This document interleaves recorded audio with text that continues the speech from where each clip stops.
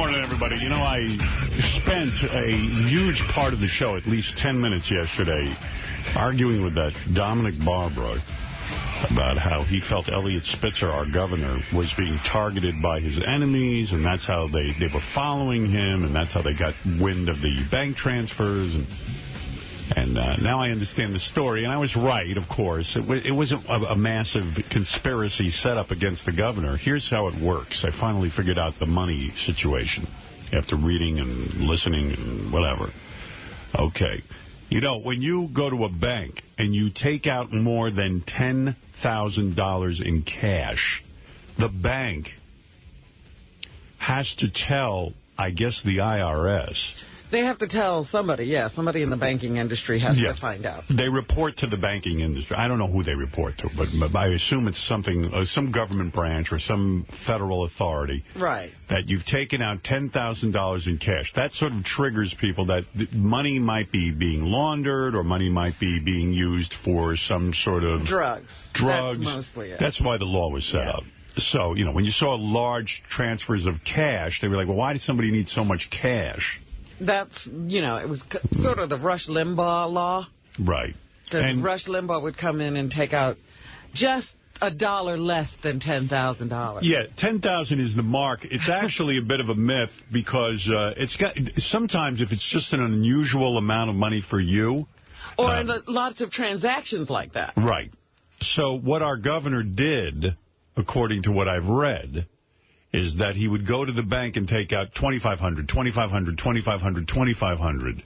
And automatically, when you have lots of cash being transferred around like that, it triggers something of an investigation, or at least some authority is informed. Because it's also within a certain period of time if there's $10,000. So if you take out $2,500...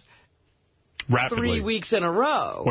Or 3 hours in a row. Right. You know, but, you know, within a month's period of time, you know, that $10,000 still comes into play. So that triggered this investigation. And then when they saw that it was the bank account of a government official, that makes it an FBI... and that's why it starts to look like bribery, because they're trying to... figure it all out. Get some money together. Yeah. So now, that's what I thought. Nobody was targeting the guy. But it does happen. Okay, you know, but it didn't happen in this case. Didn't happen in this case. You know, all the details are great. First great detail that was revealed this morning, I said to you, as the days unfold, you start to get more and more details. Yeah. On the cover of the Post today is a hot bikini lingerie girl who says she slept with the governor 2 years ago, and now her quote was like, "Oh, I can't get used to this fame." You know that now she's famous. So she has a blurry face. I don't know how I'd recognize her. Well, he's doomed because once these girls get famous, Well, that's what I was talking to somebody yesterday, and I said, there's a full court press looking for Kristen. Yeah. And she's going to have every kind of deal imaginable. Oh, I'm sure she's been found. She hit the lottery. Yeah, I'm sure she's been found. No, but the point is she's undercover in negotiations right now about all the money she's going to make. And you know what's great about these high-price hookers? I mean, $5,000, $1,000 an hour. What's great about them is that a lot of times they're chicks who are like regular chicks, or celebrities, kind of, like maybe models. Right. Or actresses. They could be news anchors. Yeah, I mean, wouldn't it be great if it was like a Fox News anchor, Miss Kristen? I'd believe that. That's not so far-fetched, bro. Yeah, but it's great. And then the headline, governor spent $80,000 on call girls. Why don't they just put huge perv? They should just put a picture of his cock on the cover. You know, it's funny, too, perceptions. Beth and I were talking about this last night. When we looked at Governor Spitzer, we were always like, wow, sort of an uncorruptible kind of guy, like one of those guys that, you always looked at him and you seem like, wow, If you wanted to say something positive about the governor, the first thing you'd say is that he's like a crusader, cares about the consumer, blah, blah, blah, blah. Well, now you look at him, he just looks pervy. Yeah, I was, and I kept thinking about the 3 daughters, and I was like, oh, my God, their father's a huge perv. Well, yeah, I feel bad for the daughters. They got to deal with that stuff, I mean, that's got to be rough.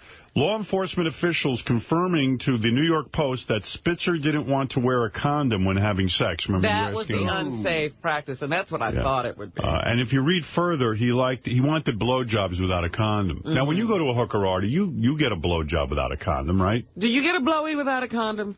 No. Artie's eating. Artie's feeding. It's breakfast time. No,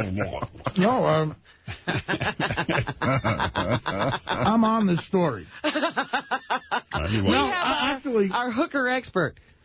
Not even, no, absolutely. They always use a condom. Yeah. Do they on blowjobs, too? Yep. And you've never asked not to? Again, why argue with them, you know? Right.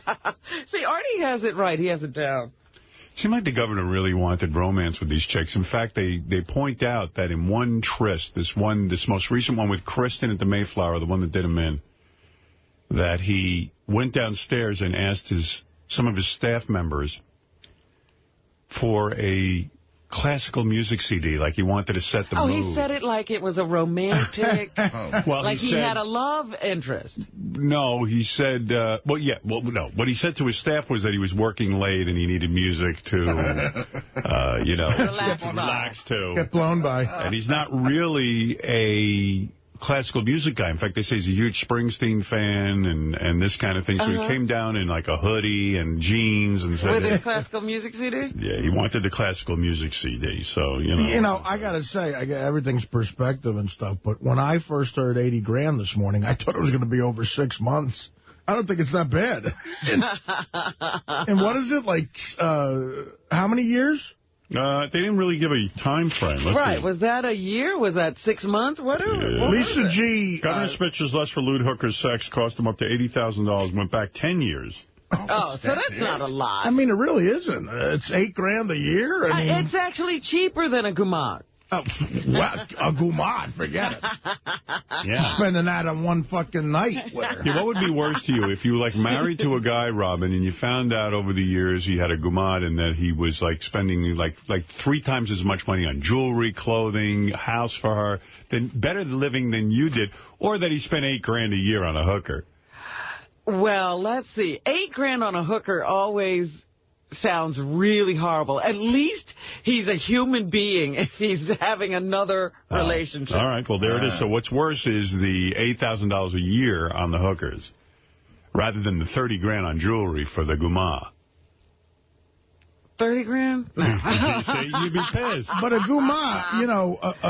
you're leaving your husband if he's got a good guma because he's emotionally attached. Well, that's what I mean. It means he's feeling a void in his life emotionally and physically. Yeah. With the guma. Yeah, so anyway, like he actually like put on some classical music and stuff for the chick. That's what I'm saying. He was setting it up like a romantic interlude. And they say the reason he was... Harris, I'll get right to you in Pennsylvania. Sure. One of the other things, too, is that the reason he was in Washington, D.C. in the first place, and this is definitely the mind of a guy who needed to get laid. This is so telling. He really wasn't asked to be in Washington, D.C. He volunteered to speak at some sort of congressional hearing or something like that. And they weren't even looking for him. They didn't ask for him.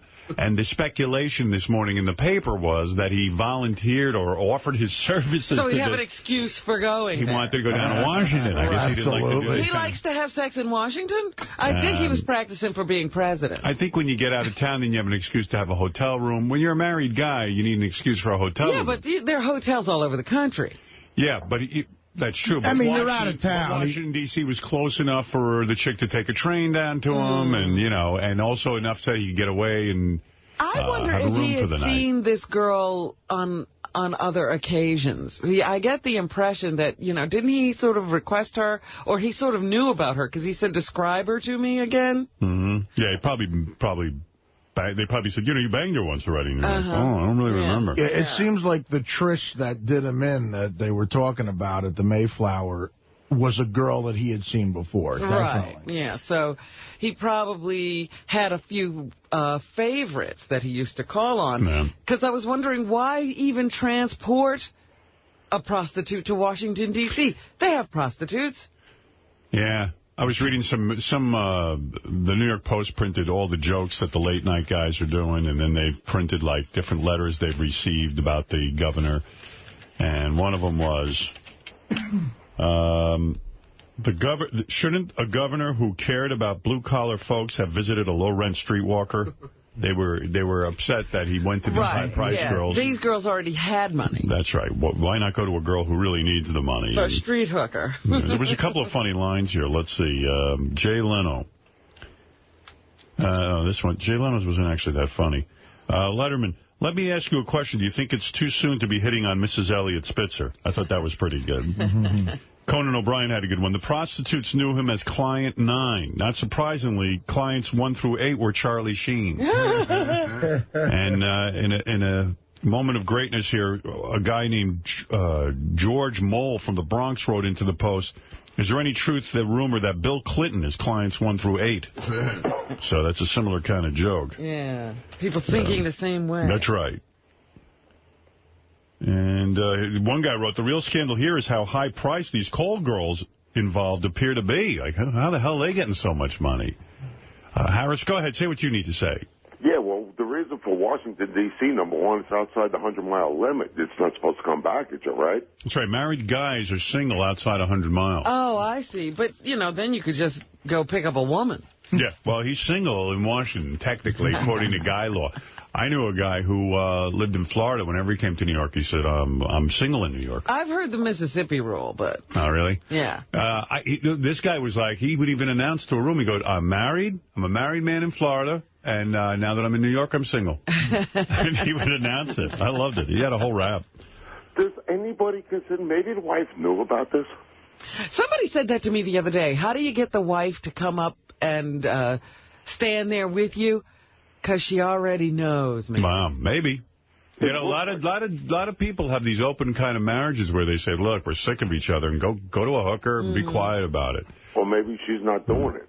Yeah, I don't think. Well, the other thing was this particular tryst was the day before Valentine's Day. He's so romantic. Yeah, well, he saved Valentine's Day for his wife. He's so romantic. Yeah. The one thing is, though, when you have unsafe sex, even with a blowjob from a hooker, you can get a series of different STDs, including herpes, gonorrhea. Gee, I was reading the whole laundry list. It's like you can get stuff from blowjobs. Yeah, and then you go home and fuck your wife, I assume, without a rubber. That is putting her at risk. Well, maybe they just stop. They stop fucking, Maybe they do. Yeah, exactly. Maybe they're not doing it. Yeah, I mean, all these guys acting like they're holier than thou. I'm talking about everyone who's all, thrilled. Like, oh, look at the governor. He went to a hooker. I know. All those guys on Wall Street who were, like, bad-mouthing the governor, they don't want you looking in their personal lives. Well, I said Governor Spitzer should have gone into private business. He could have fucked all the whores he wanted. And still ran a company. No one would care. It was funny to me because yesterday, again, it was still the question, should he resign, should he resign, should he resign? Is there any chance our governor was doing undercover work, trying to figure out which of these hookers is overpaid and high-priced and not reporting their taxes?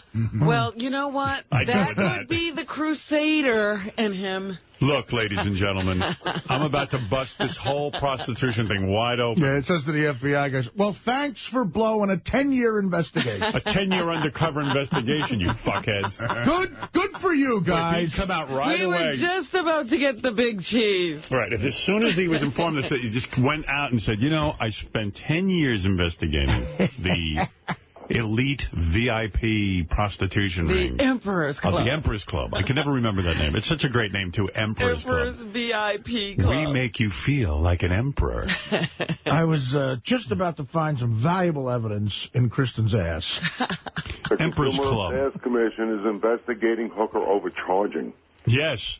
It's not fair to these middle-class men. He did find some high-priced hookers. Price gouging on account of hookers. Well, New York is the Empire State, and he's an emperor, sort of. It's a governor. It's a big job. I tell you, in Vegas, there's such an abundance of whores. They make each other have to have lower prices. Well, that's what competition brings in. That's right. what they're saying. I've been reading about this blind black guy who might become the governor of New York. David Patterson? Yeah, they say that Spitzer might even resign tonight or today. He was actually going to do it last night or something, according to the paper, and his aide sat him down and said, well, let's think this through. Some say he's trying to make sure he's going to avoid criminal prosecution, that if he leaves, that they don't go after him. They think, I was hearing speculation that he's already in negotiation with federal authorities or whoever would want to press charges in this case to get out of it, and the governorship is part of the deal. Right. Well, this guy, David Patterson, he once sponsored this really kooky bill. He's now said he doesn't believe in it anymore. What was the bill? The bill was that the police, when they shoot to kill, they can't shoot to kill anymore. They should shoot, like, let's say you're under fire or something, you should shoot to, like, injure, not kill. It was like a cop, when he's being fired upon, isn't going to have the wherewithal to shoot to injure. I love how much the cops are supposed to think. Yeah. Well, a lot of cops do have that, they impose it on themselves, but they have that rule. I've talked to cops who say they'll first try to, wound the guy, but what are you going to do? You're under fire, fuck it. But you can't put so many rules on a guy who has to, make decisions in a split second. To make that a Somebody's law. shooting me, I'm shooting to kill. Well, yeah. So the bill was called shoot to harm, not kill. You're shooting. You don't know if you're shooting to kill. He's a Democrat from Harlem, and I guess he was getting a lot of pressure from his black constituency, who, a lot of people in the black community are involved with police. That is a crazy, crazy thing when people want to protect the criminals. Yeah, so basically, he took a lot of shit for that and has since disassociated himself with this idea. And also, he pushed another bill that would have allowed non-citizen residents to vote in local elections. In other words, like kind of illegal. Illegal immigrants. Yeah, to vote.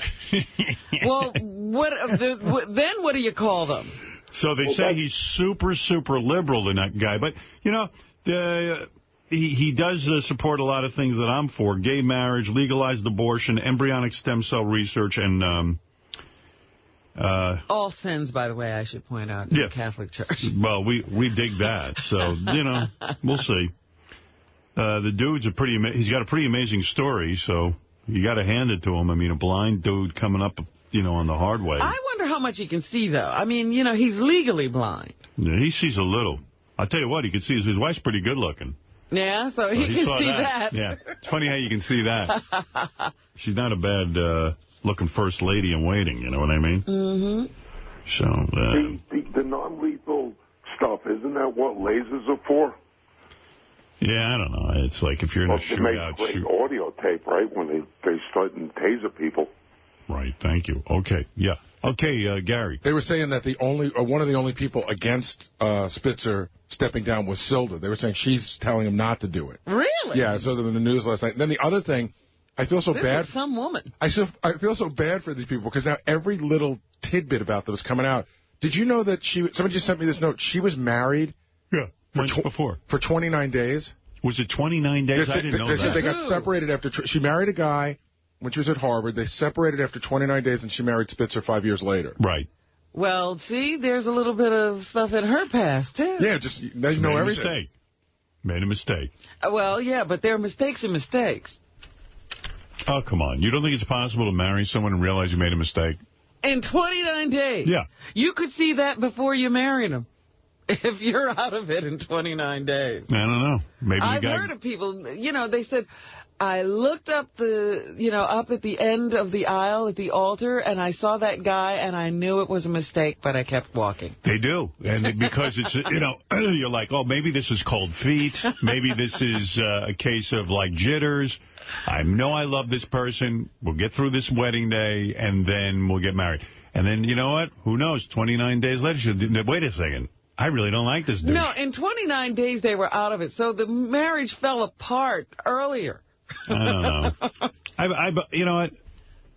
She's taking a beating enough. I'm not going to go after that one. I don't know what to say for this poor woman, but there was an argument on one of the channels. This woman said that she was tired of, as I've been saying for some time, she's tired of seeing these women stand there when their husband has gotten himself into trouble. Yeah, I agree. I am always shocked that women are willing to do it, but they do it, They're so used to being there to support their political man, This is part of it. Yeah, there's a rule, I guess, when you marry a guy in politics, that no matter what I do, you will stand there. You know, it is possible she married the dude, and like a day into the marriage, he goes, okay, now that we're married, I want you to give me ass to mouth, you know? And she goes, what? 29 days later, she had her 29 papers. days, she goes, this guy's asking me for ass to mouth. I'm out of here. This is not going well. I still think what McGreevy's wife had to do is the most embarrassing. It's like, yeah, I want cock instead of this lovely woman right here. Yeah. She claims that she didn't even know what he was going to say when he came out The there. McGreevy woman? Yeah. My God. Now, that's smart. Now, I got to hand it to him. He's smart. He didn't go to her ahead of time. He just said, listen, I got something to say. I need you up there at my side, and I think you'll be interested in what I've got to talk about today. It would have been great if she did like a big spit take, like... You're gay. I decided yesterday, after looking at the pictures of Syl, that they drugged her. Yeah. Yeah, she looks sedated. Yeah, who knows? That's my just speculation. Just having a little fun with the story. Nah. I don't know where else to begin. There's so much to talk about. But that's the latest on the governor. I think I've summed it up pretty quick. This guy wants to talk a little bit about it. I'll let him have the last word. Mick, you're on the air in Manassas, Virginia. Former home of John Baba, Howard. I actually live a couple miles from where the penis went out the car window. No kidding. And don't you remember Stephen Stills had a band called Manassas? Who remembers that, Fred? I do. Probably the only two people in the room. What was the song? They had a good song, Manassas. That I don't remember. I was a big Steve. I actually bought that album. Stephen Stills. Now, that's a true fan. Free from the Dairy Queen. Anyhow, Howard, the reason I called was to tell you that the $10,000 in cash, that whole thing, it's not just going to a bank necessarily and withdrawing money. It's any kind of a $10,000 in cash transaction. Yeah. Transaction, even if you were depositing the money, or it doesn't even have to be a bank. If you go to a car dealership and buy a car, middle of the road car, $15,000 and pay cash by federal law, has to be reported to the IRS. Yeah, because first of all, it has to do with taxes. It has to do with the fact that they're always looking for drug money. You know that drug guys don't have bank accounts where they do everything in cash. Right, everything's cash, and they got to get rid of the money. So it's one of the ways of finding it. I mean, even when you take a flight, they have you fill out a form and say, are you carrying more than $10,000 in currency into this country or out of the country? Well, I know it because one year I kept taking money out of the bank for Christmas tips. Right. And they finally said, you know, when you're trying to take this much money out of the bank, you need to fill out some forms. That's right. That's happened to me, too. They say, well, if you take out more than $10,000... you have to report. I said, bro, you can report anything you want. I don't care. They said, why are you taking this money out? I said, did you look at the calendar? Right. What are you taking it out for? Yeah, I'm going to go score. I'm going to go get some horse. It's Christmas, you idiot. Yeah, we'll have to tip my horse. It's almost cocaine day for me. Right. Let's fuck some whores.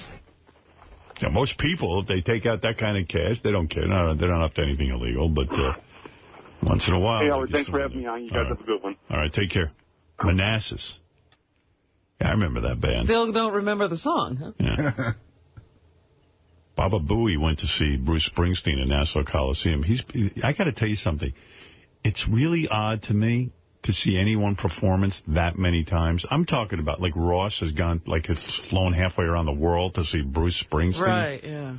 I'm a fan of music, and I certainly understand worshiping musicians and worshiping their music and all of that. But, man, going to a concert that much?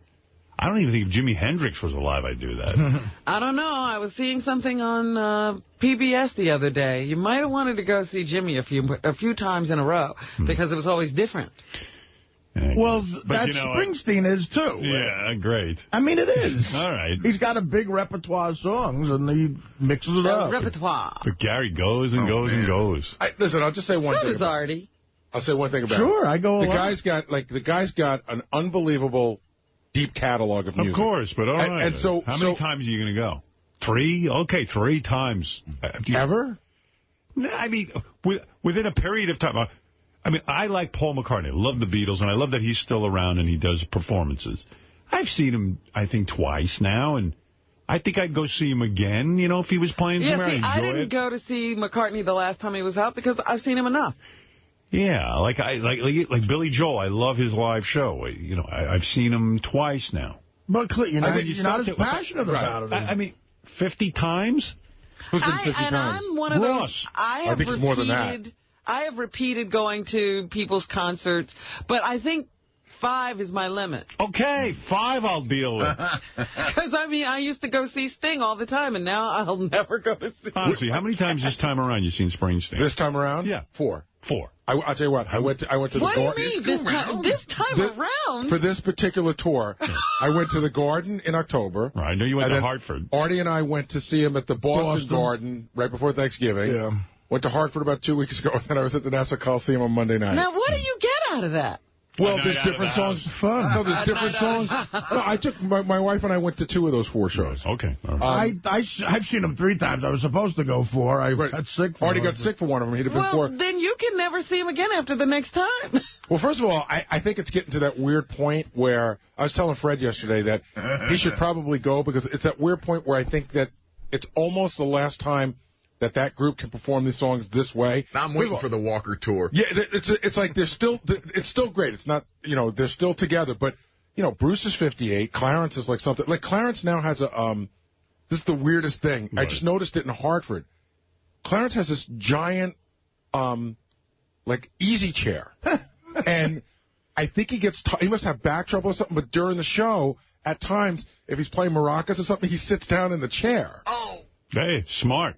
Who wants to put out all that energy? Well, the Stones are still running around on the stage, right? I mean, Mick is like, I don't know. He's like in formaldehyde. I don't know what the fuck. Mick Jagger is in great shape. No, that's what I'm saying. I saw the Stones. Oh, I see what you're saying. Yeah, I saw the Stones at the Meadowlands. Uh-huh. And, man, I was in the front row.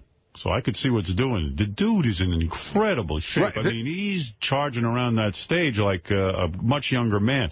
I mean, yeah, he's an older guy. He's wrinkled and all that shit. But for a guy who did, had the life he had, he's in pretty good shape. And he's really remarkable. I mean, remarkable. Yeah. He actually, when you read books about them, his father was a physical fitness freak, and Mick Jagger's always been into physical fitness. As a matter of fact, he almost became like a gym teacher. I mean, there's something to that, because I saw Madonna dancing on a treadmill yesterday. What time was that? In the mid-afternoon. Yeah. And I'm telling you, I was like, look at that. She's dancing and running backwards on a treadmill. I mean, and effortlessly. It looked like it didn't, bother her for a second. You'd think she was 10 years old. I know your gym's near my apartment, so I know when she's around because there's so many fucking paparazzi. I know. It's like walking a red carpet everywhere you go. Yeah. And it's like, God damn, this is my fucking neighborhood. I just want to walk around. I'm just trying to go to the gym. Yeah. It's like roaches. I swear to God. And like, how do they know where to go? I tell you, I could, there are certain jobs I could never live with myself. I could never walk around and like just take pictures all day of people who don't want to autograph. You're a professional stalker when you do that. Oh, my God. They're like crazy. And they trip. Some of them almost get hit by cars, and I'm glad. And then, I don't care. I take my fucking picture. I've been photographed everywhere. But it's just like, what a fucking job to have. And, like, people are like, hey, could you leave me alone now? No, man. That's even better. To get the hand up in the face or the hand in the camera, you can sell that picture. I was watching TMZ the other day. I was flipping through, and I saw... They got, like, hot chicks on that show. Yeah. Like, go out and just tell that guy it's a weird setup. Like, they tell the guy what happened. It's like a newsroom where they're trying to pitch stories to get on the air. Right. And Tom Hanks was someone that they got. And he said something that's kind of right now. He said to the camera, before TMZ, we didn't have to talk to you people. Now we have to talk to you, too. Like, right. they want to speak with you now. No, right. Yeah. I was walking down the street, and a guy goes, what do you think of Adam Carolla on the Dancing with the Stars? Right, they ask you, like, current event stuff. No, yeah. It was my day off, and I'm just I'm chilling, and I'm in a big winter coat and sweatpants, and I'm walking down the street to go run an errand. And, like, I wasn't thinking of doing a whole interview, and I feel like shit. I just woke up, and they go, come on, man, come on. Right. What the fuck is the big deal? The guy starts cursing at me. I go, dude, I'm not talking to you. You're being an asshole. Well, listen to my radio show. I'll talk to you about it. That's what I said. I said, tune into the radio. Yeah. Sirius Satellite Radio. But you realize talk about Adam Carolla. A lot of those people that you're talking to aren't even paparazzi. Now anyone with a camera, because they'll just sell it to you. It was a guy with a regular video camera. It's not a reporter. Yeah, and he was being a shit. and was like, I guess I got to put up with any crap that this guy hands me. Yeah, what is it, JD? It's not that you have to talk to him. It's also that you have to be witty and stuff, because on TMZ, they'll make fun of, like, that guy from Entourage because he wasn't funny enough for him. Or he didn't say something clever. They go, oh, Kevin, you must have been sleeping. Yeah, right, he probably was. Maybe Kevin is adult, and he only sounds clever when he's got a script in front of him. Well, that's what they want you to think. Unfortunately, they want that to happen. Can I just say one more thing about the Springsteen thing before we put it away? Yeah. The reason why I went to those shows is there's songs that he hasn't done in a long time. Like the other night, he pulled out like 4 or 5 songs that you just haven't heard in a while that are classic songs. All right, good, man. That's lovely. Great. Robin, okay, let's go on trial. Let's get a judge. I went to see Springsteen 4 times, and you shoot coffee up your ass. Who's nuttier? Look, well, you got a good one there. I'm just saying you're nutty, too. I'm a different nutty. Coffee up the ass. I realize I can win any argument with you now. Just use the coffee up the ass argument. I'll give you this. At the last Springsteen concert I saw, there were a lot of people there who looked like they could use some coffee up their ass. Dr. Christoph, you're on the air. Good morning, everybody. Hey. Welcome to the Rap. Oh, that's a different show. How are you guys? Hey. Hey, is JD still in there? No. Did he pull any tape from Riley's show last night? Because it sounded like he had a bad case of food poisoning. Well, I got like people sent me emails and stuff, and someone said, gee, it sure sounded like Riley had a few cocktails before the show. But Riley's been struggling with some chronic food poisoning. Yeah. But maybe it's food poisoning again. Like you motherfuckers. Let me hear. I'll play you some of Riley's show. You stupid bastard. I'll tell you who else I think might have had food poisoning. I was listening to J.D. on the wrap-up show. There was one point they asked him something. I don't know what his answer was. I could not understand. He's the greatest. But that's why everybody's saying he is the hottest thing going now. We need J.D. T-shirts. We need everything. Well, anyway, J.D.'s a superstar. Well, you should have him have his own show at the very least. Before I play the Riley stuff, here's J.D. They were asking him again about this feud that he has with this guy, Jared, who works here. There? But I would listen to it, and I go, I don't know what he just said. We were going to try to get Jared in for a lap dance, and I think that if we would have brought him in, she'd have gone, sure, I'll try it out on him, and then that would have really been telling. But we couldn't get that bit going. Well, how would you have felt about calm that down. What would you have done? I would have just been figures. I would have just been, well, yeah. I don't know. Wow. That was some answer. Want to hear that again? All right, I think I got the first thing he said. Well, he would have said, I would have just said it figures, but... It figures, yeah, that's what he said. See, I didn't even get that part. If you're driving in your car listening to this, forget about it. You don't know one thing he says. Yeah, I didn't understand the it figures part. We were going to try to get Jared in for a lap dance, and I think that if we would have brought him in, she'd have gone, sure, I'll try it out on him, and then that would have really been telling. But we couldn't get that bit going. Well, how would you have felt about calm that down. What would you have done? I would have just been figures. I would have just been, well, yeah. That's it. I don't know.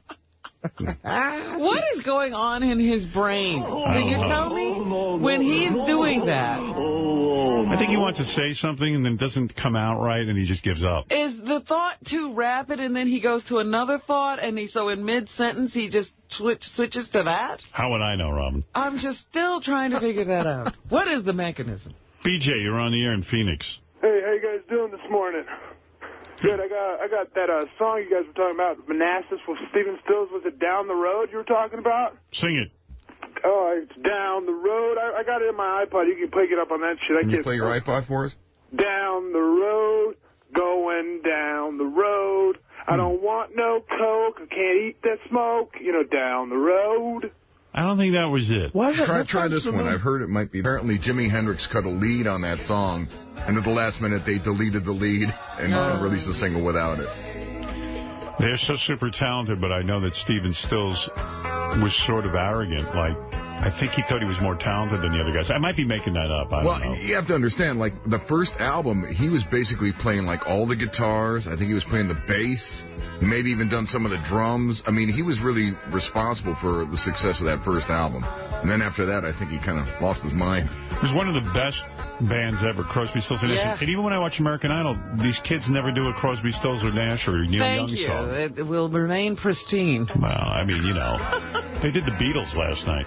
Why do you know what? I hate everything about that show. Yeah, I know. Now I was talking to Ralph about this last night because he called me up. I was getting annoyed with American Idol in the sense that, here's my rap on it. All right. You know, Ryan Seacrest really bothers me. And I know a lot of people have written in and said that I'm jealous of him. I swear I'm not. I got a pretty good career going, and I'm very proud that my career isn't, like, bland, and I'm not, you know, I don't have to rely on my you looks. made it on your own. You didn't have to just suck everybody's ass to get where you are. He has to suck tremendous asshole. I only have to suck a few assholes. He has to suck every asshole. Everyone. And, you know, I was saying that a guy that uncool, he's become completely affected from American Idol. Like now, yes. He comes on and he goes, "This is American Idol." That's his thing. Yeah. That's all he does. But now he does it every minute. And but I'm just saying, he's like, let's get ready to rumble. Yeah. He's got a phrase. Yeah, and it's getting worse. Like, every sentence is almost that important. And it's this. Yeah. You know, like, everything's over-enunciated at this point. Last night they put a new set together and all of this. But I was looking at Ryan Seacrest and I said, you know, my generation that really grew up in the 60s, you know, during the Vietnam War, if an asshole like that... He would have been a laughing stock. He would have been a laughing... Like, we would have just laughed at him because like, he's so establishment. He's like the Eisenhower years. Like, douchebags were just goofed on. And I believe, because there's no draft... We have a war going on right now. Essentially, this is like Vietnam all over again, except with one major difference. Middle-class kids aren't getting drafted. Right. If middle-class kids were getting drafted right now, first of all... Ryan Seacrest would be a laughingstock because it would be so serious out there. It would be so dire. Everyone would be like, fuck that fucking pretty boy asshole. We're pissed. We're going to, you know, we're going to fuck the establishment. Fuck you. That's what it was. Well, that's Anger. what everything was. The long hair was, you know, anti the controlled cut. Right. The beards were, you know, anti-clean shaven assholes like him. We need a draft to make America cool again. I'm for the draft, just so we can get people angry. Just so we can be cool and have good music. Yeah. Well, if you think about it, and this is what I think Hunter S. Thompson wrote about that in Fear and Loathing in Las Vegas. It was like everything reached a pinnacle of cool. Right. Like, and then the wave, like, broke. Right. And now we're slowly getting less and less cool with every generation. Slid into mediocrity. Right. Well, it's like the Eisenhower years again. It really is. Yeah. Yeah. The 50s are back with a lot of shit. Family values. There's no way Ryan Seacrest would be cool to young kids. Or he'd have to break out. He'd have to stop wearing a suit. Yeah. He'd have to grow his hair, be, you know, a lot less of a metrosexual. Right. Because I can remember being in junior high and high school in the early 80s and saying, God, I wish I was as cool as 10 years. Like, I didn't feel as cool as the 70s. Right. I'm sure the 70s felt that way about the 60s. And now my generation is like the coolest thing ever compared to this. Music, at least, definitely. Concerts and all that shit. All the bands from then are still selling out because there's nothing else going on. Well, what also kills me about American Idol is now they promo the songs these idiots are going to be messing up. Right. Like, you should tune in because pretty soon you'll hear so-and-so do a Beatles song. Badly. There was a guy last night who was pretty good. He did some of them really, you know, messed it up. But one guy, I don't know. And the kid I thought who was going to win really sucked. He was really super bad. Well, I told you, you can't guess who's going to be. These people mess up as the weeks go on. Now I like that guy who's sort of rock and roll, and he's kind of losing his hair. That dude's good. He did a good version. We don't know who you're talking about. He did Eleanor Rigby. I don't know any of their names. I was going to say, which Beatles tunes are they doing? All I know is now they stretched that show out to 2 hours. So I was up I was up till 10 o'clock last night, and that's way past my bedtime. What's wrong with you? What's wrong with me? I like American Idol. That's what's wrong with me. Something fucking wrong with me. You ever watch a show you're embarrassed to watch? I can't believe you can say you like music and you watch American Idol. That's how much I love music. I'll watch any asshole sing. I'll go to karaoke night. I'm a real music lover. That's pitiful. Karaoke night in L.A. is great. You would love that because it's all these American Idol wannabes. There's a couple of karaoke bars there where people who really want to get contracts going. They built this shit out. You're like, whoa, where'd you come in from? One of these kids did Across the Universe, and I thought it was real good. Did he? Yeah, it was good. We did a nice job on it. And I wish you could hear this, Artie. I mean, for American Idol, okay, I'll put that in. It's not the Beatles, but they hated him. They didn't like the dude.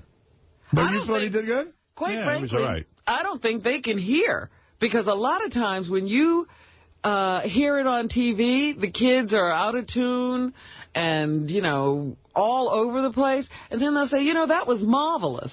Yeah. I'm like, can they hear? It must sound different in that studio. I love that song, Across the Universe. Jai Guru Deva. I was going to explain to Beth that that's what the Maharishi Mahesh Yogi always said. That was his teacher, Guru Dev, so he'd say Jai Guru Dev. Right. He'd end every speech with, when we say Jai Guru Dev, and because that was his spiritual leader or something. And then, I don't know, when they hit that part in Across the Universe, fucking tears me up, man. I love it. Yeah, that's the Beatles when they... Because I was thinking about what you were talking about, the Dave Clark Five, and it sounds like the Dave Clark Five were sort of like the Beatles before Sgt. Pepper's. Right. Oh, like definitely. Definitely. Maybe even before Rubber Soul. Before Rubber Soul and before Revolver. Yeah, it's like, you know what it was? It was like they might have been kind of neck and neck to a certain point, but once they started releasing music like that, it's like they just pulled away and just left them in the dust. Everybody in the dust who came after them, who were supposed to be Beatles-type bands. Yeah, you know what? After playing that, it's going to be hard to follow. This is the problem. They're singing songs that have been done very well. Hey, what was the Beatles' first album into that second half of their career? Rubber Soul? I thought it was Sgt. Pepper. Rubber Soul was Rubber Soul and Revolver before Sgt. Pepper. And that's kind of set the stage. First between those two. Rubber Soul. Was it? Yeah, I think. Yeah, first Rubber Soul, then Revolver came out with like graffiti, all those little pencil drawings, or whatever the hell it was. That song, In My Life, on Rubber Soul. And In My Life. I'm going to sing it now for my American Idol audition. I love you more. There are places I remember. All my life. He's done. He can't remember the rest of the words. Changed, some for better, not forever. Some have gone, but not erased. All my life. And some remain. Some have changed. And Norwegian Wood's on this, too. It's such a great album. Norwegian Wood is one of the greatest songs ever. I'm going to sing that for my American Idol audition right now, all right? You guys don't understand. We used to stand on the street and listen to Give me a little guitar. Because our parents wouldn't let us play them in the house. Give me a little guitar on this for my American Idol audition. What am I singing again? Norwegian Wood. Oh, okay. No, that ain't you. Give me a... Oh, guitar. Give me guitar. Oh, you wanted him to play. Well, yeah. No, we didn't understand I'm doing American Idol. You weren't clear. Well, I'm clear enough. What am I, JD, all of a sudden? This is one of those songs where, like, I'm so glad there's not a video for it, because I want to picture what this broad looks like in my own imagination. My first slow dance was to this. Really? What's it really? Yeah, a chick named Helene. I was slow dancing with her. And was she tall enough for you to comfortably play? Yeah, she was a tall girl. I wasn't so gawky back then. I wasn't this giant size. I was a little boy. I was like 12. I once had a girl, or should I say, she once had me. Oh, is it her? Norwegian Wood. I asked her to tell me I damn now she's done it to laugh. Bring me my lyrics. Baba Booey. Wait a second, Fred. I need lyrics for my audition. That's one of those songs that's hard to sing to. You can't really learn those words. Well, it would help if my arranger over there would give me a lower key. It's got me singing it in the original Beatles. That's the original key. That's what I know. Yeah, I'm always silly. You take it down a lower, and Baba Booey, give me my lyrics immediately. For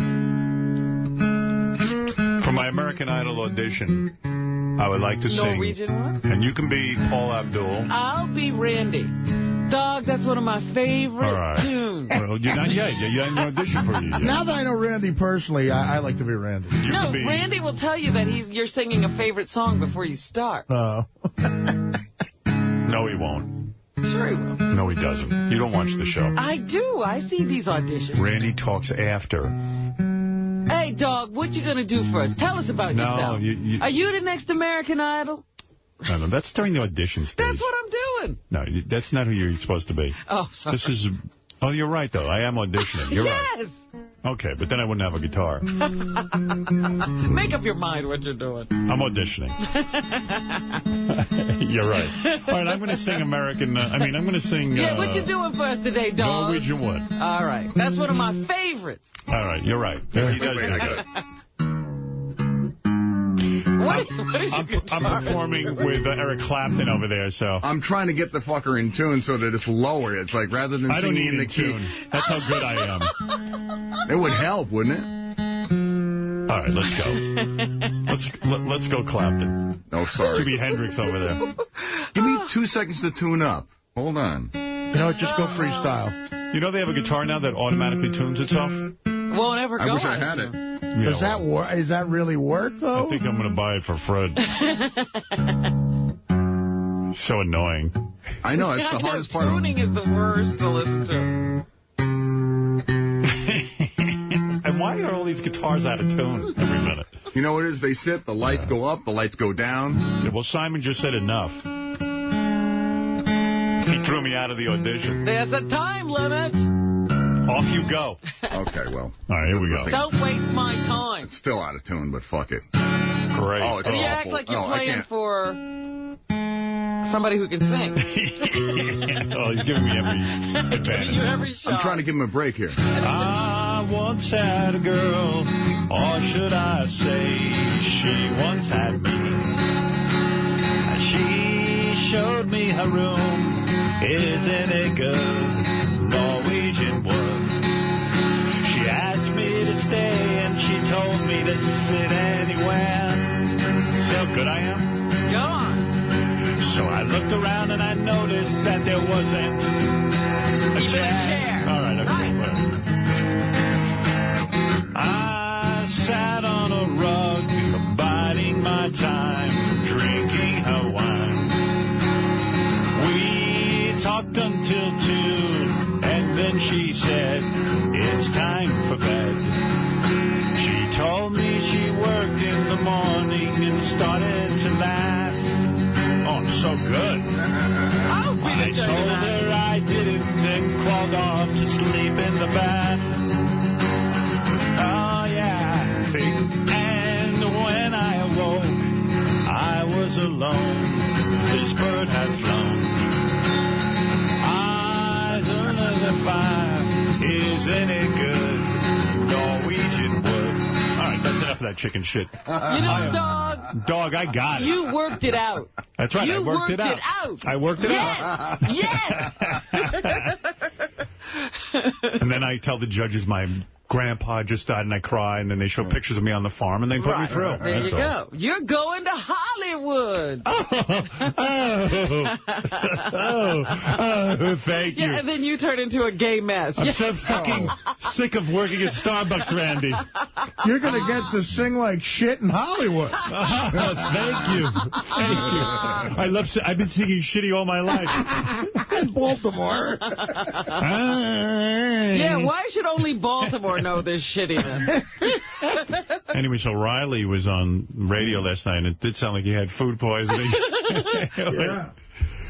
Let me see. Riley Martin Show. Hold on. I'm going to get the echo on.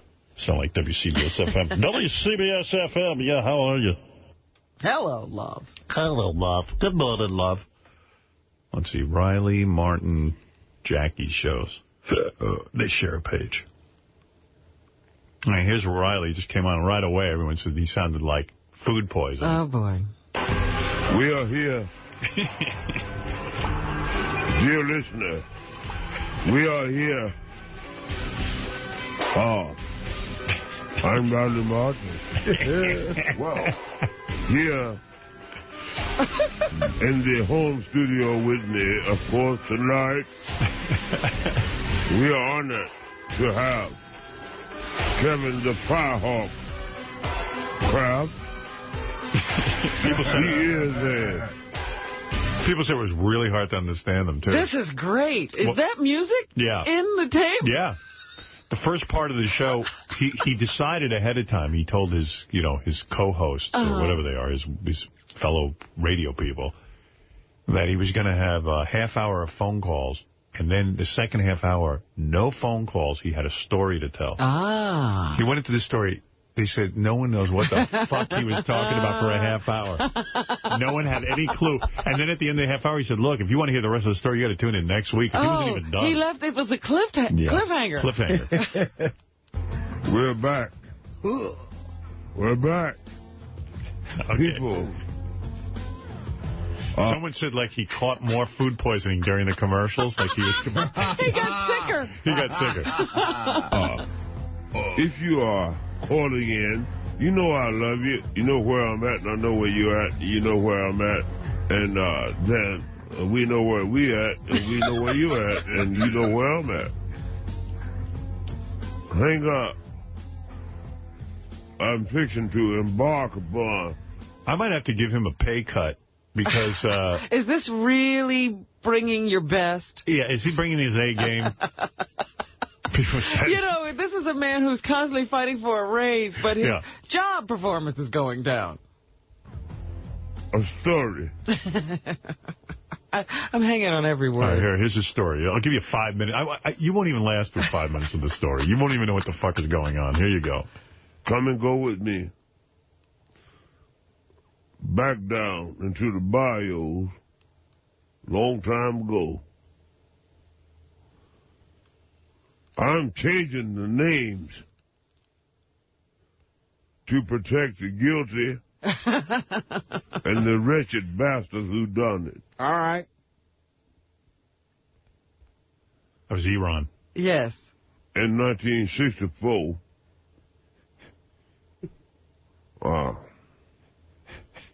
there was, articles in the papers and stuff. Actresses, dancers, singers, performers want that, like that. Free trip to South America and all that. There was a man, a rich man, who had a daughter, quite beautiful she was, who took up one of their ads, and he couldn't stop her. What? She took up she what? She had money. Sneaking off. That's what I told you. You can't get... I think you said she took it up the ass. I don't know what the fuck he's talking about. Sounds like he had multiple food poisonings. I think, he kept eating whatever was bad. Yeah. I've been going to interview, and she ended up down in the Central American country. At which time, she was. See, you can't, that's 30 seconds. I think he's falling asleep. Here he requests a commercial break. Let's listen to this. He requests a commercial break. He needs a break? Yeah. He said, boy, I'm going to tell you something. I ain't never saw nobody shoot as good as you. Up through the years, I'd be mighty pleasured for you to use my wares. 50 cal, 500 grain, steel jacket, downhill, 6-inch baffle. How did you do? Thank you, sir.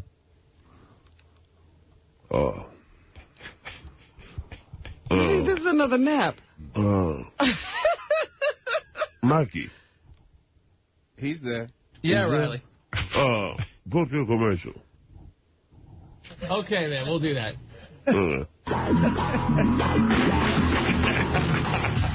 That is funny. And now for a half hour he's talking like this. He is some storyteller. Yeah, and then he goes, we're out of time. We got to finish the story next week. And nobody knows what the fuck this. Maybe there's only one sentence left. You I don't know what y'all going to do.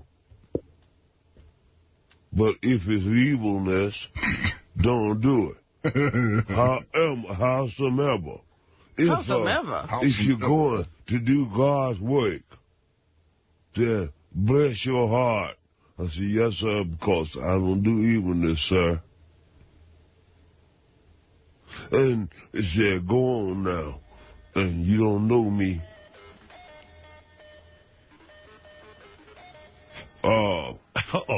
He hears his ending music. You got to tune in next week, people, if you want to get the end of this story. Boy. Yeah, you got to tune in next week if you want to get the end of this story. I'll be in rehab. Oh, he had food poisoning. That's right. You don't go to rehab for food poisoning. I'm sorry. I didn't hear the whole show, but here Riley talks about he only has 4 more shows, and then he's done. Oh, poor us. Yeah. I hope we get to the end of the story, but... All right, Riley, next call moving along. This is Rob from Indiana. Go. Hey, Robs. Riley, what's up, fella? How you doing, big guy? Not bad. Rob, Actually, I love you. I'm going to tell you right off, man. I love you, too, I love you, man, because you're so cool and shit, man.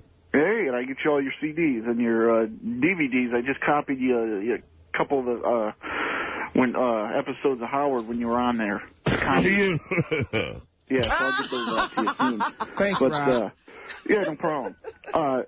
I'm pretty upset because last Friday, you know, Howard, this guy on, all of a sudden, this Jay Thomas, out of the blue. Yeah. And he said, we'll see if he wants to do a show. You know, it's like no big deal. Right. Yeah. And they put him on, I don't know, 4 hours or whatever. But the guy could really care less about doing it. He didn't even want to do it. You know, and we hear you every week, you know, let's get Riley some more time here. You know, you wanted to do this. This is good because they're going to rile him up. Oh, yeah, just stoking the fires. This guy, Rob is his name. He really knows how to rile Riley up. And on a whim, they just give it to this guy. And no one cares. This guy played in Cheers like 20 years ago. No one cares. No one even listened to it. You know what I mean? I understand. Yeah. Rob. See? I have 4 more shows beyond this one to do. Right. Then I am out of here. Yeah, it's a lot of BS. Yeah, I'm out of here simply because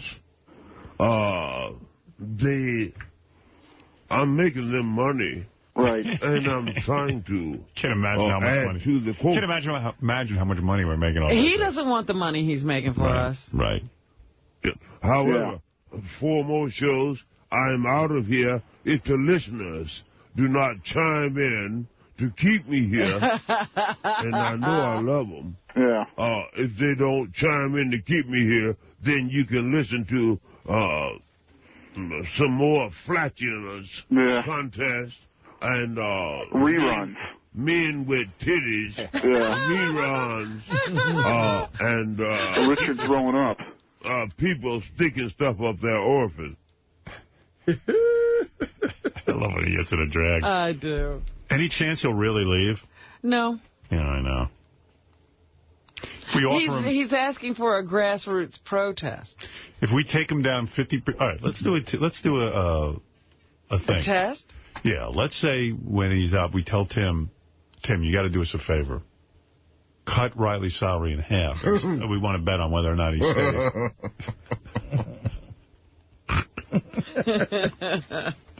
Oh, we'll get some good phone calls after that. Look here. Look, all right, you motherfucker. Oh, and tell that cackling witch to shut the fuck up. Look, man. Okay, here it is. You know, I love you motherfuckers. But enough is fucking enough. Look here. You know, I mean, you wanna keep a nigga starving, right? Is that what you want to do? I got bills, motherfuckers. What you think this is? Go stick a fishy day, huh? Right. Motherfucker. You motherfucker. Kike. You know, you think you could just Jew me all over the motherfucking place. You know, oh yes, massa. You understand, huh? You understand that. But I got my family. I got mouths to feed. Yeah, I mean,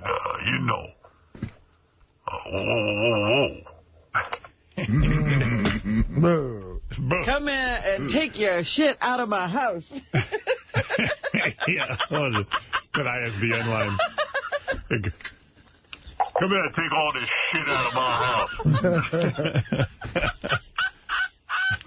Oh, he's great.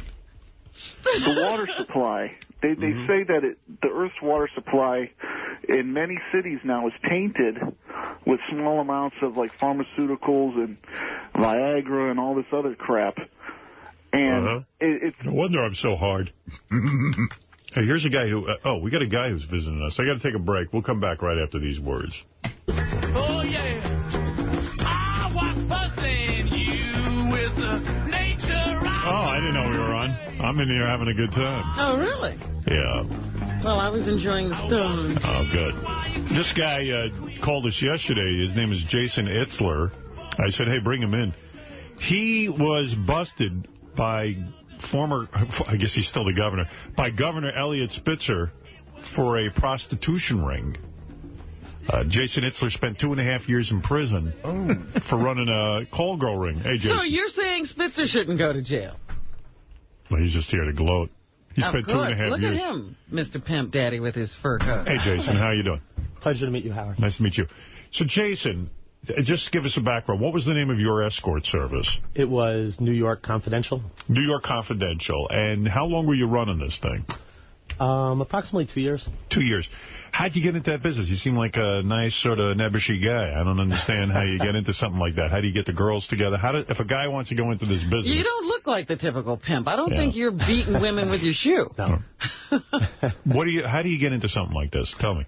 I was checking out Craigslist a couple of years ago. Right. And you look at the men seeking women, women seeking men, the casual encounters. And I noticed all these girls asking for money. It seemed to be a new trend that it was okay to do the escorting thing. Right. And I thought, if there's a new trend, I'm going to jump in early and do very well at it. How old a guy were you when you were doing this? You seem like a young guy. I'm 41 now, thanks. Right. Well, what were you doing up until then? I was 34. Were you doing a regular job? I went to law school when I was younger, graduated. I'm an attorney. I started a phone sex business in Miami when I started law school. It's weird. I mean, you were an attorney. I mean, you know the laws and stuff. It's you would think you'd all of a sudden you thought asking for money for sex was okay? I thought, you look at the Manhattan phone book and you see 2 inches of escort ads. And you say, hey, there's a loophole. In other words, don't call it prostitution, call it escorting. And they're really the girls are being paid to escort the guy, not for sex. Like for the date, not for the sex. I thought at the time if technically no one talked about sex and, a transaction was done, you're paying for the woman's time and companionship, and everything would be okay. Were you doing crappy at the law business? I mean, were you just like kind of not... Tired of chasing the ambulances? Yeah, I mean, what kind of law were you doing? My dad, growing up, was an attorney. Right. So I never wanted to be an attorney. I didn't know what to do with my life after George Washington University, so I went to law school. Right. So you're a smart guy. Thanks. Yeah. Well, I couldn't get into GW. Some people would beg to differ because of Rikers Island. Did you pass the bar? No, I never took the bar. I started a phone sex company my first semester of law school. My goal was, when I got out of law school and I have to support myself, have a big company. It worked out. Can you make a lot of money in the phone sex business? That's a tough business, right? Because there's a lot of competition. Yeah, I did great. I was grossing about $2 million a month, netting like maybe $150,000, $250,000 a month. Wow. It was awesome business. Huge money. Phone sex. Like, did you have any gay sex lines or straight sex lines? Did you have it all? No, I just specialized in regular vanilla... Straight sex. Well, not even sex. Kind of like lonely people and talking. Wow. And you could you could net $250 a month. A month. Some months. Wow. Absolutely. Wow. So why did you want to branch out? Wait a second. Why? Yeah. But first, why were you so successful at the phone sex business? I mean, what was your specialty there? I mean, why you? Advertising? What did you do? Yeah. I came up with, I couldn't make money in the phone sex business when I started. Someone gave me $100,000. We became partners. And after 2 months, the phone never rang once. And I was down to the last $20,000. I got frustrated. probably smoked a joint or something, cleared my head, grabbed a magic marker and Penthouse Magazine, Hustler Magazine, all these magazines. I went through it, and I circled every ad that maybe I would call, because my phone never rang for 2 months. Right. So I'm thinking, well, what would get me to pick up the phone? Right. And I realized, maybe because I'm Jewish, I don't know, but every ad that said the word free, I circled. Right. So if I was led to believe I was getting something for nothing, I would pick up the phone, theoretically. Right. I put that into practice, and I grossed $400,000 immediately that month. Right, because you give a little something for free, you get people hooked in, and then they pay. Yeah, exactly. All right. Are you into phone sex? Do you enjoy it yourself? I never made a phone sex call when I started the business. I was watching these late-night commercials. Remember years ago there were late-night talk line commercials? Yeah, the party lines. And they were $4.99 a minute or $5 a minute. And I said to myself, $5 a minute times 60 minutes is $300. What the heck do these girls get paid to do this? I bumped into a girl at Solid Gold, one of the strip clubs down there. She said she did phone sex part-time. I said, well, what do they pay you? And she said $10 an hour. And I knew I had to get into that business because the difference between $10 and $300, there's a little room for error and still make a living. You're not kidding. And so tell me the truth about phone sex for a second. Isn't it true that when you call a chick on phone sex, sometimes it's a guy? Well, no. I didn't think you were going to say that. They're almost always fat and ugly. Right. Because their fantasy is to be this beautiful girl that they are on the phone. Right. Hot chicks don't really know how to give good phone sex. Fat chicks do. Yeah. They're like, oh, give it to me, and all that kind of stuff. But they're never dudes. But they're never dudes? No. I mean, I can't vouch for the whole country, but mine were never dudes. You never use dudes? I don't see any reason to use a guy. Okay. Yeah, There's enough women who'll do it. Now, did you do all the auditions for the girls? You'd have to, check them out and see if they could do phone sex, right? Yeah, what I would do is spin around in my office chair, not look at them, and say, where'd you go to high school? What did you study? How old are you? So I could just hear the voice and not be influenced by what they actually look like. Right. And that's how it works. So if you're making that much money in phone sex, which is legal, why go to the call girl thing? I guess it just was it greed? I mean, you said I could make more. Life has its ups and downs. I made a lot of money with the phone sex from the age of 22 to 30. I was factoring my receivables in my business. I would gross a certain amount of money, and a bank would forward me my money quicker, and I paid ridiculous interest. Tried to get rid of this relationship at some point. Got in a fight with a person much wealthier than I, worth hundreds of millions of dollars, and I lost $20 million of net worth at the age of 30.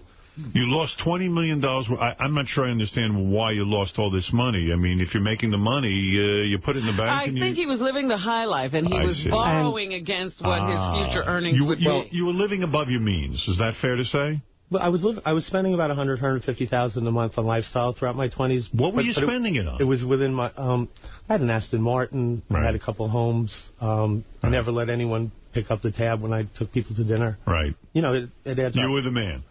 I was having a great time, yeah. Right, okay. All right. So you get into the call girl business. And what was the name of your business again? New York Confidential. New York Confidential. And you became like the biggest guy around, right? Yeah. So Spitzer, our governor, who now you're smiling now because he put you in prison for 2.5 years. He was the guy, right? It does strike me. All you had to do was give him a couple of freebies. Isn't it weird to you that our governor would go after a prostitution ring when he himself is into prostitutes? Like, you think he'd say to himself, look, I could look into a million things today. I'm not going to look into a prostitution I don't even think that's ring. a crime. Yeah. I mean, isn't it? What do you make of that the governor went after you? I mean, I have a good sense of humor, so I think it's funny in a way. I mean, this guy, it was such a ridiculously overzealous prosecutor, and basically, if you watch interviews of him over the years and his wife, he's basically talking about, I live up to a higher standard, so should you. So, I mean, he's a hypocrite. He's a terrible hypocrite. Yes. What he did is not terrible. Guys do it all the time. It's no big deal. Right. But the fact that he, with that attitude of his, did this is disgusting and bothers people. But it is hysterical. Eventually, people will laugh. Did you know anything about him using prostitutes? You didn't have. There was nothing in the industry. Oh, believe me, if he knew, he would have used it. Yeah, but I'm just saying, how did this guy keep it so quiet? Yeah, how did the governor think he was going to keep this quiet? And explain to me how these transactions work. he'd had to pay you guys. He'd have to pay a guy in cash, I guess, right, for his prostitute. Nobody's going to take a check. Have you thought about who would charge the governor of New York? Like, don't you give that guy freebies? Do you think they knew he was the governor? They probably didn't know. That's a good point. I don't know. Yeah, I mean, if you didn't know, this is why the governor probably has to resign. If you had the governor as a client, you would give him freebies. Forever. Because then you have him by the balls, right? Yeah, a little bit. Yeah, I mean, you got him in your back pocket. Did you have high-profile, Johns? I did, and I thought that nothing bad could happen to me because I was given these freebies left and right. But did you have, like, judges, and who'd you have? No, like, what kind of clout did they have? You had any politicians? A little bit. I really had, like, wealthy people from across America and people with, like, maybe prestigious positions at foundations or this or that on top of being wealthy, self-made people. Right. A lot of these prostitutes, I'm talking about the high-end prostitutes, the ones that get $1,000 an hour. Is that what you were basically charging, $1,000 an hour? $1,000 to $2,000 an hour with a 2 or 3 hour minimum. Right. So these are girls earning big money. A lot of them are famous, aren't they? Some of them have appeared on television. Some of them are high-priced models. Is that true? I think they'd like you to believe that. Maybe occasionally they're high-priced models. For the most part, no. No. But they're just pretty girls. The only famous ones would be the porn stars. Right. That used to work for these porn star agencies. And the chicks are super hot, right? I mean, for $1,000, $2,000, $3,000 an hour, she better be, or you're not going to come back. Right. So they're 10s. And awesome. Where do you find the girls? Yeah, how do you get a 10 to come work for you? I mean, how do you spot them? How do you get? Well, first of all, you don't have a. They don't come after you. Like a 10 doesn't say I want to be a hooker or an escort or something like that. Right. You've got to somehow meet the girl, casually talk to her about it, and.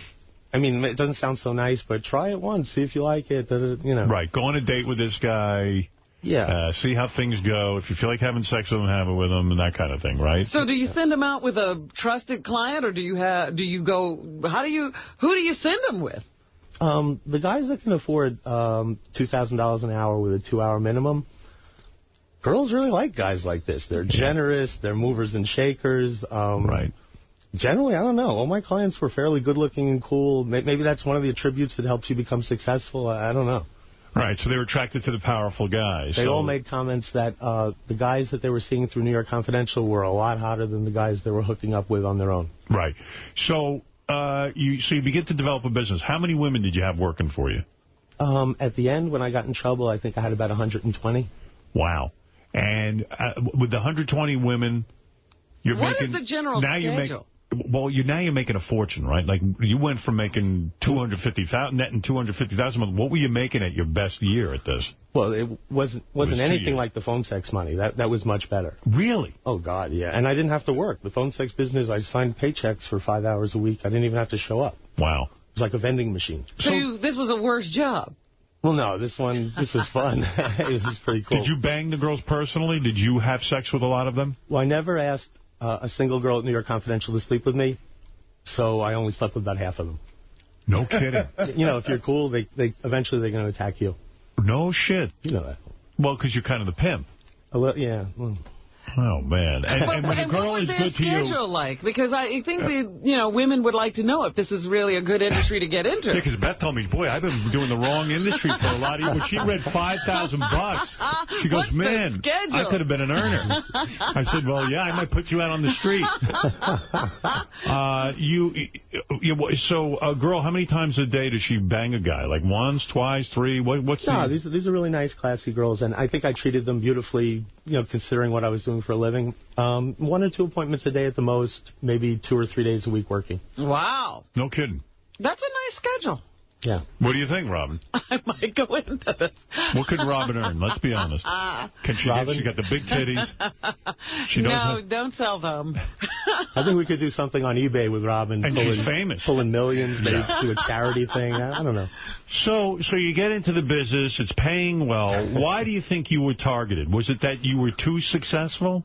I had lawyers that filled me with a false sense of confidence. One of them... may rest in peace, Mel Sachs was a dear friend of mine, and really filled me with confidence that I was going to be fine and I could almost be a flamboyant kind of show-off. So you went too high profile. Is that what it is? Way too high profile. I did these titanium business cards that they say ended up on Bloomberg's desk. I don't know if that's true. And I did half-page, really loud ads in the back of New York Magazine. Oh. Waving a flag, come get me. Yeah. You stuck out like a sore thumb. Yeah. Did anyone warn you and say, listen, I think they're looking at you? I started shooting a reality show about New York Confidential for VH1. And at that point, I think everyone was like, what the hell is Jason doing? Right, because didn't you call yourself the king of all pimps? Yeah, I think I did joking around. I didn't really want to be known as that. Right, but anyway, so when did you first learn that Governor Spitzer was looking into you? Like, you probably weren't even aware of Elliot. He was the Attorney General at the time, right? You probably weren't that aware of Elliot Spitzer, right? Until he started going after you. Well, how could you not be aware of Elliot Spitzer in New York? Right. No, I mean, it came from left field. I didn't know they were investigating me, or I didn't know any of this was going to happen. What do? They knock on your door one day and say, hey, we're investigating you? Well, New York Confidential was all wired up with cameras that you could monitor the business from any PC anywhere. Right. So they broke in with probably like 30 officers, raided the place. I wasn't there, though. I was somewhere else. One of my employees saw it on TV, called me up and said, you don't want to go to work today. When you got word, did you shit your pants? I probably did. I mean, it's a couple of years ago now, but yeah, maybe. And when you get word that, hey, they're what do? They say, hey, you got to show up because we're going to arrest you? Well, I was, after they raided my place, my attorneys told me to lay low for a little while, so I hid in a nice suite in the Gansevoort Hotel for about a week. Okay. And then did you say to yourself, did you have a moment, like an epiphany, and go, you know what, I'm not in this business anymore. God, if you let me out of this, I'm leaving the business. Did you say that? Did you make a vow? Did you pray? I went to check out of the hotel, and when they were giving me back the credit card, 2 big Irish officers picked me up off the ground and carried me away, and that was the end of my freedom. That was it? Yeah. You never saw the light of day for 2.5 years after that? Right. And how long after the 2 Irish officers pick you up do you go to trial and then you are convicted? How long does that take? Well, I never went to trial. I took a plea bargain eventually. Oh, you didn't? Okay. But it took 2 years to take a plea bargain. Wow. 2 years you were in jail just to get the plea bargain going, and then those 2 years count as part of your sentence? They ended up giving me 1.5 years as a punishment. Yes. But I didn't really get the paperwork signed until it was 2.5 years into it. Oh, wow. So you got more time than you got sentenced. I guess they owe me a year. No shit. But they don't look at it that way. You should commit a crime that only has a year. Right. Yeah, you're owed some time. I want to find out what prison's like for you, because you seem like a kind of mild-mannered dude, and I can't imagine how you survived in there. But the fact of the matter is, you were so successful at pimping out these broads. One of the reasons I heard was because whenever you look at these ads in the paper, Robin, for these escorts, they always have a picture of a beautiful girl. Right. And 9 times out of 10, that's like a lingerie model or something. Yeah, that's not a girl working for the agency. You vowed to your clients that whenever you put an ad in the paper, it was in the actual girls that you might be getting, right? Absolutely. And also, I was delivering the ultimate girlfriend experience, GFE. You're familiar with that? No. Yeah, I told you about that. You can have, like in Vegas, you can get she's like your girlfriend for the weekend. Yeah, because Artie goes to hookers all the time, and he said that... In Vegas. Yes, only in Vegas. Like, that means... Yeah. Of course it does. I mean, I'm not out of control. But you say, Spitzer, what did you pay for the weekend to have a girlfriend? Like, this girl hung out with him the whole weekend. And acted like a girlfriend. She was his girlfriend. Yeah, we came to dinner, and she spoke when spoken to, like broads used to be. That cost me $3,000. $3,000. Yeah. That's pretty cheap, right, for a whole weekend? $3,000 for how many hours? Well, she was with me the whole weekend. She slept in my room, and Friday and Saturday, and I left Sunday. Was she a quality girl or? Yeah. Well, I mean, she wasn't a 10, but she was like was she a 7? Yeah, a hard 7. Like a sexy, something sexy about her. I was attracted to her, okay. But I know what you're saying. She wasn't a 10, no. Yeah, you're saying a 10 for the weekend. How much does that cost? So you were selling the ultimate girlfriend experience, as you call it. I should tell you what that is. Yeah, go ahead. It's kissing, hugging, love, affection. Like the girl is totally acting like she's head over heels with you and you're her boyfriend. Right. Oh, did you get that, Artie? Oh, yeah.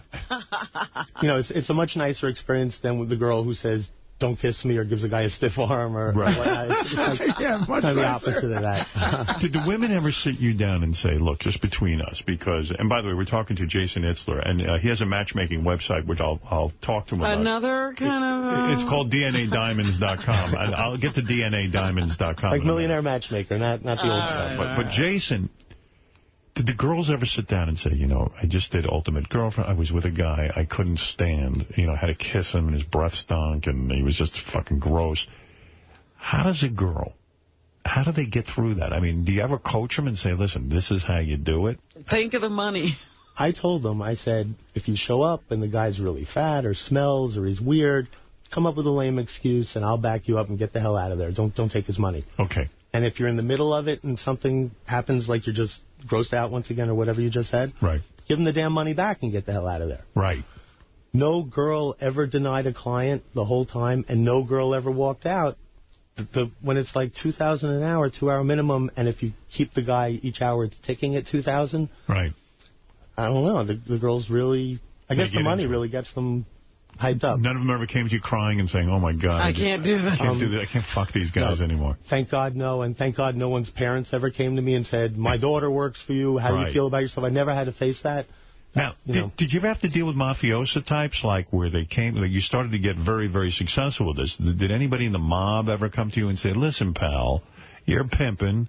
You know, this is used to be our thing. Yeah, one day I got a scary phone call from a guy from the Cavalcanti crime family out of New Jersey. Whatever that is. That's who the Sopranos are based on. Yeah, exactly, yeah. Based on the Sopranos. That's my neighborhood. Other Italians that I was just friends with growing up and stuff, talked to them, and everyone left me alone. Maybe I got lucky. I don't know. I see. So you were sort of blessed in that sense that no one really hassled you. Yeah, I mean, I grew up in, like, Fort Lee, Englewood Cliffs, New Jersey, and so you knew some people. Yeah, I think it neutralized. I see. And you would say to the girls, as they would go out there, your mantra, so to speak, you'd say, girls, here's your mantra. You're seeing this guy for the ultimate girlfriend experience. Pretend you're a girl, you haven't seen your boyfriend in 15 months, and you're in love with him. And just repeat that to yourself over and over and over again. Is that right? You and I should have done New York Confidential together. We would have done great. It's sort of like an acting assignment. I'd be some pimp. So was that the mantra? Is that how you worked it? I think it was a little smoother. It was, this is my boyfriend of 2 years, and I haven't seen him in 3 months. This is my boyfriend of 2 years, and I haven't seen him in 3 months. The focus was, though, this guy's paying silly, crazy money for you. Give him the best sexual experience of his life. Are you married now? I'm not. Have you ever been? I've been married 1.5 times. I've been engaged like 9 times. 1.5 times you've been married? Like an annulment. Oh, I see. And why did somebody annul you? Cats like you. Jail tough? Jail's really tough because it's incredibly boring, and you know, some people would rather be dead than bored, and the food is atrocious. It's certainly an intentional punishment that they do to people, the food. Right. It's so bad. Did you spend time in a county jail or did you go to a prison? You were in Rikers, right? Yeah, Rikers, which is really bad and disgusting. I don't know if you guys know or not, but jail is so much worse than prison. Prison is much nicer and so more... that's the upgrade, going to prison.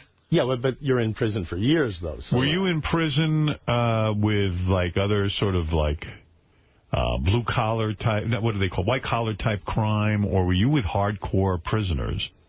I was the only Jewish attorney on Rikers Island. Yeah. I was one of, like, 8 Jewish people and one of, like, 37 white guys. Did you ever get raped? It's all Crips and Bloods and Latin Kings. And no one beat you up the whole time there? They loved the reason I was in there, thank God. You know, like, they used to grab me all the time and be like, you know what we'd do to you if you weren't the king of all pimps? You know how we'd take your stuff and beat you up? Oh, really? So nobody raped you, nobody beat you up, nobody fleeced you for money, nobody shook you down? No, nothing at all. I was lucky. It is a little rough there. Oh, I bet it is. I am sure I couldn't survive a day in there. That's pretty amazing. So when you were being the king of all pimps, you fell in love with one of the escorts, right? You fell in love with the top earner, Natalia, yeah. Natalia. Okay, you fell in love with her. How'd you let that happen? It wasn't like a typical romance. It was kind of like we were great friends, and a lot of the clients back then used to want the owner of the escort agency's girlfriend. Right. So it wasn't even like the most real relationship. Right. She was working all the time. Once you get busted, do these girls all go away? Did any of them stay in touch? Did you hear from Natalia? Yeah, I mean, Natalia's very sweet and kept in touch. She did. A lot of the girls sent me letters at the beginning, and then, as the years tick away... Did any of them go to jail, or was it just you? Just me. The captain went down with the ship. Captain went down with the ship. You didn't give up any of the girls. Now, were these girls, like, some of them had regular jobs that they went to when they weren't escorting? Like, yeah, or were they moms? Were there, like, women really leading double lives? A typical girl would be like a Columbia graduate student, and she chooses, New York Confidential to make her extra money. Uh-huh. So when Spitzer takes you down, does he show up in court to take you down, or does he show up at any of the meetings where you have a plea, he's not court, but plea bargaining type sessions, or he has someone else do that? No, other people were doing it. Right, so you never heard directly from him. No. But he was the guy who... he was in charge. He was in charge of getting rid of prostitution, and you were chosen. Were you the only guy brought down in that whole investigation, or were there other people as well? I think they took down about 7 people within 3 months, 7 big agencies within 3 months of me going down. I think I was the only one that really played with it and had fun. And went to jail. Yeah. No, I mean, but I played with the fact I went to jail and got a little well-known. I see. So what was the game plan? I mean, when you heard the news, where were you when you heard the news? I don't know what that noise is. No, what is that? I don't either. When you heard the news that the governor had been basically popped for prostitution, what went through your mind? I mean, what was your reaction, and where were you? I was a little bit shocked, but at the same time, no one knows better than me that the most powerful, wealthiest people in the world in America, they're horny people, and they like getting their hands on an exceptionally hot young girl and having fun, and no one knows about it. Were you surprised that the governor, I read in the paper today that he perhaps wanted unsafe sex? He wanted blowjobs without a condom. Did a lot of the Johns want blowjobs without a condom? Definitely, absolutely. Yeah, so that's not a... But you didn't provide that? No, nor would the girls really usually give that. If someone knew it's the governor, I would think some girls might make an exception. For the governor, you do that. I mean, come on. I mean, the governor? Well, he's got a lot of pressure. Or if, someone could tip quite a bit of money. Right. You can actually pay people to doff that condom. Yeah, I mean, I would say that every single guy paying this kind of money tries to do it without a condom, the regular sex. They say the governor could be in real big trouble because the transaction occurred, it was a girl in New York being transported to Washington, D.C. For sex. Is that a big problem? I mean, you don't do that in the prostitution business? I think, like, if they want to really build a big case against him, just soliciting a prostitute's not so big. But once they start laying on money laundering, I'm wondering if that's the between headphones. States. I'm sorry, there's a weird noise. Is everyone here? They told me that a lot of times that's when a cell phone rings. Jesse, do you have a cell phone in your pocket by any chance that's ringing? I have the volume up, but I have an iPhone. Let's see. Turn down your iPhone. Maybe that's it. That took care of it, I think. Oh, yeah? I don't know. The hell knows. Turn that thing off. I'm definitely going to turn it off. We're the only radio show that can't have a phone near our equipment. Yeah, don't bring any new technology in here. Yeah, maybe you want to tell the guests ahead of time. Let's see, is that off now? Yeah. Turn it off. There you go. We don't know that that's it, Howard. We're just taking a guess. Yeah, we're taking a guess. People have been in with phones before, but maybe his is a weird frequency. I don't know. What's the frequency, Kenneth? All right, so you, I forget where I was. Now, he said something that's interesting. I find, like, with these broads in Vegas, everything's a negotiation. Like, you get the idea that if you want to do something without a condom, if you want to do this, that, the other thing. You if bring you it want up and see what it costs. I mean, they'll say, well, what are you going to do for me? It's sort of an unwritten rule. I mean, I don't know how much they tell the pimp what happens, but that's what I found. Is it appropriate to tip the girl afterwards? They said the governor gave her $4,300, a $300 tip. Artie said you don't have to tip a hooker. Should one tip a hooker? What is the decorum? Yeah. Certainly anyone paying that kind of money for a service that's fairly simple shouldn't have to pay any additional money. Right. But some guys feel like an idiot if they don't tip. So I would say like 30 or 40% of people tip at that price level. And how much are the girls getting of that $1,000 an hour? They get 50%, half. Okay. I mean, isn't it amazing to you? How could somebody like the governor of New York State think that he's going to get away with this? I mean, it's almost insane, right? And it's now almost a death wish. that they're going to start grilling his Secret Service people or his state troopers to see what they knew and when they knew. I mean, this is going to be ugly. Seems like a death wish in a way, right? It's self-destructive behavior, right? Right.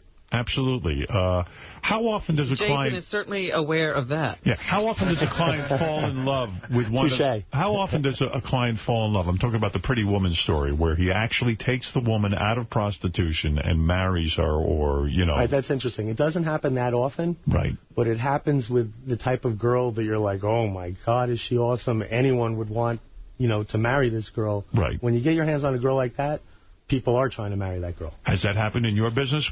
Yeah. Guys took them out of the business? And they married a prostitute. Oh, yeah. I mean, I think if you're doing a very good job, you should be losing girls every now and then to people falling in love. It's almost like a matchmaking service. But now you look at them and you realize that your prostitute is like, you know, a major socialite. Should a guy, have you ever seen that? Have you ever seen a woman like rise up in social circles because she was a prostitute and she married the guy who was very wealthy, billionaire, and he made her into a society woman?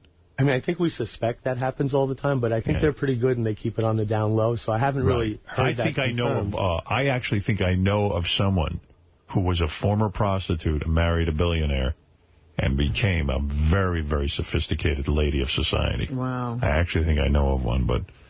These girls it's are not learning. Robin. Please, stop with the jokes. I'm not married to a billionaire. Oh, you're not? Okay. So what a fascinating life story. I imagine now, in light of the governor, you are a in-demand kind of guest. Have you been interviewed by anybody? Are you ready to spill your guts with any new details and this kind of thing? What's going on in your life? I like to think I'm a nice person, so if I do know of any old clients, I would never say their names. I see. You're pretty good about that. You protect them. Do you have any muscle at all when you were in this business? Did you have to have guys who would maybe have to beat up John or something because they got rough with the girls? Nothing like that. Everyone and in behaved. fact, at the high price level, you don't need someone to drive them or escort them. Right. It's those girls that are like $100 that you know, you open your door, they're a train wreck, you close the door, and some big guy comes and says, you owe me the $60 ride fee or something like that. Yeah, it's like a bachelor party chick. Artie, when you get these high-priced chicks in Vegas, they don't have any sort of guy waiting outside. They don't come with a door. guy. I've never seen one, no. Yeah, all right. And why did you try to commit suicide when you were in prison? Did you see no hope? Remember I told you earlier that I lost $20 million one day? Yes. It took a long time to make that $20 million. I didn't just lose $20 million. I was worth like -4 or -5 for a while. Right. And when you're used to having that much money, all of a sudden it's very, very difficult. Really hard. And my mom had passed away a year earlier, and I thought... Did she know what you were up to? Yeah, she saw me making millions with the phone sex company. It wasn't like sex or anything. It was 900 lines, talk lines, audio text. Right. Romance lines, single lines, some sex lines. It's funny, I think she was proud of me. Guy who made $20 million, you say to yourself, you know what, keep my nose clean, live within my means, and I'll be set for life. And you said the phone sex business was a lot easier. Yeah. And legal. I don't know why I didn't just go back into the phone sex business. I kind of felt like I conquered that. Now I'm going to do something new. Yeah. You need action, right? Yeah, probably a little bit. No. What do you do now? Well, my new business is DNA Diamonds. DNAdiamonds.com. What is that? It's going to be the ultimate matchmaking company in America for wealthy guys, of course, who are good-looking and cool and fun and have a great vibe and beautiful guys like women. me, you mean? Actually, yeah. Could you be his first client? He said great vibe. Oh, great vibe. I don't have the great vibe, and I don't have the looks.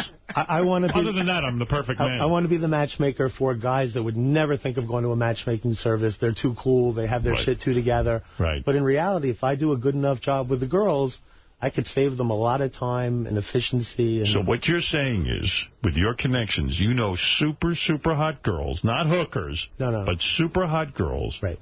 And you'll say to a wealthy guy, look, I'll get you super hot girls. They're interested in wealthy guys. I'll save you time. You don't have to go on the prom. I'll pre-interview them. Right. I'll find out by your criteria exactly who could be a perfect fit. You know I'm Jason Itzler, so you know she's going to be drop-dead gorgeous. Can the guy be a little overweight? Let's say he weighs, I'm going to make up a number, 295. Let's say he's a little bit overweight. Is that okay? How wealthy is he? He's worth, let's put it this way, he can do a stand-up gig and get $75,000 a night. So you know he's got some dough. He's probably worth... Sounds like a winner to me. Sounds like a winner. Yeah. All right. We can get No, wait. First of all, you got to tell me in the commercial who you're talking about. I will. No, honestly, let's get to, that sounds like an interesting business to me. I mean, we think we have a customer for you. Like, what do you say? What does he have to pay? You need to go out. It would be... What would I need to be worth?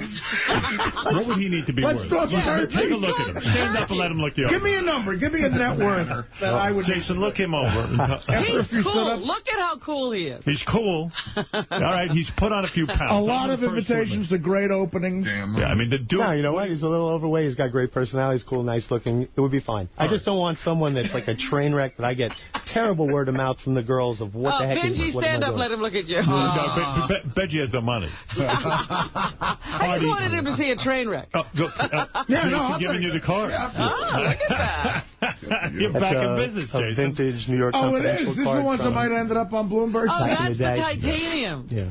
So this new business sounds interesting. I think it'll be really fun. Like, hopefully, I'm the guy that's going to put together these superstars into amazing couples and make people ridiculously happy. I'm like a happiness junkie. I'm always in these happy, fun businesses. You're Mr. Party. All right. I like to have... Yeah, he likes to have a good time. I like to have a good time. A lot of people like to have a good time. I don't like to have a good time. He does not like good time. So when you heard the governor was going away, the man who put you in jail for being a pimp, you were happy, right? You want to know the first thing I felt? What? I kind of almost liked him a little bit for the first time because it made him human. He was such a monster before, and now he's just like all of us. Did you think at the time that he should have let you off the hook a little bit? I mean, like lightened up, like, oh, come on, I know I'm a pimp, but everybody uses hookers and all that kind of stuff. Should be when I found out I was facing years for what I did, I was shocked. I had no idea. Wow. I thought slap on the wrist or something. Right. Yeah, well, bench warrant or something. All right, well, there he is. His name is Jason Itzler. Jason was king of the pimps. The guy had the #1 escort service, the hottest chicks, high end. And our governor, when he was Attorney General, took him down, and now he's here to go, hey, look at me. I'm out of jail, and maybe you're facing some time. You can check out Jason Itzler's matchmaking website at DNADiamonds.com. You know, this may be another business that the governor needs from you. Yeah, I know, sure. After Stilda gets friendly with him. You think the governor will go to jail? Is it just me, or she's kind of cute, his wife? I think so. Yeah, yes, absolutely. Nice-looking girl. Yeah.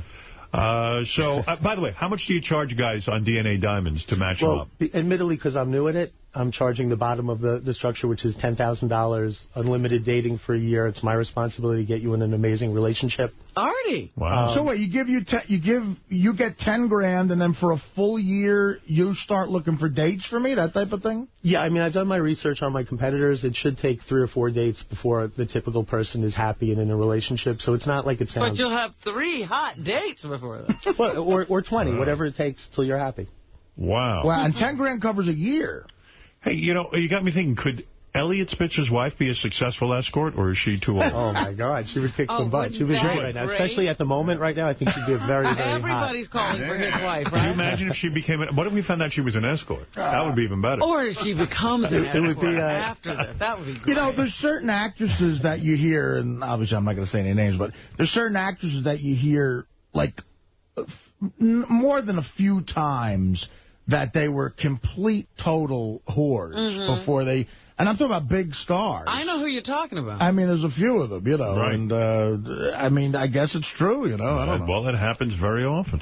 All right, listen, Jason Itzler, thank you for coming in, telling us about your new business, DNA Diamonds. Right, Robin? Fascinating. Yes. And a little look into the world of the king of the escorts. Well, yeah, this was the kind of guy that the governor would have been calling. I like this guy because I can relate to the fact that he's making all that money with phone sex, and it's like he's dying to have just fun. You know? Like this was more fun. Do you miss the escort business? It was ridiculously fun. I do. No moral problems with it, sending the girls out, and you've worked that all out in your mind? I mean, if someone says to me, would you let your daughter do it? I'd be like, no, you know, but I don't think about that. So it was the most fun I've ever had in my life. It was incredible. And your dad was okay with your business plans My dad passed away while I was on Rikers Island, unfortunately, but he did see me do New York Confidential, and I really did it in such a classy, elegant way. I think that he actually was proud of me. Was he a customer? No, of course not. Not only is he my dad, but he's a customer. Yeah. All right. That would have been a great commercial. That sure would. Are you kidding? All right, Jason, thank you for coming in. Thank you for being on the show. Such a pleasure. Thank you so much, Howard. Thank you, and we will be back right after these words. Had a hammer. All right, we're not going to get into this now. Okay, thank you, Fred. Let me tell you who stopped by, Gallagher. I just saw Gallagher the in comedian. He kills me. He's always got something going on. I thought he was retired. No, he ain't retired. There he is. He's got a business suit. He's far from retired. He's an executive now. He's an executive. Gallagher, you look I like... am an executive. You almost look like a Wall Street guy now. I am. I trade stocks all day long. I know as much as all of them combined. I used to see you on TV. You wore a cap and you wore jeans. You were very... Cappy Genie kind of... Cappy Genie. French. And nobody would have thought you were an investor looking at that up. Yeah, you've really classed yourself up.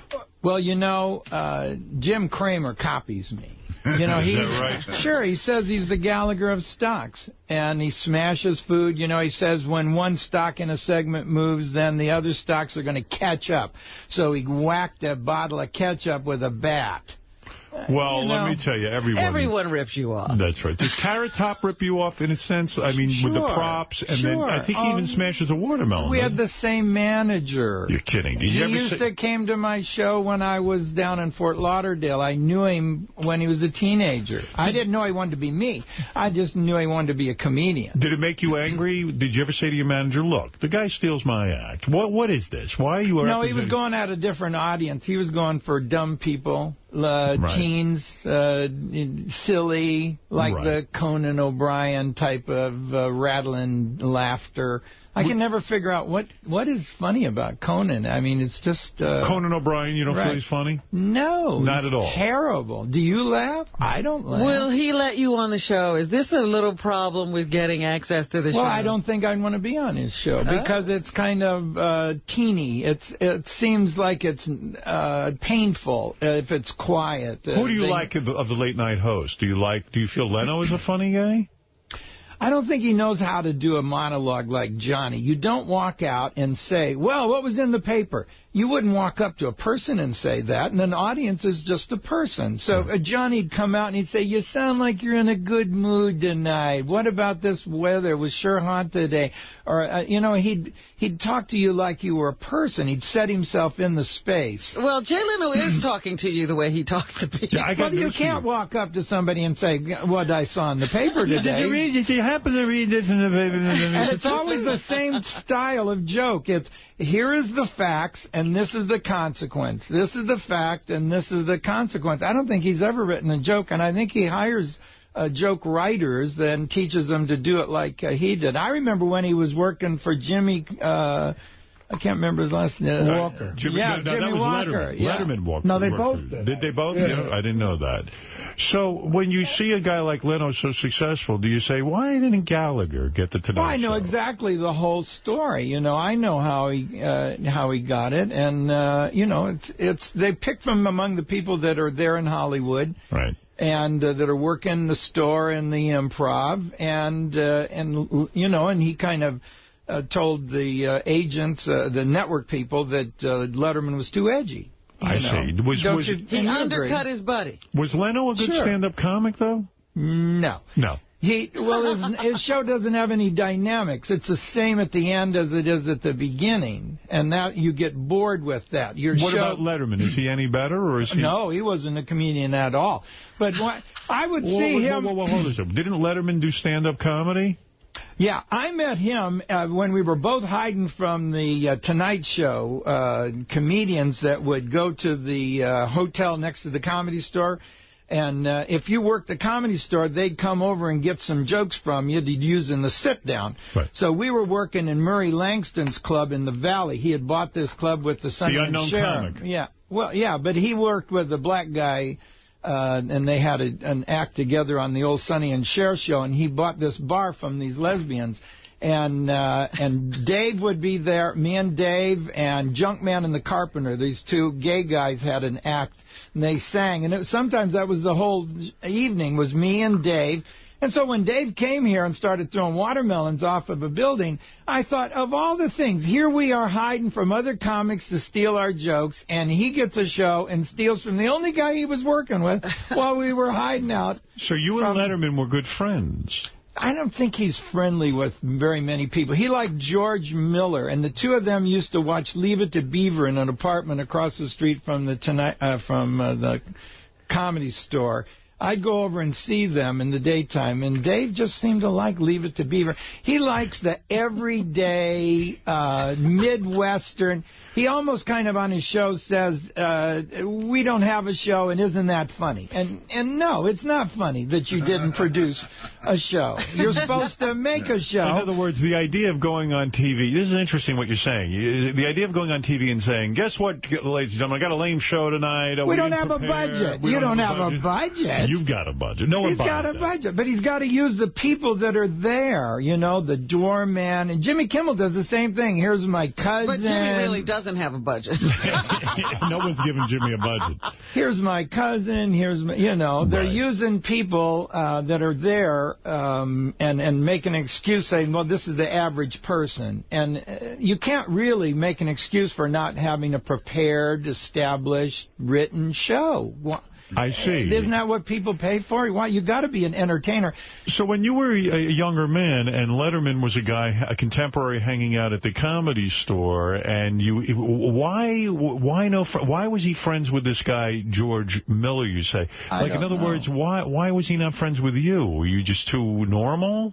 I just never saw him being really friendly with anybody except his agent, Debbie Miller from William Morris. And she'd stand in the back with me and she'd say, if I could get him on the talk shows, I could get him to be the host. But he doesn't have enough material for a spot. And isn't that nutty that he would sit all day and watch Leave It to Beaver? So you think Letterman didn't have much of an act? Oh, he only had frying bread in Crisco oil. Debbie used to say to me, we're still frying bread in Crisco oil. He'd make fun of that commercial where we've just fried this bread in Crisco oil to prove a point. And I don't, and he'd talk about that. And Jay didn't have very many jokes either. He kept bringing out a hatchet. He said he came across a guy in an alley with a hatchet, and that was his biggest, wildest joke, because he used to do a lot of mom material. Right, yeah. I remember seeing him in Washington, D.C. in 1980. I thought he was a very good stand-up comedian, Jay Leno. Made me laugh a lot. You did laugh? I did laugh a few times. I don't know if this is bitterness or a real evaluation. I'm an authority on comedy. I think I was a comedian in another life. When I met Jim Stafford, I was a chemical engineer, and I, for some reason, knew what he wasn't doing as a comedian and what I could add to his act. And I worked for him for 5 years. We got a summer show. So we had million-selling records. We had the first song about homosexuals that was on radio, My Girl Bill, the first song about drugs, Wildwood Weed. We had a 2 million seller, which was a big deal back then. Let me ask you something, Gallagher. Leno sucks, Letterman sucks, Kimmel sucks. No, I don't know. Jimmy's pretty funny. No, Jimmy you like. Okay, yeah, good. I all think, right. Well, you said you laughed at Jay. I like Kevin, who is the delivery guy. Kevin James? Yeah. I'm 61. I can't. Who's the worst stand-up of all time? Richard Pryor? No, he was Oh, you liked him. All right. I think maybe you didn't like him. I just thought maybe you didn't like him. I don't know. Plus he was a friendly guy, Right, he'd invite you over to his house. And then he'd shoot you. Did you ever do any coke with the guy? Or yeah. You did? You always would. If you go over to his house, he'd hold a court in his office and make sure you got some chicken. And there was always people that I've seen him pass out checks a lot. Right. Wow. And he'd kind of hide it a little bit and then show them the amount real slow just to watch them be impressed. He was a very nice guy. He was friendly. And you would do coke with him? Well, he'd offer you coke when you went to his house on Sunday. Did he have the best coke? It was Sunday. Yeah. Of course, he was a very wealthy man. Yeah. And who was going to give him bad coke? Right. Right, and he was funny. He was funny and a decent guy. A lot of guys, they pretend. Like, see, I talk to all the stagehands, and so they tell me who you're not allowed to talk to. And who? What comedian aren't you allowed to talk to? Jerry Seinfeld. Is Jerry Seinfeld a good comedian? No, he's terrible. He was the 4th best comedian on his own show. What if you had a show and you didn't even get the bronze medal? I mean... that one guy, he wasn't really a good stand-up. He was a funny... I could have had Kramer? Yeah, Kramer. I could have had the Kramer part. I can come through a door with a lot of energy. And he was in that club, and he wasn't an experienced comedian, I think, and so he didn't understand that club. Is a black club is the one that he went to. Jamie Masada's club there, the Laugh Factory, is blacks. And he got insecure and started using bad language. And Kramer, yeah. Yeah, right. And then, he wasn't skilled. But to say Seinfeld is not a good comedian, I've heard very few people say that. I mean, they say he's so proficient at getting up in front of these crowds and talking. And telling his funny little observations. He's not working where I'm working. I just got back from Sandpoint, Idaho. Go ahead. And you don't go standing up in front of 50 people... or 500, I mean. That was how much it was the first sellout they've ever had in Sandpoint. And that's what I do. These guys can't do it. They can't. No, they can't sell out these They can't do a show to average people that you have to entertain moment after moment to their face. Do you still smash the watermelon, or you? No, I didn't do it in Boise or Sandpoint, but I will be at the Blender Theater and you will smash the watermelon. And Lakewood in New Jersey, and then in the woods. There's a town named after that Indian, Jim Thorpe. Yes, Jim Thorpe. I'm going to. What about a guy like Jim Carrey? I heard he was a tremendous stand-up. Is he? No, you didn't hear that. He's terrible. He was painful to watch because the things that you could do for a movie don't work on stage. We would stand in the back of the Comedy Store and just pain. It's just painful to see him do his little acts and his faces and his body movements. Well, how about when he talks with his ass? He moves the cheeks. Well, would you do a movie based on a guy that's going to get in a tree and turn around and show his butt? I mean, where's the talent there? I don't understand Hollywood. Why you have to be a comedian to then get a serious role? They did it with Robin Williams. They do. Is Robin Williams a good comedian? No, he's a comic actor. A comic actor, but he's not a good comedian. You have to give him the joke. Okay, then Billy Crystal. You got to say Billy Crystal's a good comedian. Yes, because he writes. Right. Now, okay. Robin Williams, they give him the jokes? In other words... Well, he'll take them, or you can give them to him. Is he a stealer? Does he steal jokes? Is that true? Well, I've never heard that about him. Heard it. Yeah, it's his only... I mean, that's what goes after his name. Robin Williams, comma, joke thief, comma. You're saying it's on his resume, even. Well, to the other comics, everybody knows. He can take the part of your joke. I had a joke one time that I like to do at the beginning of my career about marijuana. I'd say, give your... marijuana would be good for old people. It makes the time go slow. Give your grandma a lid of Columbia and a ton of yarn, you get back an Afghan to cover the garage. Well, he saw me do that at the Ice House, and so then he did it on Dave had a talk show out in L.A. Right, Dave Letterman. Yeah. And it didn't work. And I saw him do that joke on Letterman's show there. Did you call up and say, hey, come on, it's not even worth fighting about? When Andrew Dice Clay came to town, he was doing several of my jokes. I walked up to him. Andrew Dice Clay? Is he any good?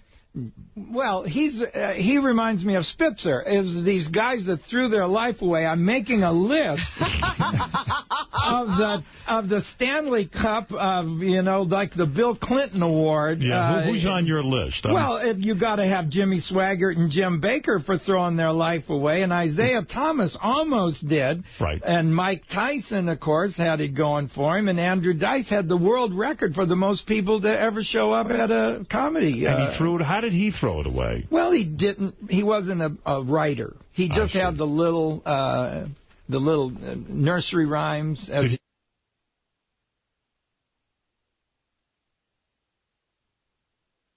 That into something. I don't know why. It all went away.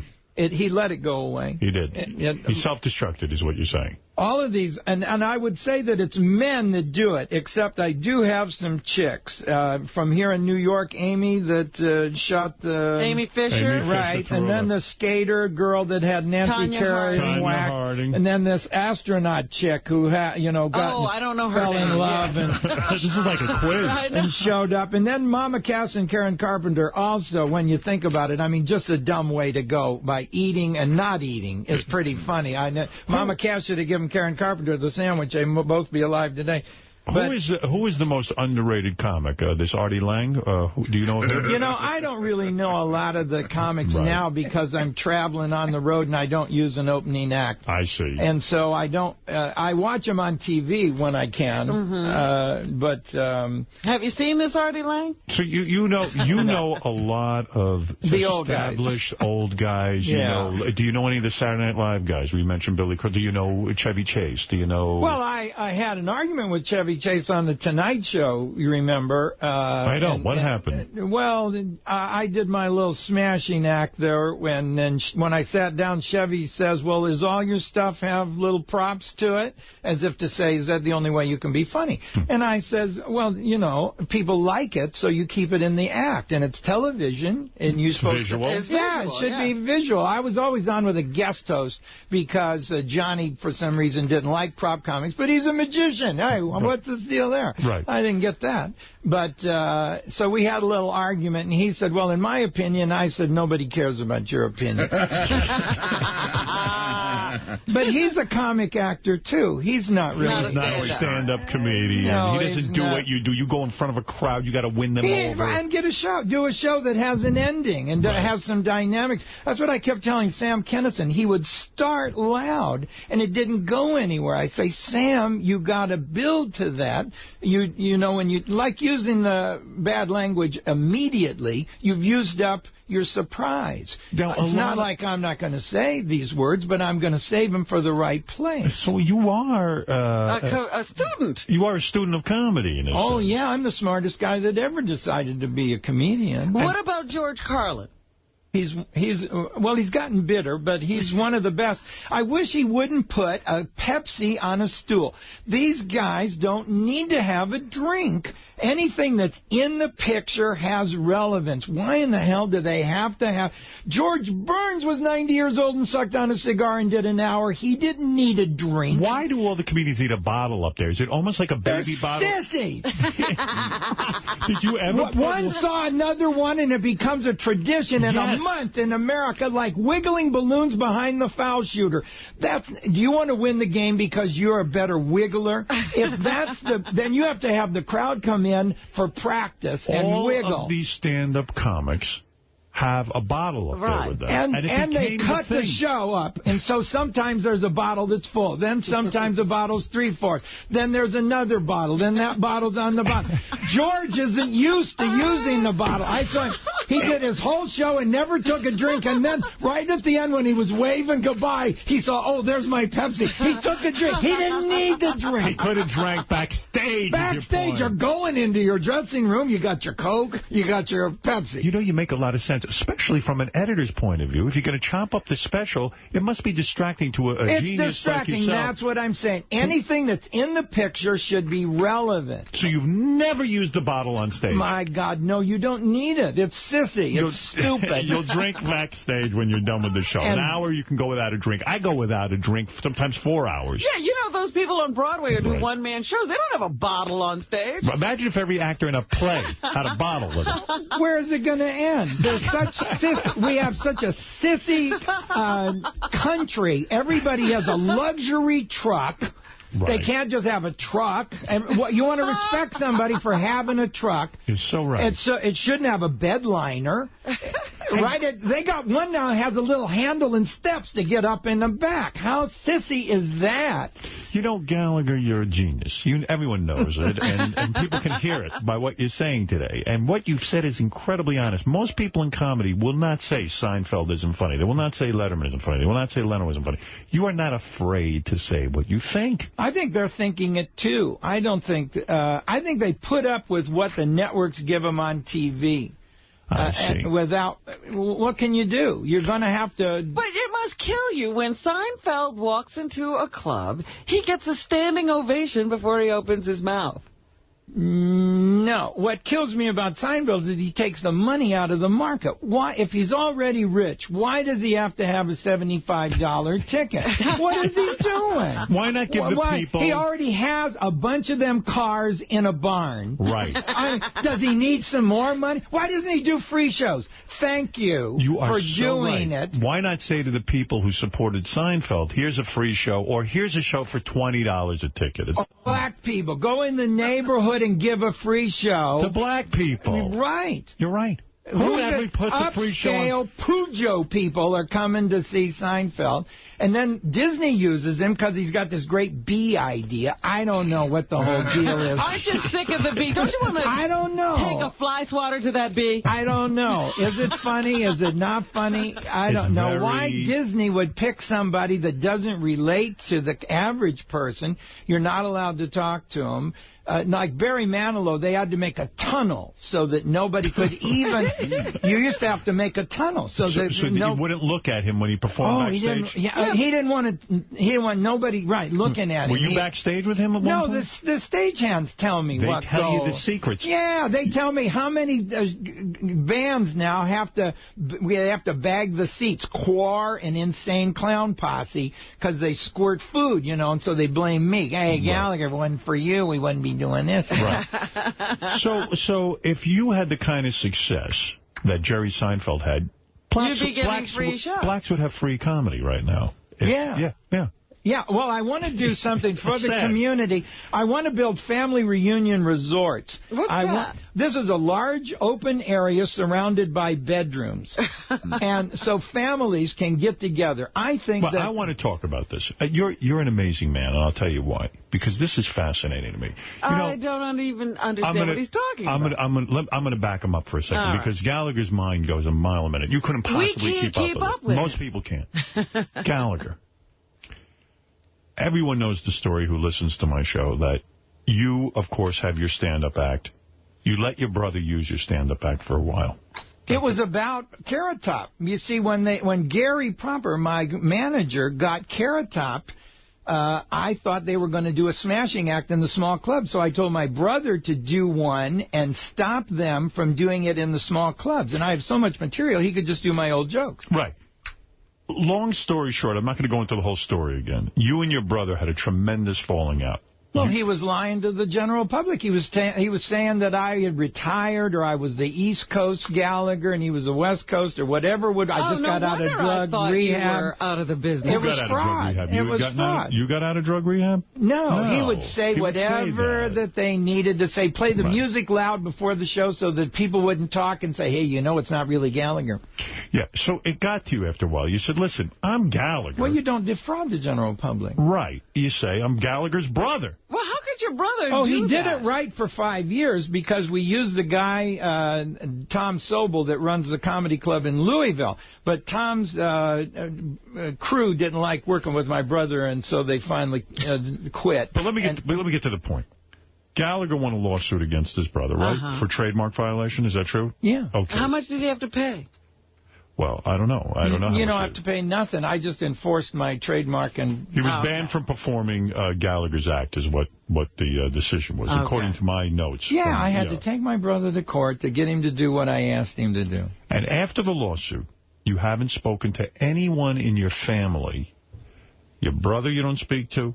Your father, you missed his funeral, true? True. And because you stopped talking to your dad. Was your dad angry with you for suing your brother? I don't know. I think he had Alzheimer's. He didn't really know what was going on. And your mother, you haven't seen in years. Right. Did they all side with your brother? Yeah, because he was the baby. But I babysat the guy, because I was 9 when he was 5, and my mom and dad went to work.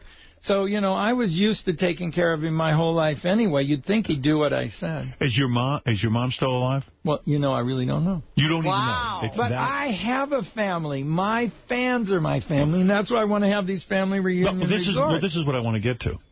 Here is a guy, Gallagher, who doesn't get along with any member of his family. In fact, doesn't I know, and wants to do a family reunion resort. That's crazy. And you want to build a place... Thousands of them across the United States. Where families have reunions? Yeah. Isn't that odd? No. I have a family. Just because you're related to somebody doesn't mean they're really a good family. Who is your family? All of my fans. They love me. They bring me their kids. Do you have a wife? No, not now. No wife? Well, I had one about, 6 months ago. Do you have kids? 6 months ago? Yeah, I've got 2 kids. I have a girl, 26, who is the catering director of a Four Seasons. And Oprah dropped by the other day, and she might be doing some of her shows from the place in Westlake Village on the way to her place. You mean you're really unaware if your mom is alive or dead? You really have no clue? No clue. So if you had a family reunion, you wouldn't even know who was showing up. I don't want to have it. Well, I could have, it doesn't have to be a family. It could be a Corvette club or a motorcycle gang. Anybody that wants to use... In fact, so don't you think from a psychology standpoint, again, you probably know more about this than I do, but a psychology standpoint, here you can't have a reunion with your family. And so it must anger you in some way, so you're going to create family reunions. I saw the big fat Greek wedding.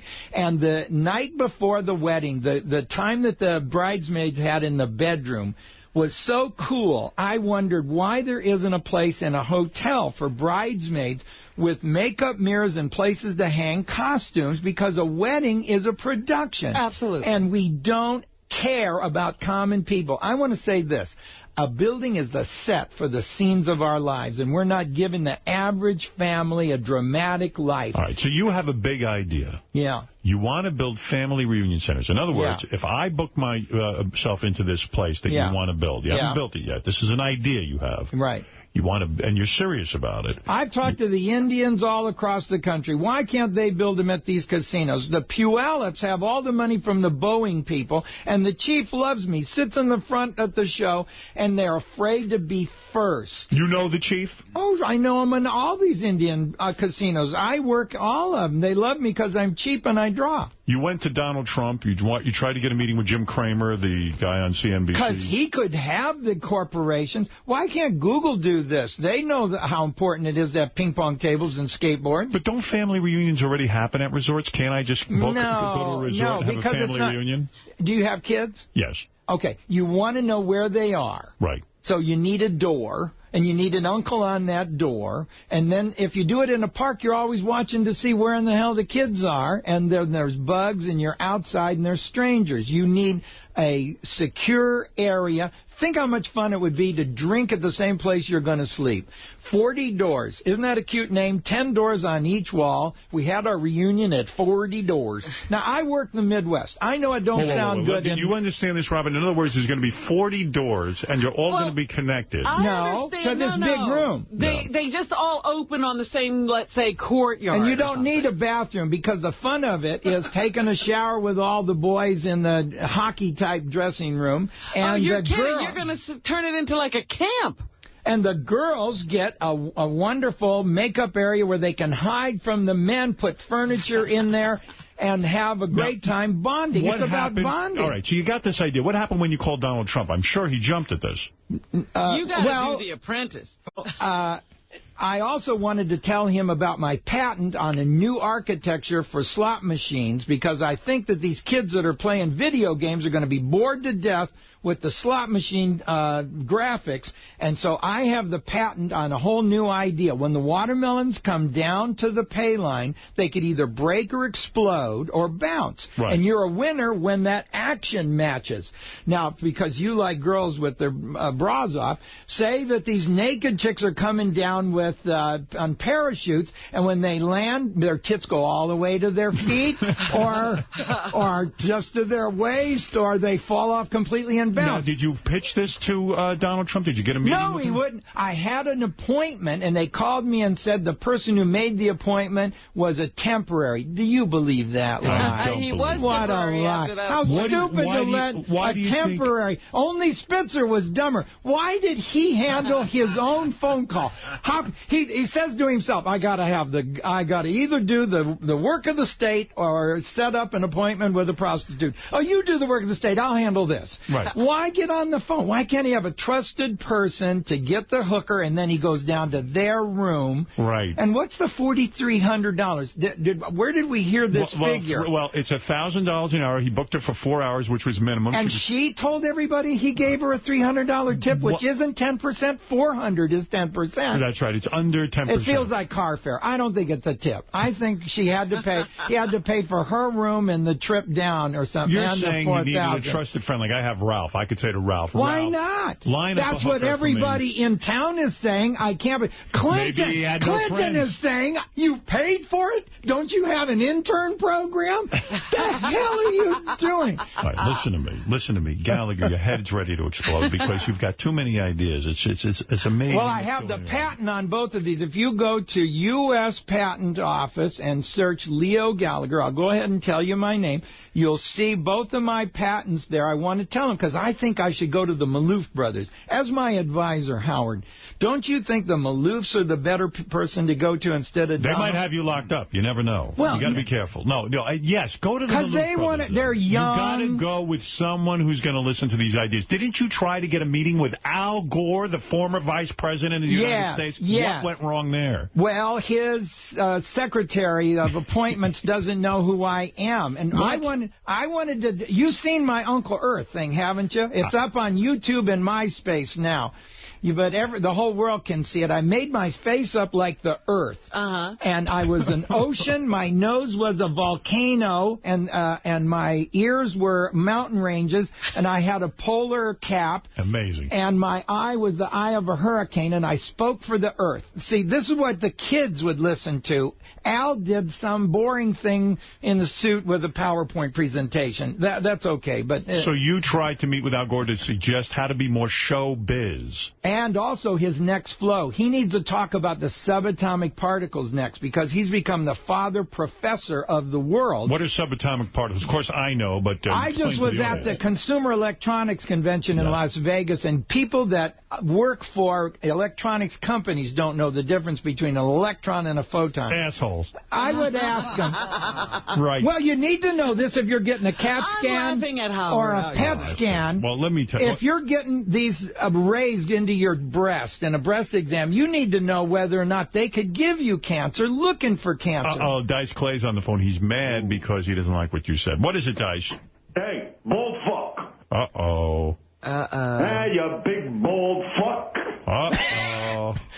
You want to say something about me now, hey? Yeah, I'll remember the joke that you used when I told you. I said, hey, everybody in this club knows that this is my joke. You can continue to do it if you want to.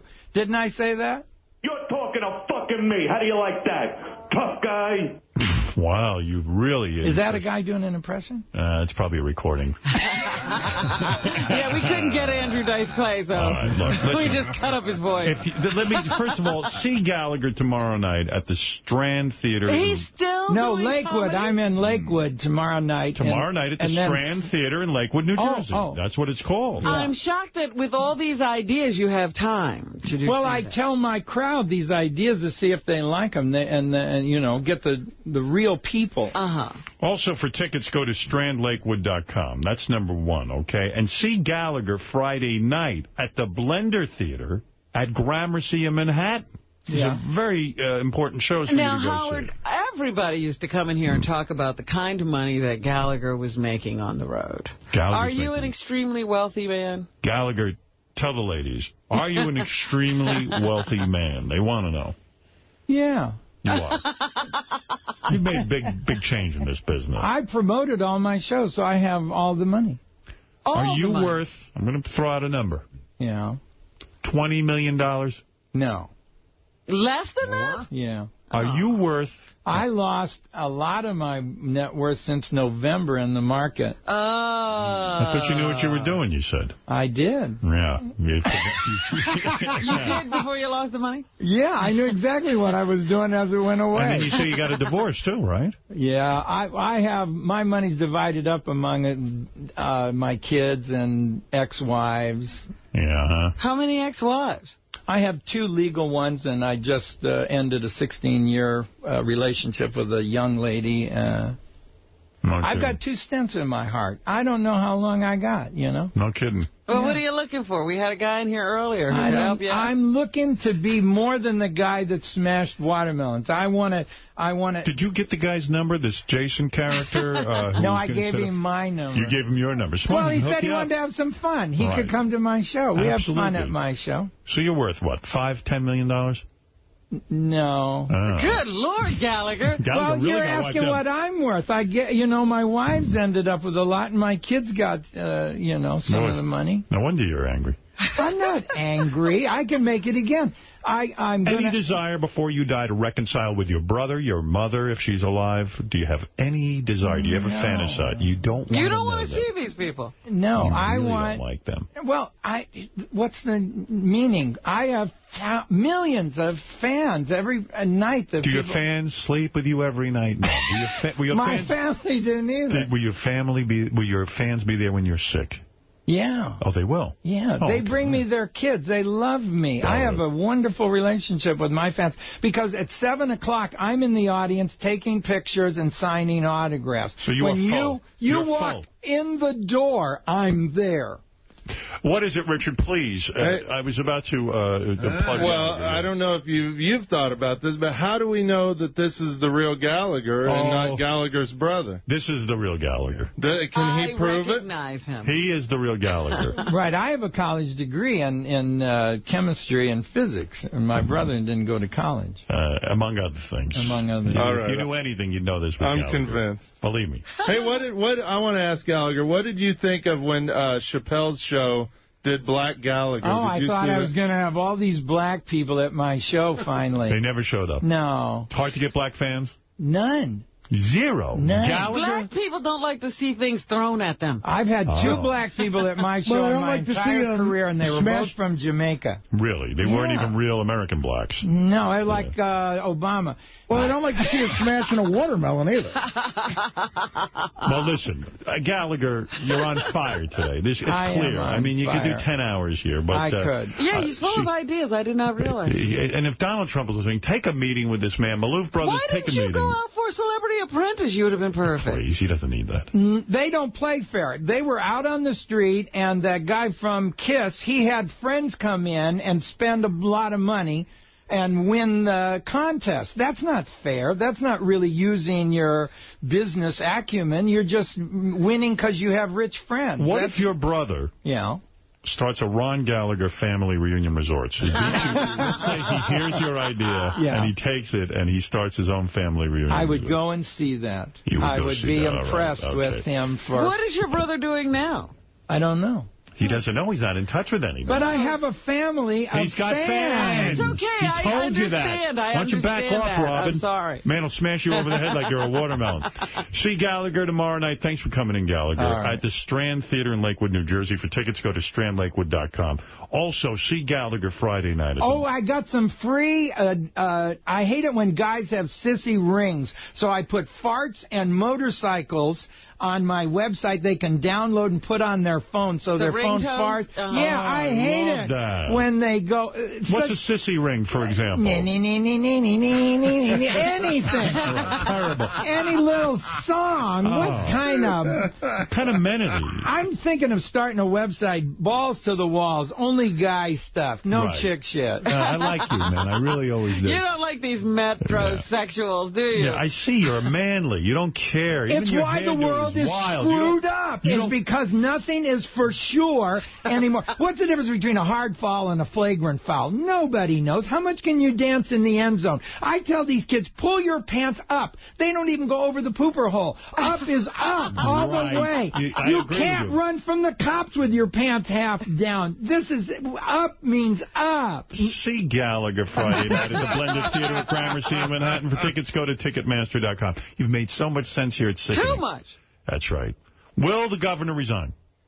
Yes, he's an idiot for not resigning quicker because they look further into the story. The longer it takes, you're supposed to get out of there. Every day they think of another thing that Gallagher, Maria Bartiromo's saying, where'd he get the money? How much is he worth? Who will be the next president? Gallagher, quickly. The old man. John McCain? Yeah. All right. How do you the know other that? two, well, they're going to self-destruct. She's not a woman. He's not a black. Oh, really? No. What do you mean? If he was a black guy, he'd have a white wife. And if she was a woman, she'd have been pissed about what Bill said. Oral sex is not considered sex. There's old men. If they have oral sex, they're counting it as oral sex. That was the beginning of the lies and the spoon. See, he knows. He's out there with the people. Don't listen to this man. He has wisdom. He has a lot going on. He knows Hillary can't be president because after a state dinner, the men talk and the women talk. Well, the state dinner, she's going to have to talk to the guy after dinner. That's going to leave Bill with his wife. You don't want that. Gallagher, you've said it all, and you've said it well. We're going to be back right after these words. Thanks for stopping by today. You know I always appreciate seeing you, and I only wish you happiness in the future. I want the world to get together in family reunion resorts for the kids to learn about the inner space instead of outer space. Why would a president from Texas cancel the Super Collider? Maybe we would have found energy that we wouldn't need to send our kids to Iraq to protect that old-style energy. We led the world. We're free now because we had the atomic bomb and beat the Japanese. Why would we abdicate this leadership to, of all people, the French? They're not even our friends. When's the last time you got laid? I think you're really backed up. I really think so. When is the last time you had really grade A woman? I think a year. A year? Really? I'm 61. It doesn't work. Your penis doesn't work? No, you don't have any more testosterone. Get do you out ever of here. do you drive by a McDonald's when you're not hungry? And you say to yourself, wait a minute, that looks good. But then you can't remember why? When I see a woman, it's like a bag of hamburgers. I don't know. You're telling me at 61 it stops? Dude. It stopped about a year ago. I look at girls, and I remember I enjoyed them, and I did have fun on the road. You don't beat off? You don't do anything? It doesn't work. No morning wood, no Well, nothing. I've got a heart condition, so I can't really take these things. Viagra you can't take. That'll lower the... I've got 2 stents in my heart, and that made me mad. The guy that invented the stent didn't know the difference between a photon and an electron while I was laying on the table, and he said, we're going to use beta rays, or gamma rays instead of beta rays because they're kinder. And I said, well, what's the difference? Doctor. And he said, well, I don't know, but my radiologist does. Well, when the radiologist came in, he spoke Indian. You can't, these guys... Who the hell is operating on you? The inventor of the stent. When is the last time you orgasmed? I would say about a year and a half. Oh, for Christ's sake. I am so sorry. I know. I am really sorry for you. But that energy is going into the family reunion. You're shot out of a cannon. You've never been more on top of your game. I am. This no pussy thing is really working out for you in terms of comedy. I don't know if that's the reason. I don't know. You're on fire. I am. I got some new websites, too. I'm making Smash My Face. Somebody you hate somebody, you take their picture, send it to Smash My Face, mutilate it, put it back in your phone, and show them what you'd like to do to them. You see, Robin, no sex equals lots of time to get to work. Look at all these ideas. That's right. All right, listen, Gallagher. I'm out of here. All right, brother. And we'll be back right after these words. Yeah. Doug Stanhope stopped by. We're going to get to him in just a second. I wanted to play you something real quick. So Jim Cramer, I haven't even heard this. He started crying on the Today Show about Governor Elliot Spitzer. What? You know, I'm a big Cramer fan, especially him taking up our cause about the Sirius satellite merger. Sure, I didn't know he was that close to Elliot Spitzer that he would cry. Yeah, they were evidently good friends or something. Well, they went went to argued. school together. Right? Yeah, listen to this. Wow. This just happened like a few minutes ago. Got completely bummed out. Oop, that's the wrong thing. Sorry, guys. Okay. No problem. You know, you've had a couple of rough days on a very personal level. I know that you're good friends with Governor Spitzer and his wife, Silda. You all went to Harvard Law School together. When news of this scandal first broke, what went through your mind? Well, first, it's not tough for me. I was on air, and I was denying it because it was inconceivable to me. He's a friend of mine, and it's inconceivable. But it happened. He's a great guy, and I love him, and I really love his wife, and it's just very sad. It's just very sad. Meanwhile, you have so many people, Jim, on Wall Street who are celebrating what's happening because he made a lot of enemies when he was Attorney General. They were cheering on the stock exchange when the news broke. How do you deal with their reaction? These are your colleagues. He is your friend. I've had great ammo to shut him up. I don't have any ammo. I don't have anything I can say. I've defended him for years because he's my friend for a long time. And he's still always be my friend, and so will Silva. But I didn't have anything to tell him to shut up. They have the edge because Elliot screwed up. And I've always defended him because I think what he was doing was right. But now I just have to listen like everybody else to all the bad things that they say about him. And he is a hated figure. But I don't want to come on and say he's a good man because no one likes him now.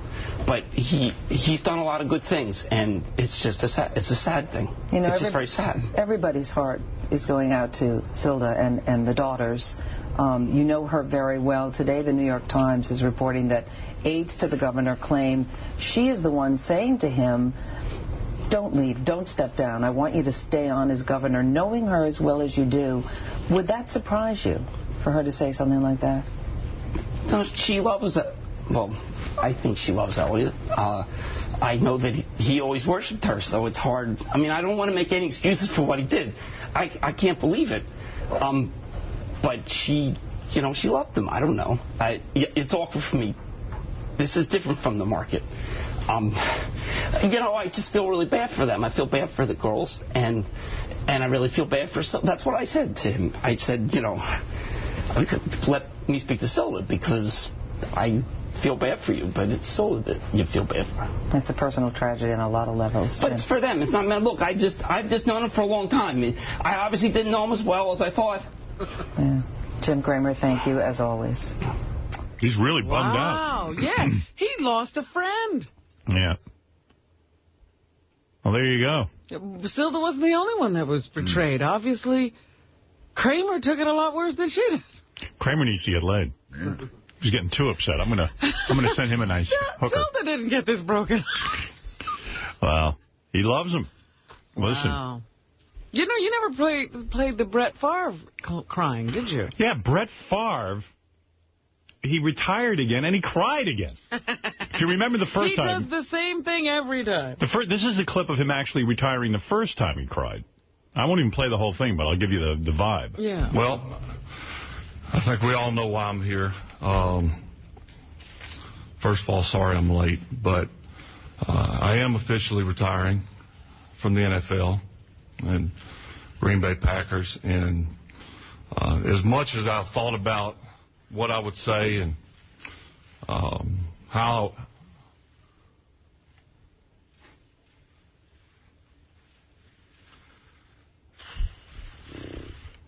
I promised I wouldn't get emotional.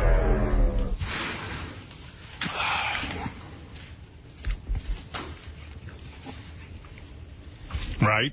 First time. We know this clip.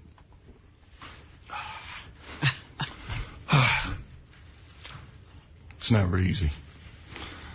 I don't think you have a right to cry the second time. It's funny. I've watched hundreds of players retire.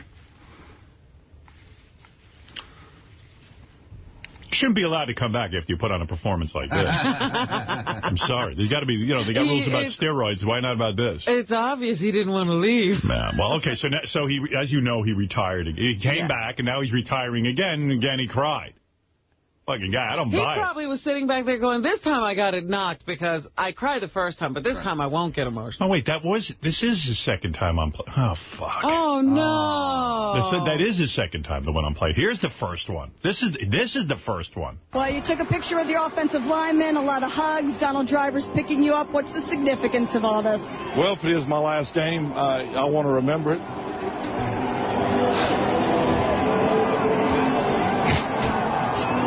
That's the first one. Tough.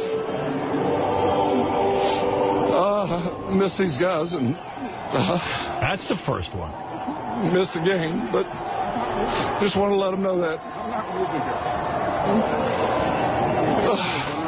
I wasn't planning on doing it. Came back after that. The one I was just playing is the second one. The one he held at press. Hey, wait, I'll give you some more of the second one. Here's the second one. I'd like to thank the Packers for giving me an opportunity as well. I hope that every penny...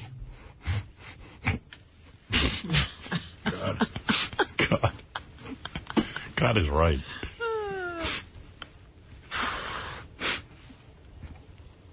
Emotional motherfucker. Pull it together, man. It's football. No one died. I hope that every penny that they've spent on me, they know it was money well spent. Oh, give it back. It was never about the money or fame or the records. You know why I don't buy this? It's like these stores you pass by that says going out of business, you know, like electronic stores. Yeah. Meanwhile, then they're in business for the next 2 years. Yeah, they move right next door. Yeah, Brett, every dime we gave you this year, we were happy with, especially after the Giants beat you. But if it's not about the money, give it back. People talk about your accomplishments and things that...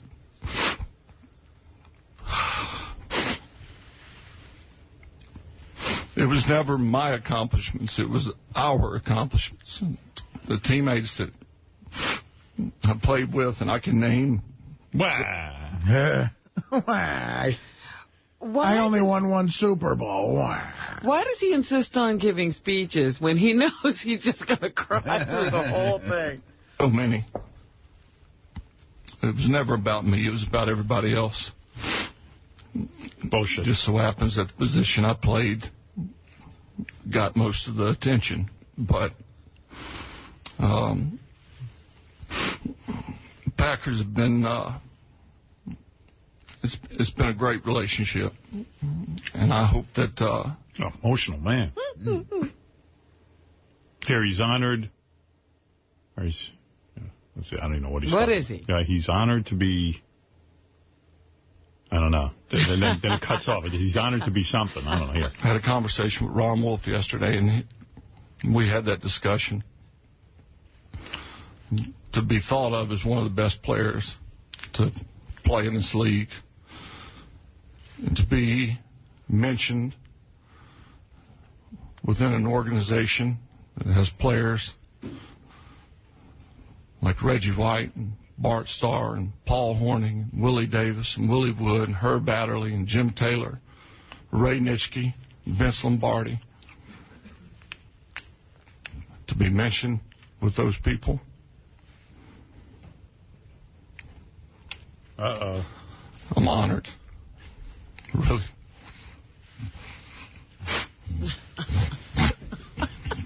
What's that? Is there a pig in the room? He has a pet pig. He really loves it. Oh, my God. This football must be the greatest I am thing honored. ever. I hope. Yeah. I might have to start playing. Everyone knows. I know I'm not going to cry like a bitch when I retire from this shit. Well, think about it. It's like he got to live like a big kid for years, and it's finally over. You know, that's got to be fun. He's got enough money he can stay a kid. How special this is.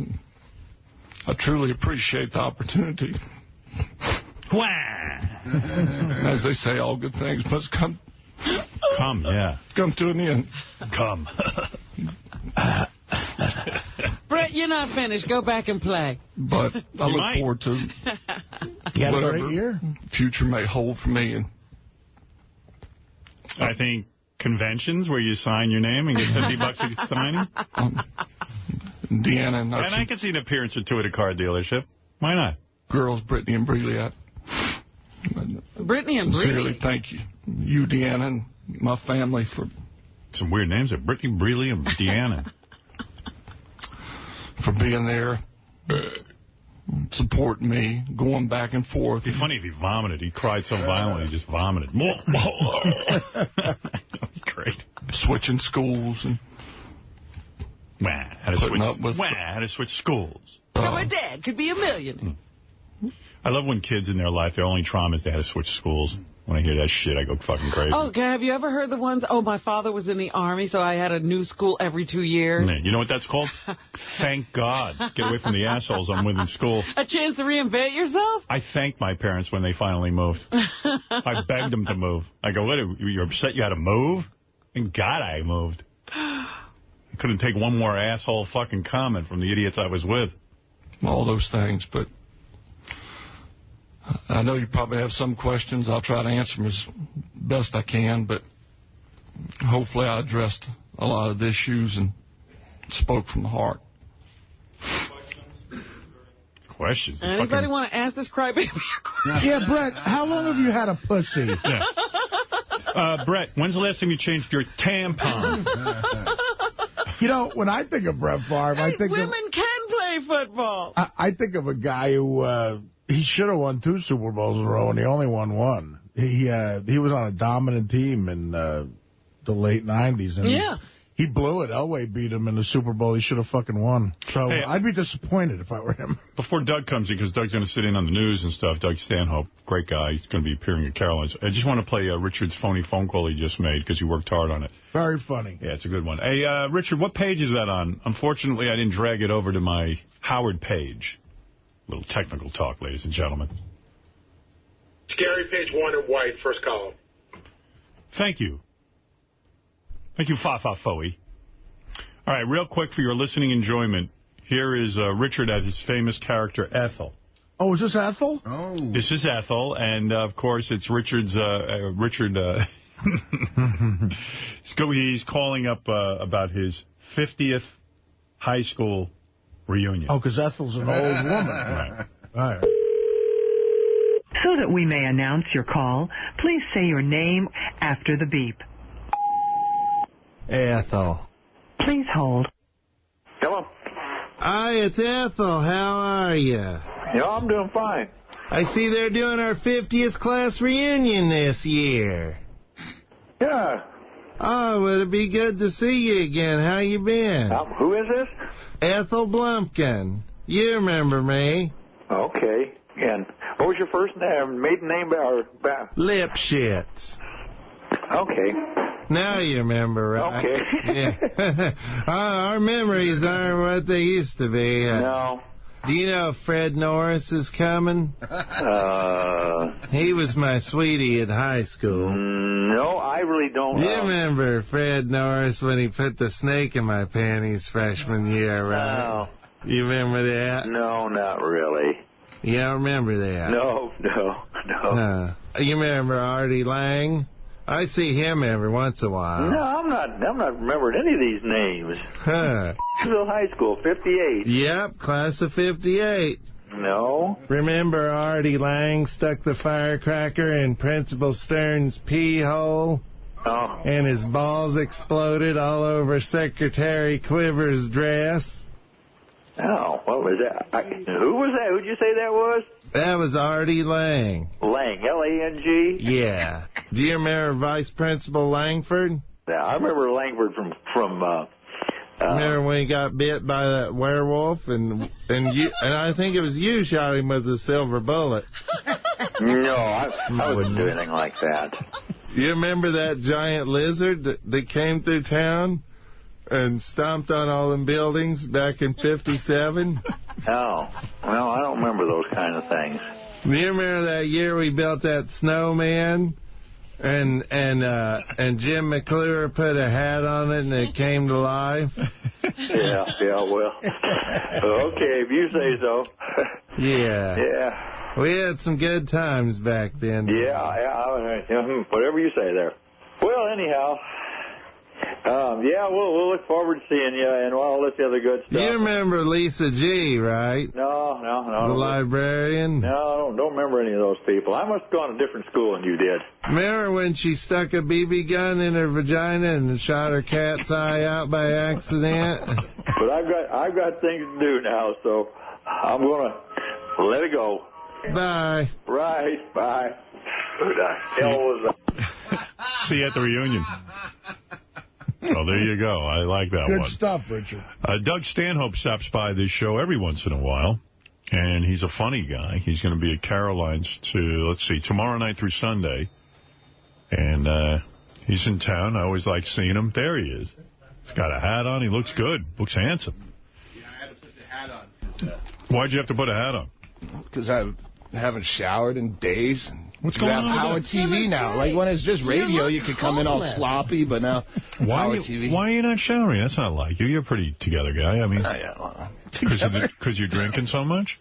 No. I just, I flew in yesterday. I passed out last night.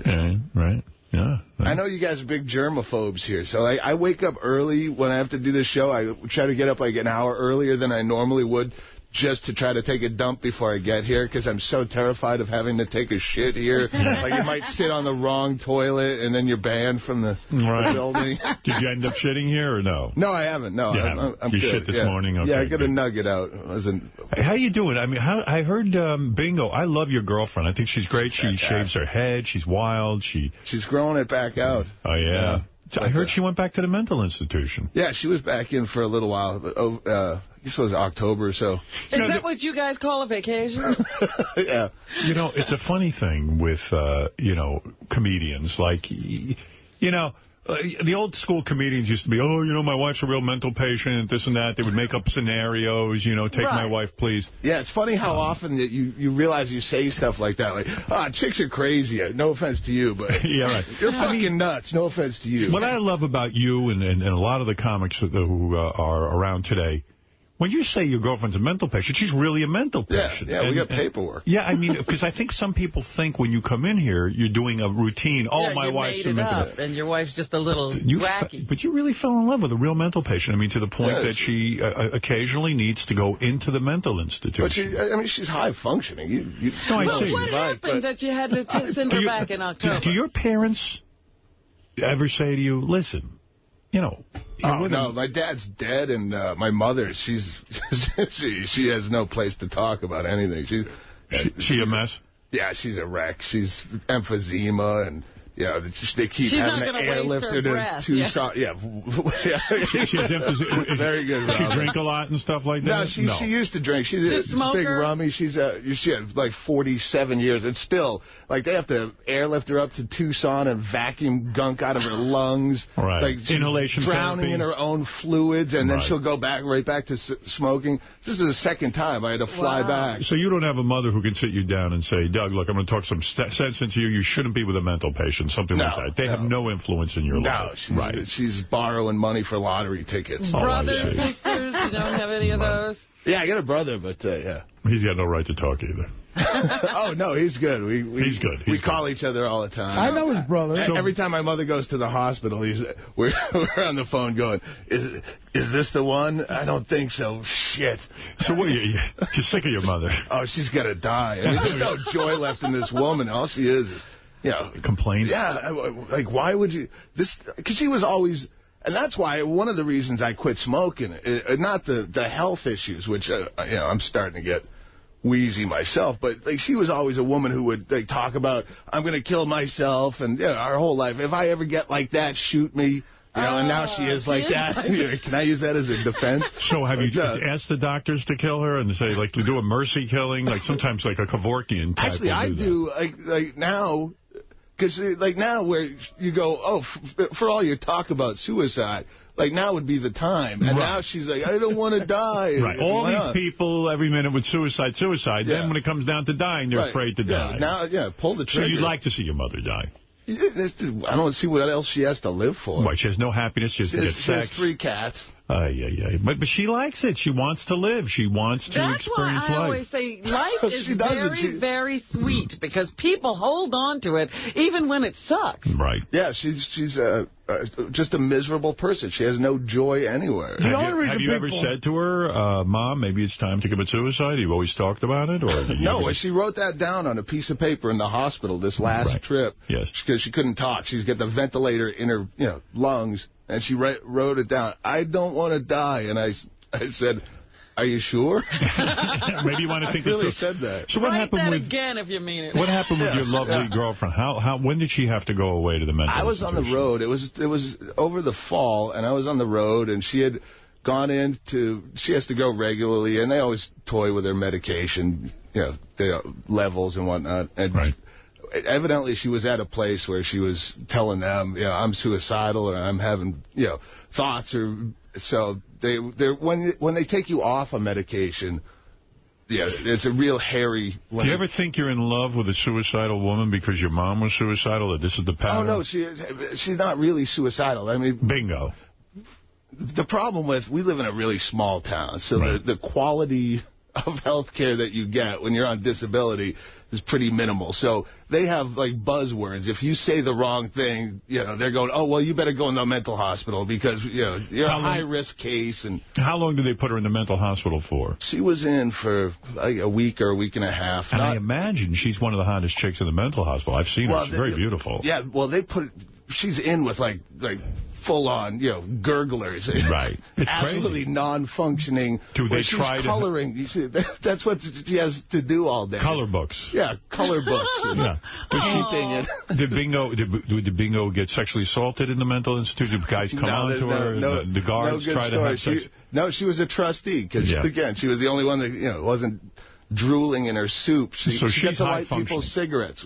Once every 2 hours, you got to go out and smoke. So she was put in charge of the lighter. So it's a great place for her because, in a sense, she's the high achiever in the mental institution. Right. She feels like king shit because, look, she can light cigarettes and do things like that.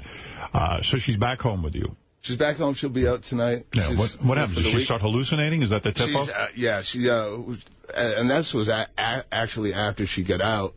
With her new medication, she was still having full-on hallucinations. Is that fun at all? She had to talk her way out of the mental institution. She's like, all right. Right. So they let her out, and she comes home to you, and suddenly she starts talking crazy. Yeah. No. She would like graphic hallucinations where she really, and she knows when she's fucked up. Right. But, like, she would have full-on conversations where she's waking me up, and there's a priest giving, these runaway girls heroin injections in my house. She stays in the guest house in the back, and she thinks there's a real priest in there injecting girls with heroin. And I have to keep getting up and show her what she's seeing is not there, and then she bursts into tears, and you don't know what to say. Because any other, like, if you have a cold, I can give you some advice, even if it's shitty advice. Have some chicken soup, or go sleep. Yeah, you got dumped. Well, there's other, here, get a whore. Right, but when you have a girlfriend who thinks they're priest shooting up girls, and there's not even, like, fake... Why not just play along and say you see it too? Make the girl feel good. Why not say, look, I saw the priest. He's in there. Okay. He's a friend of mine. I know this guy. He's doing his thing. That's it. You never do that. You never play along with that. No. Never. You always give her back her reality. I said, do you still want to go to the police car auction? That's all. Right. So is she a better lay than most girls you've ever been with because of the hallucinations? Because she's so wild and into this whole fantasy world? No, that's the one thing. When you're fucking someone regularly, like if that was just an insane person that was going to bang one night, you might, you might try to, So do you ever, like, it is a strange place to be in life. Wow, you're with a mental patient. You're not tired of this. No, you like it. You're hanging in there. Yeah, I mean, you got to put up with me. It's true. You're not the easiest guy to put up. Well, you stopped. Did you stop drinking, or are you still drinking? No, I still drink. Are you an alcoholic? I've been doing a lot of those, the Heath Ledger drugs. I've been doing the... Oh, good. So, prescription stuff? Yeah. There you go. Xanax and Ambien. And no OxyContin? No, but I get a script for the two that I have. So there you go. So that could be happening. So you don't think I think I drink less, but at least when I'm at home, because take a couple of those and 3 or 4 cocktails, you're out. But you could end up like Heath Ledger. You might stop breathing. You don't care. You're going. No, I don't. I think I keep my dosages pretty minimal. Yeah, watch the Xanax, man. The Xanax will fucking. Are you doing any of that? In the past, I have, but then, coming off of Xanax is worse than coming off of opiates. You got to be That's careful. what I've heard. Oh, it's awful. And, there's no shit like methadone or the Suboxone that helps you get off opiates. You don't have that shit with Xanax. You got to go through the hell. Are you an alcoholic? I drink pretty regular. What is regular? Tell me how much you're drinking. Be honest. I probably drink, if I'm drinking beer, I'm probably drinking 6 to 10 a night. Wow. And you drink every day? Pretty much, yeah. Why stop? Why would you not drink? Well, maybe he can't. Can you stop drinking or no? It's at this point, it's you know what? I quit smoking, and I've quit smoking and quit drinking at the same time. Yeah. And you can tell which one's the addiction. Cigarettes are an addiction. The alcohol, I could take or leave. Really? On the road, I don't want to fucking talk to people, you know? It sounds like the Artie story. Yeah. Well, I mean, yeah. I worked she's got a girl. At least she's got a girl, a mental patient. Now he's got a broad. But no, I did the show with Artie in Vegas, and I mean the nightmare that he has to go through. I'm a microcosm of that, and I can't tolerate it. I have to get loaded just to fucking make eye contact with him. Really, it's a tough gig. So awful. So would you recommend to the young? Would you recommend to the young kids coming up that maybe not think of stand-up as a career? Is it a terrible career? I don't know. Well, fucking Gallagher is. You look at that, and that some ghost of Christmas future. Like, what if I'm that raving, fucking lunatic madman? Opening up family reunions. Speed dialing Donald Trump with my fucking new mousetrap gadget that I want to. You're terrified of.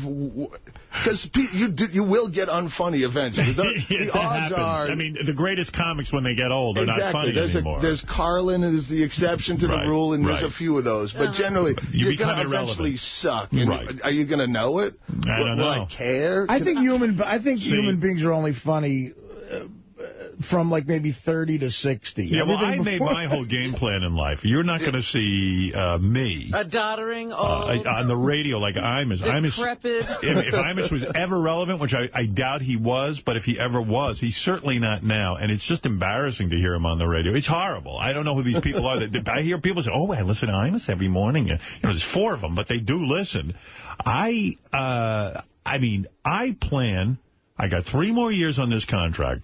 And I really think it would be time to walk into the sunset, going out full powers. I think I'm on top of my game. Are you sure? Yeah. Wow. I was crying like a cunt in the green room. I was all choked up, big lump in my throat. The last time you were on, I could swear you said to me you had lost interest in sex. Yeah, pretty much. Yeah, and you hadn't had sex with Bingo in a very long time. Yeah, it's for like a month or 2 months or something. Now, when's the last time you had sex with Bingo? We fucked a week ago. Oh, you did? Okay, so once in a while it happens. I think it was New Orleans. I mean, that's sad to me. Maybe You're a young man. Stay in New Orleans. That's where how old are you at this point? I'm 40. Yeah, I mean, that's a young guy. I mean, why is that a bad thing? What, losing interest in sex? Yeah. I don't know. It's such a great thing, sex. Don't you think it's a sign of maybe if a guy loses lack of health? Well, it could be that. But I really thought the cigarettes affected it because I smoked a shitload. I just you got to stop that. And I did. I've quit for 3 months. Good for you. Good for you. But I don't think it's really affected my sex drive. But it's weird if you're a dude with no sex drive, you're looked at as creepily as a chick that fucks everybody. Yeah, but are you... there's something wrong with you. That's true. Are you losing interest in sex because of Bingo, maybe? I mean, maybe you and Bingo are over. Oh, no. If I would still have sexual interest in someone else. But do you love Bingo? Yeah, I love Bingo. So why? Don't you think it should be expressed physically? If it needs to be. I guess so. I get horny, but... Bingo's a mental patient. Those mental patients have needs. She's up and down because of her meds. They'll kill her sex drive, too. Like, fine, I don't have to worry about it. I tell you, you are the happening couple. I see reality show. I don't know about that. See, at least he's got the... You see, he's nice in a relationship like that where if she tells him that she has these visions... He'll say, no, come on. He'll get up and show her that they're not there. Yeah, I think me, I just to like avoid confrontation, I'd ask her to buy some heroin from the priest. What's the craziest hallucination Bingo had? I mean, like that was the craziest one. Yeah. That's a great one. Clyde, you're on in Miami. Say hi. Of course, Doug Stanhope tomorrow night through Sunday at Caroline's, as I mentioned earlier, on Broadway in Manhattan. Great place to see Doug. He's a funny guy. Tickets, Carolines.com. Check out Doug at myspace.com/Doug Stanhope. I'm only funny if I'm not going on in front of Artie Lang. What do you mean? What happened? What happened with you? They fucking hated my guts. Really? You opened for Artie? Yeah. Where? In Vegas. And they booed you? Oh, yeah, yeah. You're kidding me. Wildly. It had nothing to do with Doug being funny or not. It had to do with the fact that it was a room full of animals. Yeah. What was it like? I mean, I've seen your act. It's funny. I mean, I've seen you on TV appearances. You're a funny guy. How could it not work? And you've seen your audiences. That's right. He's funny, all right. It was in Vegas at the Hard Rock. You like Doug Stanhope? Oh, yeah. I just think he clubs with his girlfriend real easy there because he's kind of cracked in the head himself. I mean, you know, his acid trip looking for hookers, the banana lady story. Come on now. Wants to blow his mom up at Subway because Well, wow, you got all the fucking works. Yeah, you really like it. He's got the whole library of CDs and DVDs. No, I don't have no CDs, just Sirius Radio. That's it. That's all I need. That's all you need. Adam, you're on the air in Detroit, Michigan. Hi. Hey, Howard. Hey, man. You got me fired up this morning because I had to go back in time, but that Gallagher interview was great. Yes, I thought Gallagher was great. He really was great. He was all over the map. Every time I was trying to listen in the green room, and I'd just say hi, Benji, and then I turned back. He's on a different subject again. Another invention. Yeah, the man has a lot on his mind. Him, too. He says his sex life is completely gone. He's 61 years old. He can't get it up. But again, it's like being unfunny. At what point are you unfuckable where you go, hey, I shouldn't... Like, when you hear comics, like... Yeah, Bobby Slayton or something. Sorry, I don't want to... a guy that's like 50-something years old talking about fucking, you don't want to picture that. I'm a gross fucking doughy fat dude. I don't want to...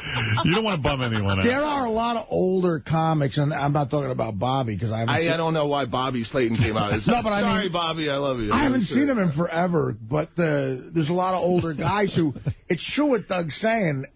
Like, there comes to a point where you're a certain age. If it's gross. Pushing 60. Yeah, and they're hitting on young waitresses. They're still doing blow. You know what I mean? It's like, it really is like, Jesus. Wasn't that part of what made Rodney Dangerfield funny, that he was still a marijuana? Well, that's funny and sad. Hey, how did you feel as a fellow comic? How did you feel? By the way, Adam, you're right. I thought Gallagher was amazing today. Thank you. And Howard. Yeah. Another thing I love about Gallagher, I love these angry guys that come in who are just pissed off at everybody and they think everybody sucks. Yeah, that's what I was gonna ask Doug. What did you Gallagher came into a club when we were playing in Chicago a few years ago. Gallagher walks in on Saturday night, first show, like he's all the shit, and they charge him. He's like, I'm Gallagher. And they go, all right, it's $16 still. And, so he marches right through the showroom and into the kitchen where all the comics are hanging out and says, hi, I'm Gallagher, and I'm going to watch all your shows tonight. Like he's some big Hollywood agent. And he goes, I'm going to give you all a joke. I'm going to watch your act. I'm going to write a joke for each one. It's yours to keep. And we're like, I don't want your jokes. And then he starts heckling the comics. You didn't want a free joke? And he was heckling the comics while he sat in the audience? Did he heckle you? Yeah, he just like nonsense. I had some hooker story where the line was, I could have jerked off and saved $185. And he yells, why 185? That's how much it costs. It's a true story. Yes, Adam. And Howard, I think if you asked Gallagher what he thought of Albert Einstein, he would have called him an idiot. Well, did you agree with Gallagher? Einstein was not funny. Did you agree with Gallagher's assessment that Jerry Seinfeld is not funny? I missed that, but... He really went through the comedy community. He probably created some enemies. He even said it. But he said that... Who was not funny? Let's reveal. Conan O'Brien. Conan O'Brien's not funny. That's when he came out of the gate with that. Letterman is not funny. Leno is not funny. He said Seinfeld is unfunny. And Robin Williams is very bad. He's a comic actor. Well, Chevy the joke-stealing stuff, yeah. God, I hate to... he really burned a lot of bridges. I think I'm agreeing with Gallagher more often than not on that list. You know what it is with them? You agree with most of Gallagher's list. The Leno and the... I think Conan O'Brien, I think he's mad at him because there's this hilarious bit Conan does with a Mexican Gallagher. I see. And the Mexican Gallagher. Yeah, huh? I think after his brother, he hired his brother, they picked up on that story and they had... I thought they were franchising it. Yeah, they had a thing where a Mexican Gallagher does a couple of bits.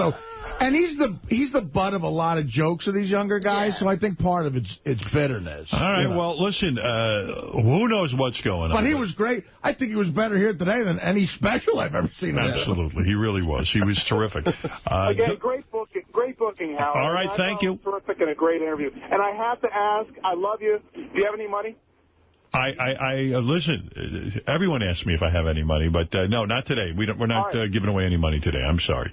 By the way, if you want money, though, here's a tip. And you think you're a TV trivia expert and your wife or girlfriend is willing to get naked, if you lose, you could be a contestant for Win John Hines money. That's right, Win John Hines money. As you know, John is an expert on television trivia. The prize, big bucks. I think it's $5,000, right? Yes. Please email us at contest@howardstern.com. Include your phone number and picture of the woman who will get naked. That's important, too. You can't bring some pig in here. I mean, we have high standards on this show, as you know. No porkers. And to the gentleman who called, here's a tip. If you want money, you got to get a job. Maybe that's the answer. Who knows? Doug, I don't know. And go see Doug at Caroline's on Broadway in Manhattan. Robin, we're going to do some news. Doug's going to stay with us. All right. I hope. Can you stay? I know you have a busy schedule. I was going to ask if I could crash on the couch this week. You could sleep on the couch. Who cares? The prices of hotels here. When it's very expensive for hotels. You need a place to stay? Stay with me. No, I'm good. You stay at Artie's house. I'm serious. You can crash if you want. I mean, please. There's so much fun going on over there. I've had comics crash, and I've done the crashing myself. You ran for president, I remember. That didn't work. No, I bailed. Yeah. It was sort of a publicity stunt. I wanted to. Well, obviously, at the root of it, I wasn't to become president. Right. Yeah, I wanted to, you didn't think you had a chance? No, but I thought I could make some points, but it got too creepy. You did the same thing. I ran for governor. Yeah, but once you get into that red tape, there's some serious red tape. Doug didn't want to disclose his finances. I know. I was at 18%. You mean turn my pockets inside out? I was anywhere from 18 to 22% in the polls. And on my way to, I think, a Grand Slam win. Yeah. And, well, then they asked me to, open up everything. And I just said, listen, don't you know I'm a retard? I mean, I'm not looking to open up my whole life. Yeah, no, I get to a point where I go, I'm not smart enough to do this. I'm studying, I'm reading books on government, and none of it sticks. Right. Who are you supporting now? You can't reverse brain damage by simply applying knowledge. Those brain cells ain't coming back. Are you currently supporting a candidate? Are you getting behind Ron Paul is the only guy. I can't believe you didn't get behind Ron Paul. I said I liked what he stood for, but I'm a Hillary Clinton person. He just dropped out, right? Yeah. No, he's going to stay in. He's staying in? He's staying in. He's going to try to get some... Again, he just wants to get some of his ideas into the... So you were actually studying to become president, which is a lot more than a lot of guys do. I have to hand it to you. The things I'm passionate about is civil liberties, drug use. The governor getting a hooker. This fucking chaps my ass when people... Like George Bush, he get a DUI. And so what? You drink and drive all the time. Don't, jump on this guy because he's an asshole. If he did what he did, he got a hooker. There's nothing wrong with that. Right.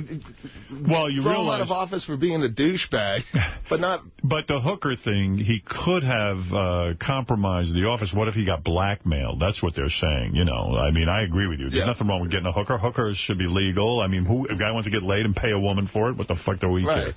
But, listen, we got rules, I guess. You talk about politics. I got a list mailed to me. All right. This is celebrities and what they have donated and what parties they donate to. And I'll play a little game with you. I'll mention some names. You tell me if they're a Democrat or Republican and who they donated money to. All right. For example, the game show host, Pat Sajak. He's donated $20,000 in the last year. He's a Republican. You think he gave to the Republican? Yeah. 95% of his donations were to the Republican Party. Yeah. You are absolutely right. Okay, now we're going to make it a little... Tougher? Tougher. Some of these are pretty... Are we going party or candidate? Party. That's it. I'm even on this list. I forgot. I gave some political contributions to some people who were on the show. Oh, yeah? Yeah, it added up to Am I on there? I gave $100 to the Libertarian Party. Oh, did you? You're probably on there. Adam Sandler, actor-comedian, $2,100. Did he donate to the... Sandler. I have some inside info. Well, if you have inside, then you can't play. Right. Democrat or Republican donations? Adam Sandler. Adam Sandler. I'm going to say Democrat. It's got to be Democrat. No. 100% GOP. Yeah. See, I was on the fence there. I couldn't, but I said it would stand to reason he was a Democrat. Sandler is to the right. All right. See, this must be a list. This is a federal campaign contribution since 1978. Added up everything since, Telly Savalas is on here, and he's dead. So that's I was going to say, Telly's not still giving it. Yeah. Let's see who else we have on here. Well, Arnold Schwarzenegger, you can certainly guess, right? He gave $20,000, but here's the rub. 32% to Democrats. 65% to Republicans. You see? Well, that's probably the checks Maria writes. I was going to say, that include your bet. That include an engagement gift for his cousins on the Kennedy show? All right, here, I'll find what. You like this game? Yes. Oh, you do? You admit that? I've been involved with better games on the show. Let's see, Jerry Seinfeld. Democrat. All right, he's given $12,000 since 1978. And now it gets a little more difficult. Hold on, I got to... Democrat. No, 42% GOP. Oh, he splits it up. Wait a second. You know what? This isn't clear. Oh. Hold on, I don't want to give out false information. All right, Democrats 50%, GOP 8%, and special interest 42%. What's special interest? I don't know. Yeah, I don't know.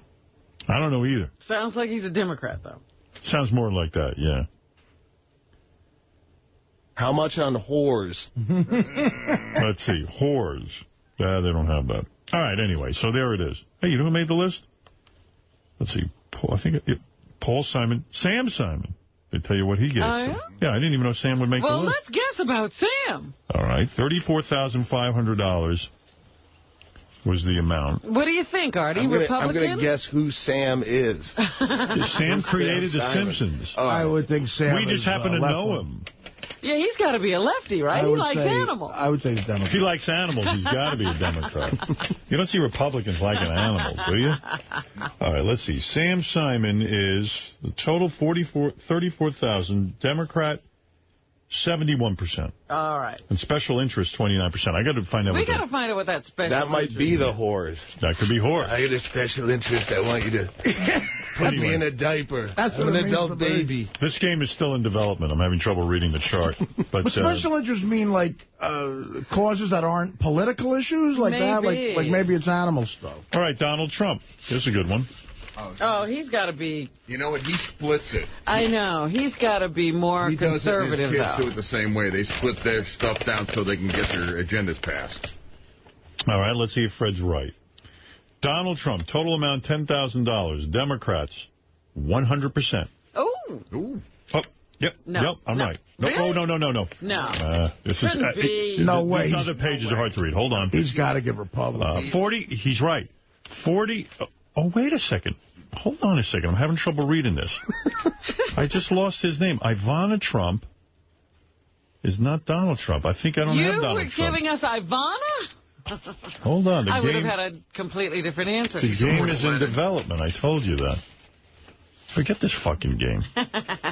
When the host can't even read the goddamn thing. Hold on. Let me see if I can find Donald Trump. Survey says Howard Stern, $4,350, 94% Democrat, 6% special interest. I wonder what that is. What did you give? I don't know. I don't know. You know what? Sometimes we have guests who hit me up afterwards, you know, who apologize. And if they have a fundraiser, I send them some money. Uh-huh. Let's see. What happened to Donald Trump? I lost it. Trudeau, Gary Trudeau, Rip Torn, Lily Tomlin, Cheryl Teagues, Uma Thurman.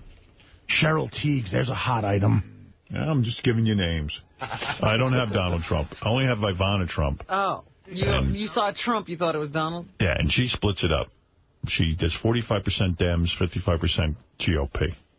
So there you go. Well, it seems like the whole Trump clan splits it up. Yeah, Fred was right. Yeah, Fred, you're How much did Eric the Midget... Nothing. I don't give. All right, listen, we're going to take a break. Doug Stanhope's here. Go see him at Caroline's on Broadway, Manhattan. At Carolines.com, you can get the tickets. He's going to be there tomorrow night through Sunday. And we'll come back. We'll do some news for you and keep the thing going right after these words. I told you yesterday that, by the way, we're here with Doug Stanhope tomorrow night through Sunday at Caroline's on Broadway, Manhattan. Also, we're looking for the ugliest guy who is married to the hottest chick. If you think you qualify, I think I qualify. But if you think you qualify and you'd like a chance to win $5,000, please email a recent picture of yourself with your wife to contest@howardstern.com. Lots of opportunities to make big money here on the show. The $5,000 grand prize is provided by AshleyMadison.com, the largest dating service of its kind with 1.9 million registered users. AshleyMadison.com, catering to like-minded adults in committed relationships. And make sure to send those entries to contest@howardstern.com, and all the entries have to be received by April 11th. You know, yesterday I mentioned on the air we were talking about the Rock and Roll Hall of Fame, and they just inducted this guy, Leonard Cohen, to the Rock and Roll Hall of Fame. And I confess, I really don't know Leonard Cohen. I don't care about Leonard Cohen. I heard Lou Reed's speech inducting him. I thought it was boring. I thought Leonard's music sounded somewhat boring. So, of course, I got a million emails from Leonard Cohen fans who are He has a rabid fan base. Well, he was talking to Jason. He heard through the grapevine that Meg Griffin, the disc jockey who works here, you know, she programs some of the channels. She was beside herself. Because, of course, Leonard Cohen would fit into that category. Absolutely. You don't know Leonard Cohen? Well, it would and fit you don't know music. Yeah, it would fit into that category. You know, Meg's entire life is music. I mean, I've never seen anything like it. She actually got into radio because she wanted to play records. Yeah, just to play the records. I don't know anyone like that. I got into radio so I could hear myself talk. You know, but you can play records at home. Yeah, that's what I don't understand. I mean, I wanted to be an announcer. She wanted to play records to other people. I would play, if there was shit music channel, I would play the music on that shit music channel as long as they let me talk. Well, why didn't you like the country station, though? But I would have, no, because A, I sounded out of place. I was already doing morning radio where I had a whole, you know, routine. Right. My act on country radio would have been ridiculous. But the fact of the matter is, when I first started out, I would have been a country music DJ, sure. I would have been like, yeah, here's Dolly Parton, assholes. So your career would have followed more of the Jim Kerr model. Well, yeah. Just work any format. I would work any. Dandy Dan Daniels. I could work anything. That someone would pay me to talk on the radio is what I was after. Not playing the kind of music, but Meg's whole life really has been about music. I told you she's turned down hundreds of thousands of dollars. Quit jobs and gone to work for almost nothing at college radio. So I heard she was beside herself. When she heard I didn't like Leonard Cohen. Really? That's and Leonard Cohen fits into that category. You didn't say you didn't like him. You said you didn't know him, right? But I don't like him. I mean, I heard 2 seconds and I knew. I wouldn't listen to that. And if anybody liked him, you'd hear him somewhere. I only know him from bands that I know that do covers of his songs. Exactly. And they're usually good. And then you hear the original and you go, oh, thank God you covered it. Exactly. So that was my point as well. And, you know, his music fits into that category. It's like, you ever meet people who go, oh, you don't like the movie High Fidelity? Like, it's one of those things. It's a shitty movie, High Fidelity. It's horrible. Awful. You can't even watch it. But if you don't like it, you're a fucking retard. And Leonard Cohen is like, oh, you don't like Leonard Cohen? You're a fucking retard. So here is some of the emails I got. And I don't care. I'm sticking to my guns. So screw anyone who doesn't like it. Sting is like that. Oh, I like Sting. You don't like his music? No, I think... See, I don't think Sting fits into that category. His lyrics just scream, I'm smarter than you. Well, he probably is. Yeah, I'm sure he is. I'm not a big Sting guy either. I like the Police, a couple of them, but... All right, here we go.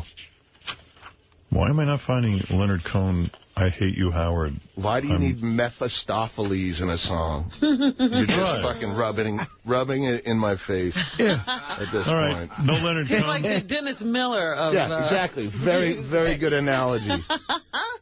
I don't know how the hell I can't find all the thousands of letters I read about Howard is an asshole about Leonard Cohen, but I can't. Send the email, Howard. That's what I'm looking at, Tuesday's email. I thought I read it. Did you throw them away out of disgust? No. I think we were Wednesday's email. Yeah. Wednesday. I'm on yesterday's email. Okay, thanks, Gary. Right, we'll get to that. Hold on a second. Yeah, like when Dennis Miller's at Monday Night Football, you'd be losing like $1,000 on the Jets, and he's talking about the juxtaposition between 2 receivers. All right, here we go. Sylvia Plath reference. First of all, everyone said no more Penthouse Pets. The Penthouse Pets suck. Really? The show was great. You guys were talking about Spitzer, and then when they come in, we hate it. Here's another one. Enough with the boring whores. I had to stop listening. It was so painfully boring. I turned the show back on 20 minutes later, and these annoying cunts are still on the air. Get these cunts off the air now. Wow.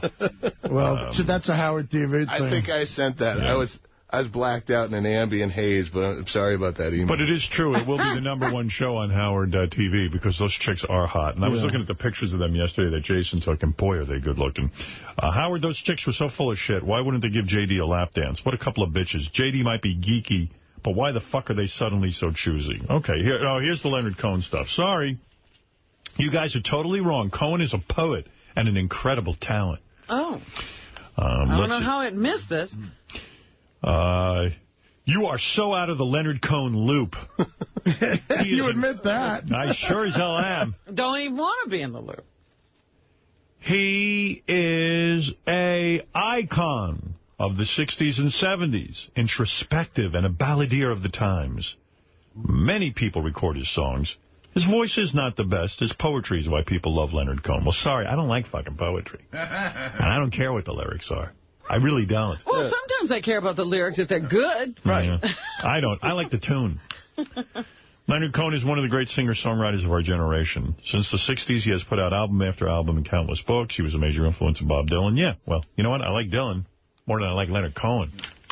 That's why Leonard Cohen kind of fits into that Tom Waits category. Well, I guarantee you Meg doesn't even put Leonard Cohen albums on at her house. She just fucking says she does. Oh, no, she listens. No. Yes. No. No. No. I swear to you, if you go over there right now, there's a Leonard Cohen CD in the box. If an artist sells only 2 records, that's her favorite artist. Yeah. A lot of people like Pete Burns. So it's mid-interview here on the West Coast, and it's another home run. What an interesting character. More Pete. Great attitude. Pete Burns, of course, the lead singer of Dead or Alive. Very sort of feminine-looking guy. But we found out he didn't do the sex change. If you're going to do poppers in a sauna with having anonymous gay sex, you want to hear Dead or Alive. You spin me right round, baby. The best gay sex is anonymous gay sex. Yeah.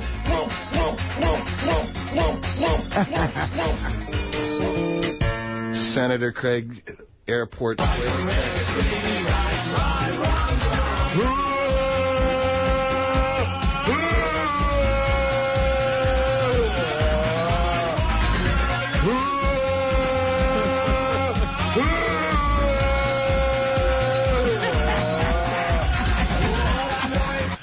See, now I'm going to have that song stuck in my head when I leave here. I'm going to be tapping my foot to that song, stuck in my head in an airport toilet at LaGuardia. Next thing you know, I'm blowing a senator in it.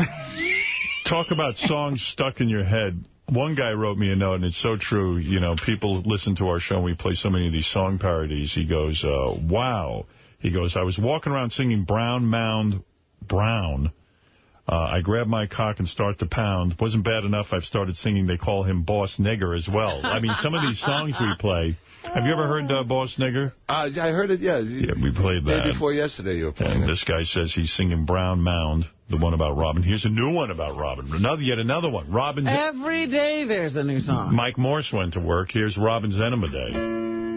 It's Robin's Enema Day. She'll be making a pot of coffee to pour into her balloon knot. Yeah, she'll stick in the tube and she'll let out a laugh. She's got the only asshole that's serving decaf. It's Robin's Enema Day and the tube comes unstuck.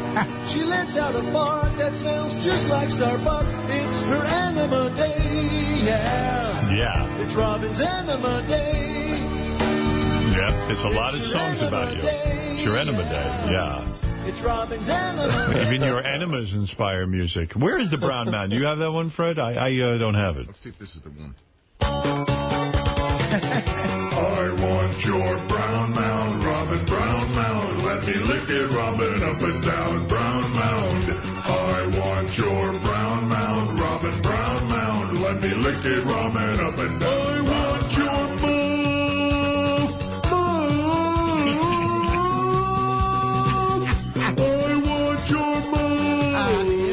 don't sing that at work. It's not good.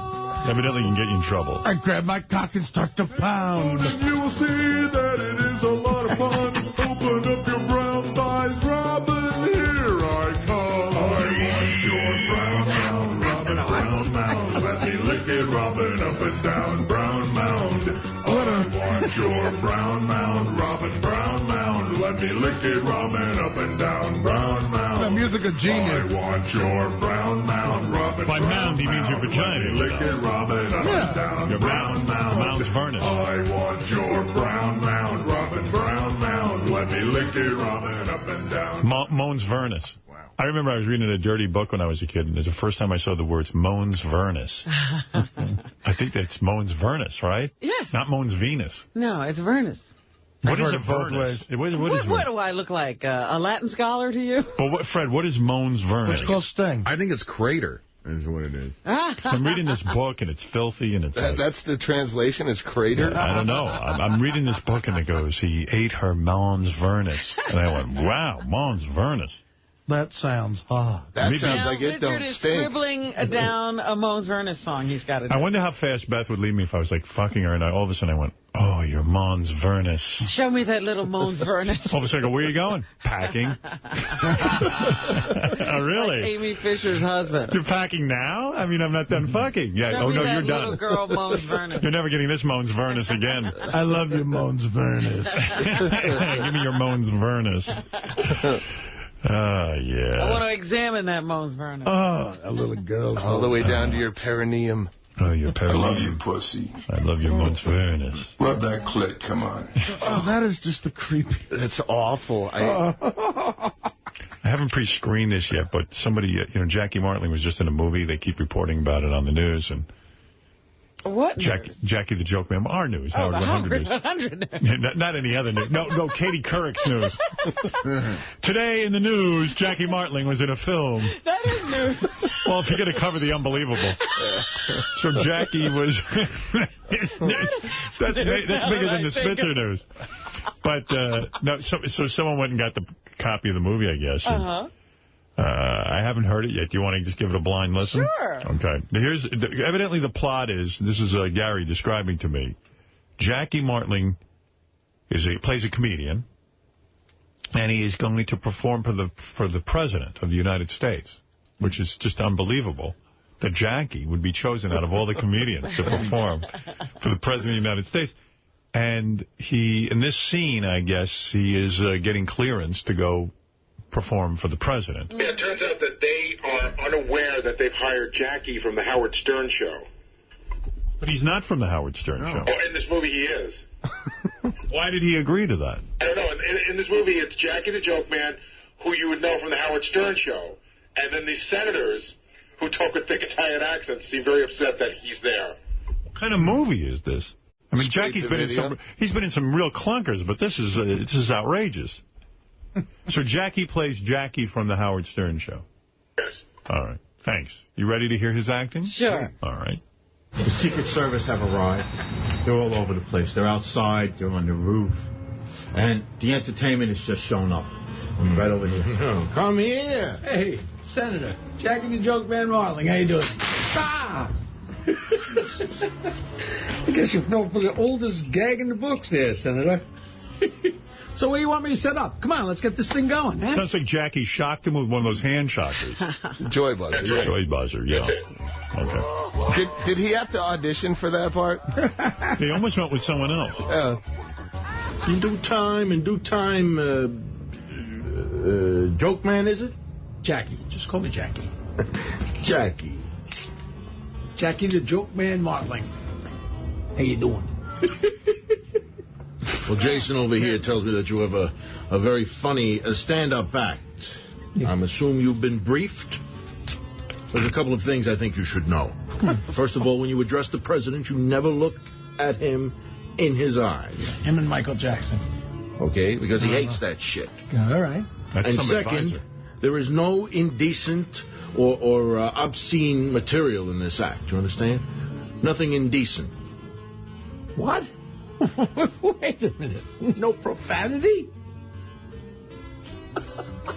No fuck shit ream blow? You know, Jackie's been taking acting lessons. I don't know if you know that. Is this like Curb Your Enthusiasm where they just kind of riff out, they don't have actual lines written? Yeah. I think this was highly scripted. Off the top of your head. How about this? How about I open up? It's all right, folks. We're going to lock the doors, and then we're going to suck on each other's genitals till our jaws are as worn out as Rosie O'Donnell's fork. But there's no real profanity there, right? Come on, Corporal Filibuster. What am I going to do, break out the jokes from Joke Master Jr.? I'm not working the Jackie's the only guy I know who could work in plugs. Mm-hmm. In a movie. Got Joke Master Jr. and... What is this movie? I want to see this movie. It's a very highly charged scene, don't you think? I wonder which is better, the Stuttering John movie or this? This is a dramatic turn for Jack. What's the next film again? Yeah, he wanted me to be in that movie. I can't believe you turned it down. Yeah, to play his Jewish best friend. I'm like, I can't act anyway, but I don't think I'm going to pull off Jewish real well. I don't see you as Jewish. No. Jeff Ross got the part. Did he? Yeah. All right. You were this close. 5-year-olds I'm a dirty joke teller. That's what I do. Couples in the living room. He says, you're dry tonight. She says, you're licking the rug. That's killer shit. That's what I do. Listen, buddy. You expect to get paid for this act. There's no obscenities or indecency in it. The other guy is terrific, who plays opposite Jackie. I got to say. Well, sometimes they say, you know, that good performance comes off of the person you're acting with. Right. Yeah. Well, what they're working with each other is what you're saying. Yeah. That's Charles Bronson. Is that right? I didn't realize. I didn't recognize the voice. Good acting should be like a game of tennis, Robin. Fucking me with a rake.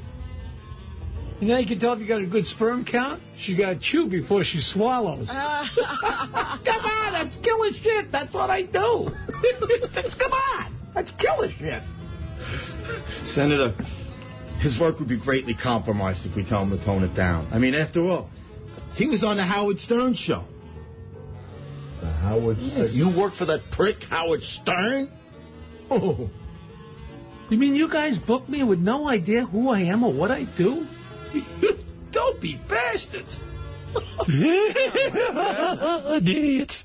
Stupid. You dopey bastards. Everyone's so stupid. Bunch of idiots. Oh. What is that in context of the scene? I'm dying to know what the real full plot is. Well, the scene's not over. Maybe it'll unveil itself. Don't give away the ending. I can't believe you hired some prick from the Howard Stern show. You cunt. You call me a prick? I like Jackie does a movie, and I'm being called an asshole in it. What is this voice? You cunt. You hired that asshole? You cunt.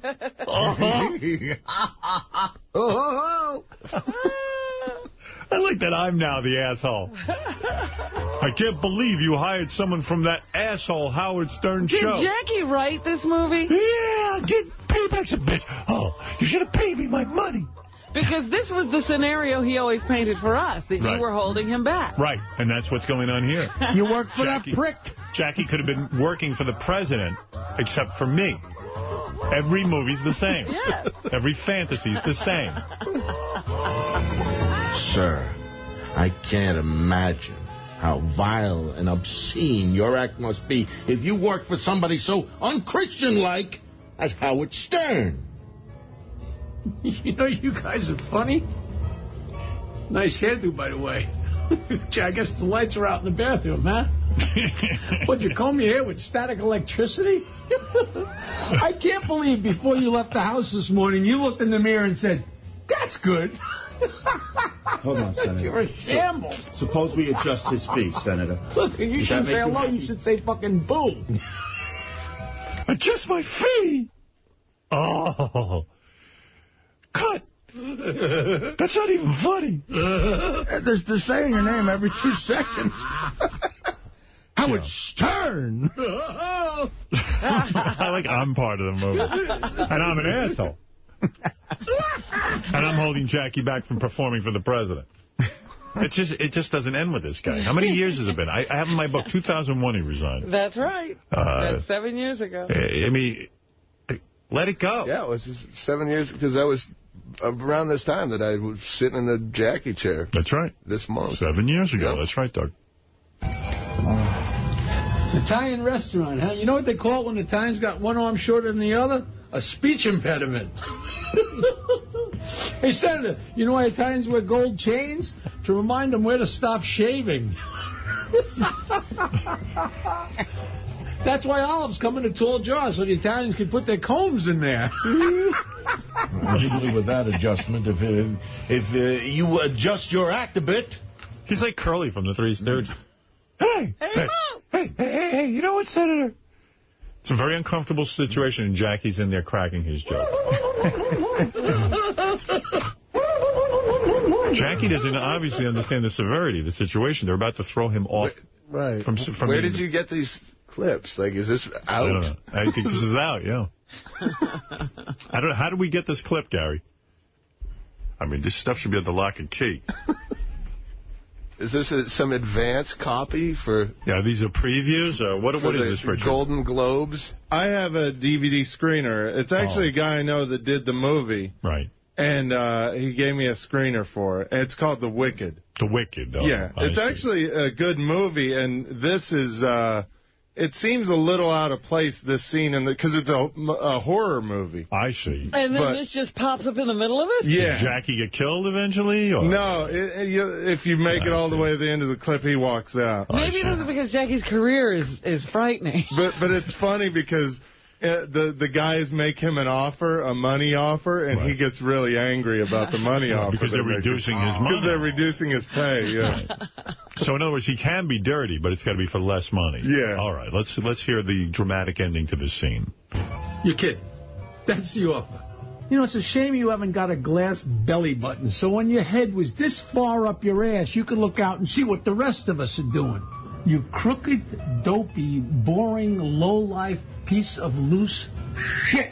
Boy, Jackie's got balls when he negotiates. Now you know why he's not here. Yeah.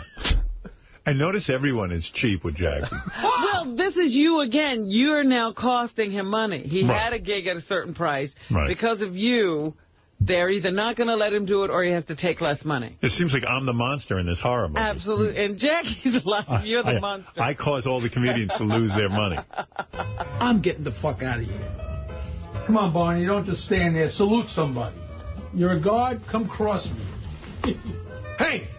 And you can tell that dumb fuck Howard Stern not to get too comfortable in his new surroundings, because we're coming to clean up his act next. You know, Senator, I bet your cock is so short you piss on your own balls. Oh, by the way, Ron Jeremy called. He wants his face back. Get the fuck. What does Ron Jeremy want? He wants his face back. Oh, his face back. He just did a he said space back. He just did a Bob Levy joke. Is that Bob? I'm sure Levy would say he wrote it, and Jackie might say, the piss is short. You think it's so short to piss on your balls? Before Jackie leaves the room, they throw, tell that fuck Howard Stern. Why do I have to be in Jackie's nightmare? Because I think probably when they cut the trailer together, they have them mentioning your name. I see. You know, when they were writing, they said, boy, what if we could get Jackie Martling? And they went, who? And they go, the guy from the Howard Stern show. Well, we'll make it clear he's from the Howard Stern show. Who's Ron Jeremy? I believe he's a porn star, Senator. Probably one of those queer comedians. That's queer some comedians. Now that's funny. Queer Wow. Sucker.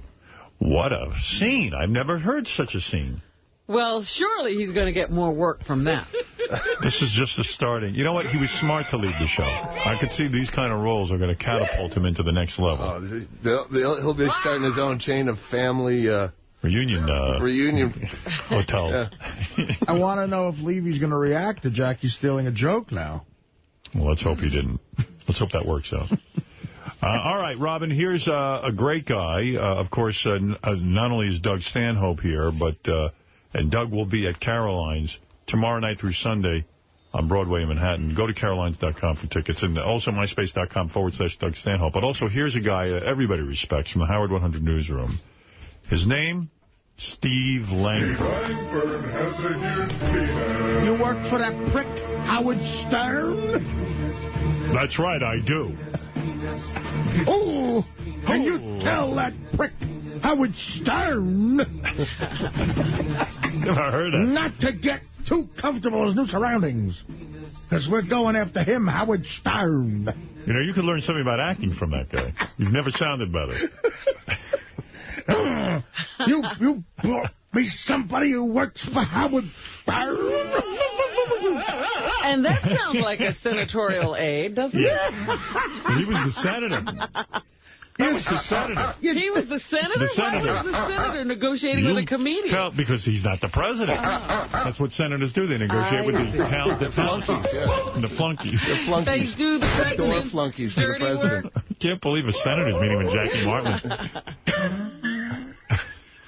See, I had to believe that was an aide because no senator would be doing that. Who wrote that movie? I don't think anybody wrote that. I think a fifth grader will want to write a movie contest. You think so?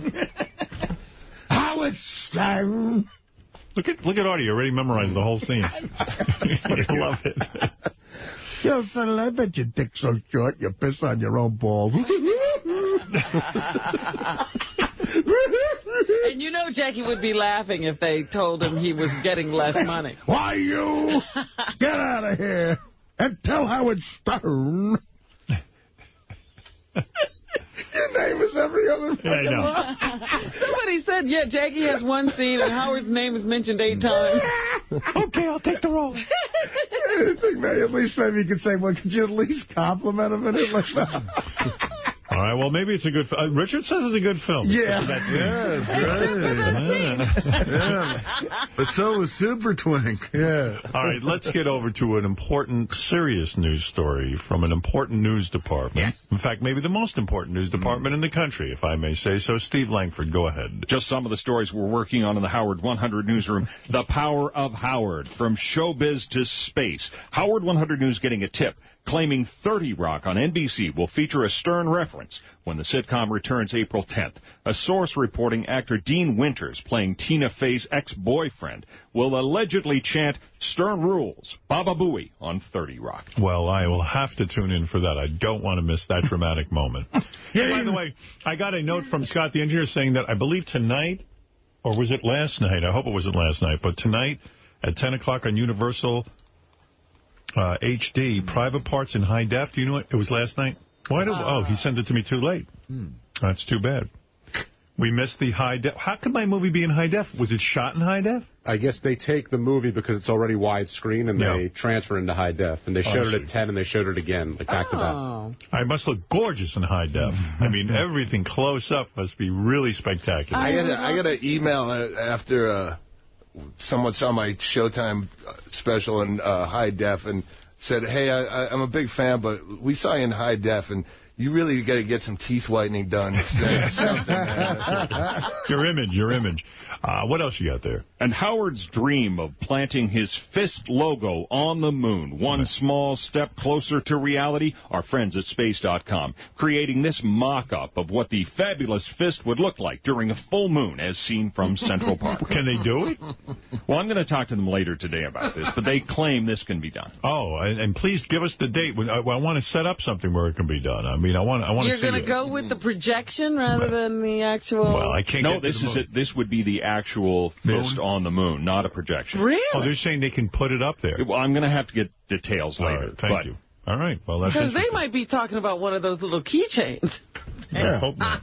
What else you got? Also today, Eric the Party Animal reportedly ringing in his birthday at an all-nude club in Sacramento late last night. Howard 100 News with the invitation claiming to illustrate what awaited the magnificent midget. A source telling us Eric, now sporting a goatee, had a great time last night closing the place. The club reportedly treating ETM like a VIP, offering him lap dance after lap dance. Johnny Fratto claiming the dancers then fed Eric the midget birthday cake. All right, what else?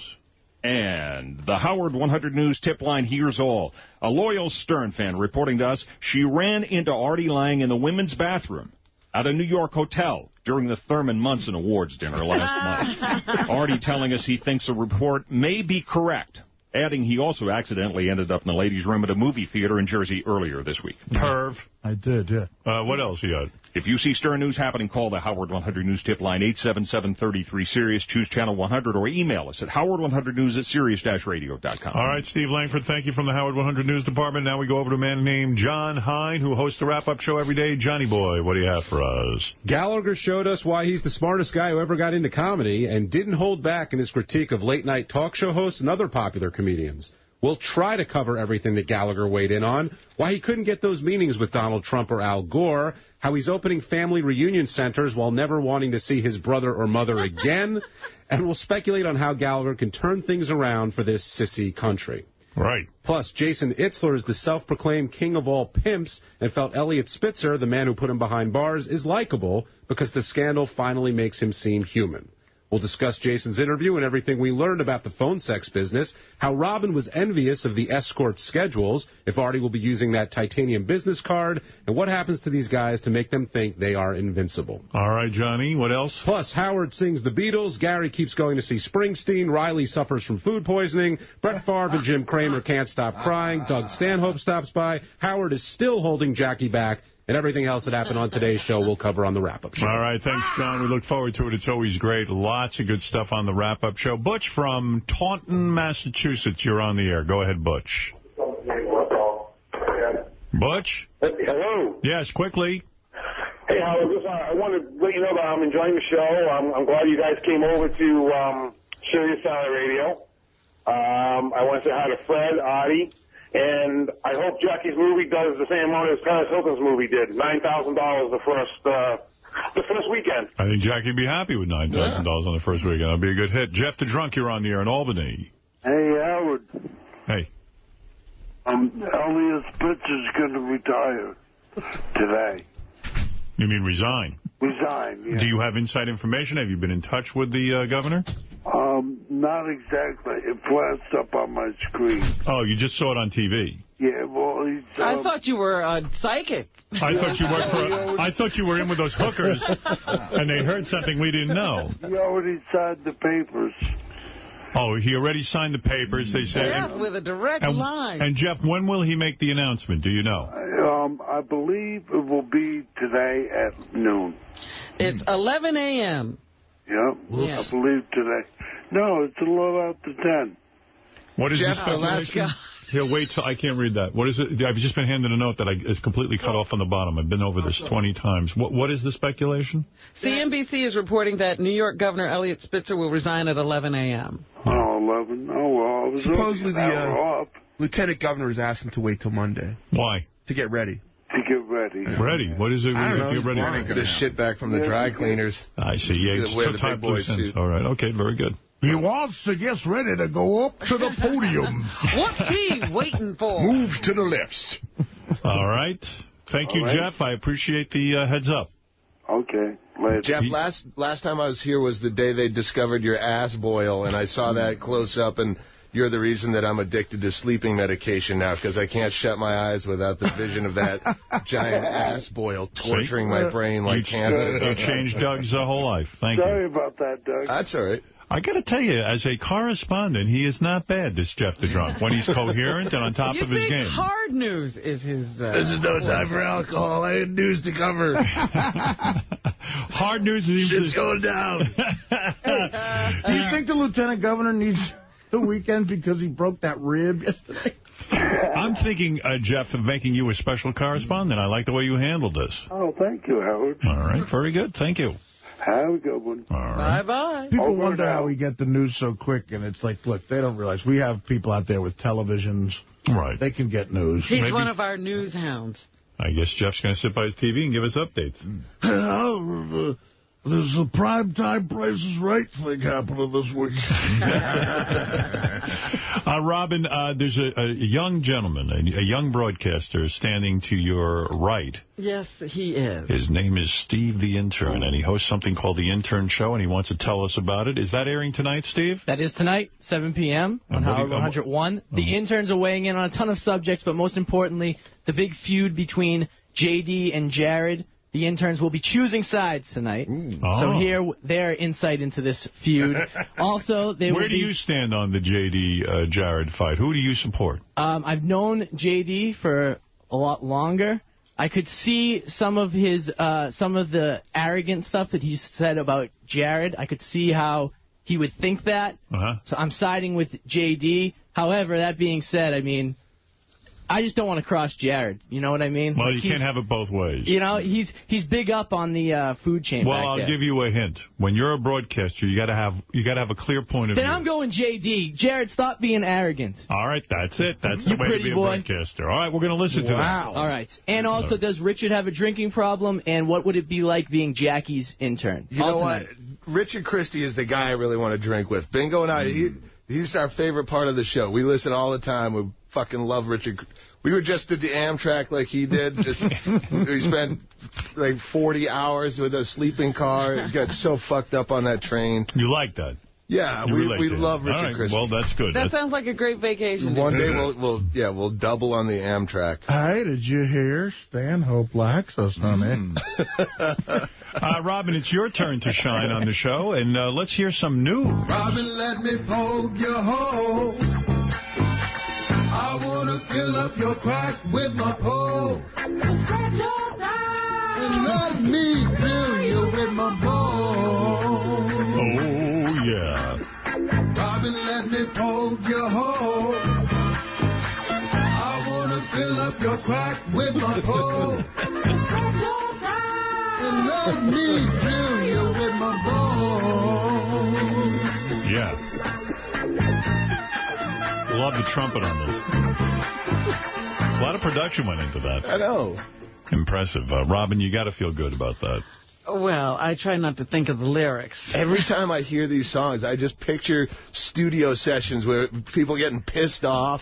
Like, that's not how it goes. That's not the riff, Eric. Getting very angry about the Brown Mound song not coming out the way they wanted. Brown Mound, yes.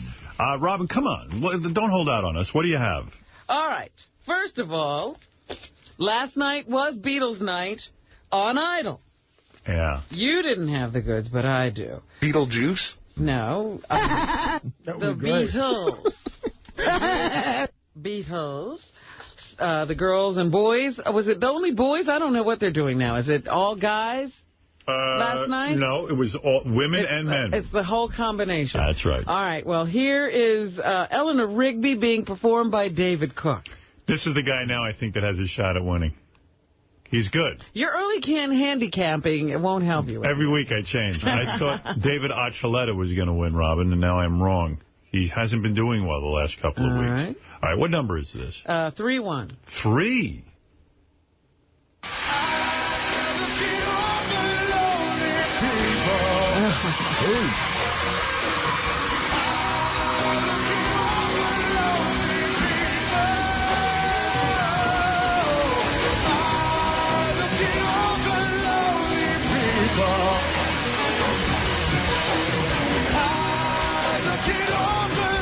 The guy's got a pretty good voice. Now, aren't you embarrassed about...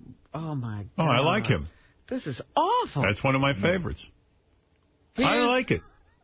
Sorry. Here's Chiqueezy? Chiqueezy, yeah. He did a pretty good job. He did like a jug band version of a Beatles song, and it wasn't bad.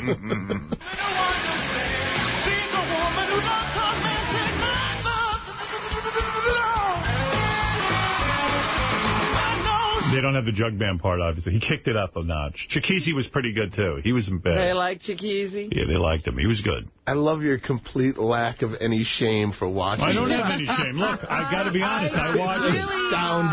It's astounding. It boggles my mind. Not even a hint of an apology. Listen, Kelly Clarkson I liked, and she went on to be a big star. Who cares? Yeah, hey, can you get me on Celebrity Rehab?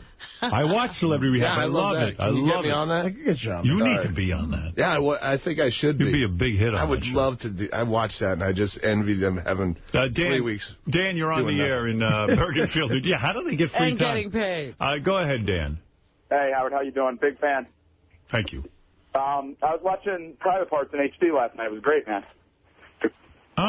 Classic movie. It was on Universal HD last night. I wish all the movies could be like that. I'm going to tell you something. It's one of the best movies ever made. And listen, people didn't want to nominate me for Best Actor of the Year because they hate me. But I was terrific in it. That's bullshit. You were great. That's right. I was 15 years old when I saw it. I'm 25 now. Watch it every day if I could. It's one of those movies that held up. And really... Did you do any active campaigning at the time for the nomination? Honestly, no. No. Nobody nominated me. But I'm just, they campaigned for those nominations. Are you kidding? Even my own studio wouldn't get behind me. I said, why don't you submit me for the Academy Award? They were like, ha, ha, ha. I'm like, hey, what, are you kidding me? I was fucking great. No respect. You think I was any worse or better than... Who were you up against that year? I don't know. I won an award for Private Parts. The People's. No, Blockbuster. Blockbuster, the people vote on it. The people who go to Blockbuster. They're blockheads at Blockbuster. No, they voted on it, and I was the most up-and-coming star. You were the new face. What year was it? 97? 97. So, absolutely, I was terrific, and I'm a terrific actor. And anyone who doesn't want to admit Red Line? You know you lost out to? Who?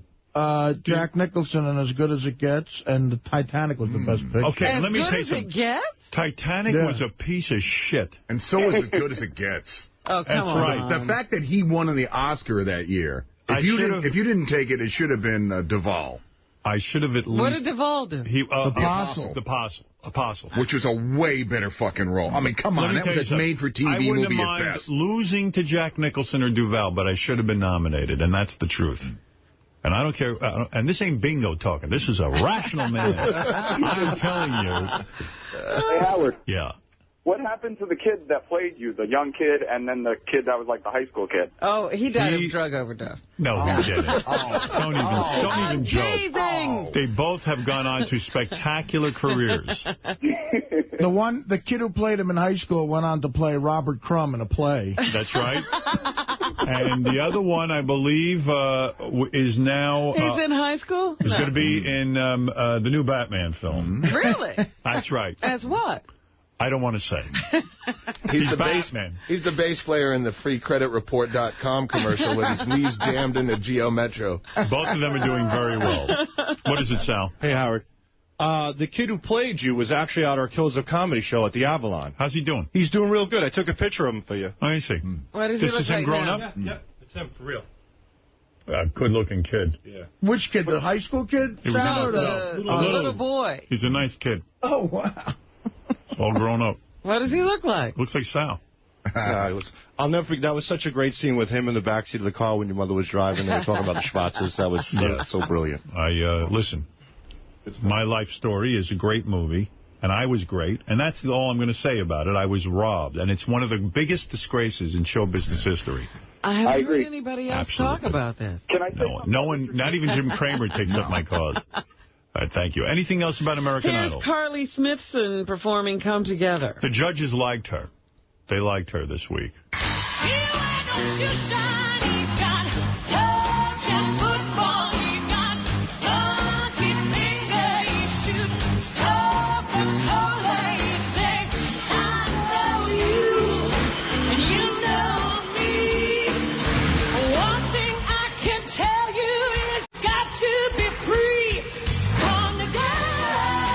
Oh, that's awful. She's a good singer. Heaven. She's a good singer. Yeah, but that is bad. Again, Howard, These are young kids in a singing competition, and the ones with the good voices go on. I guess. Soulless. Oh, stop it, soul. I have more soul than you ever will have.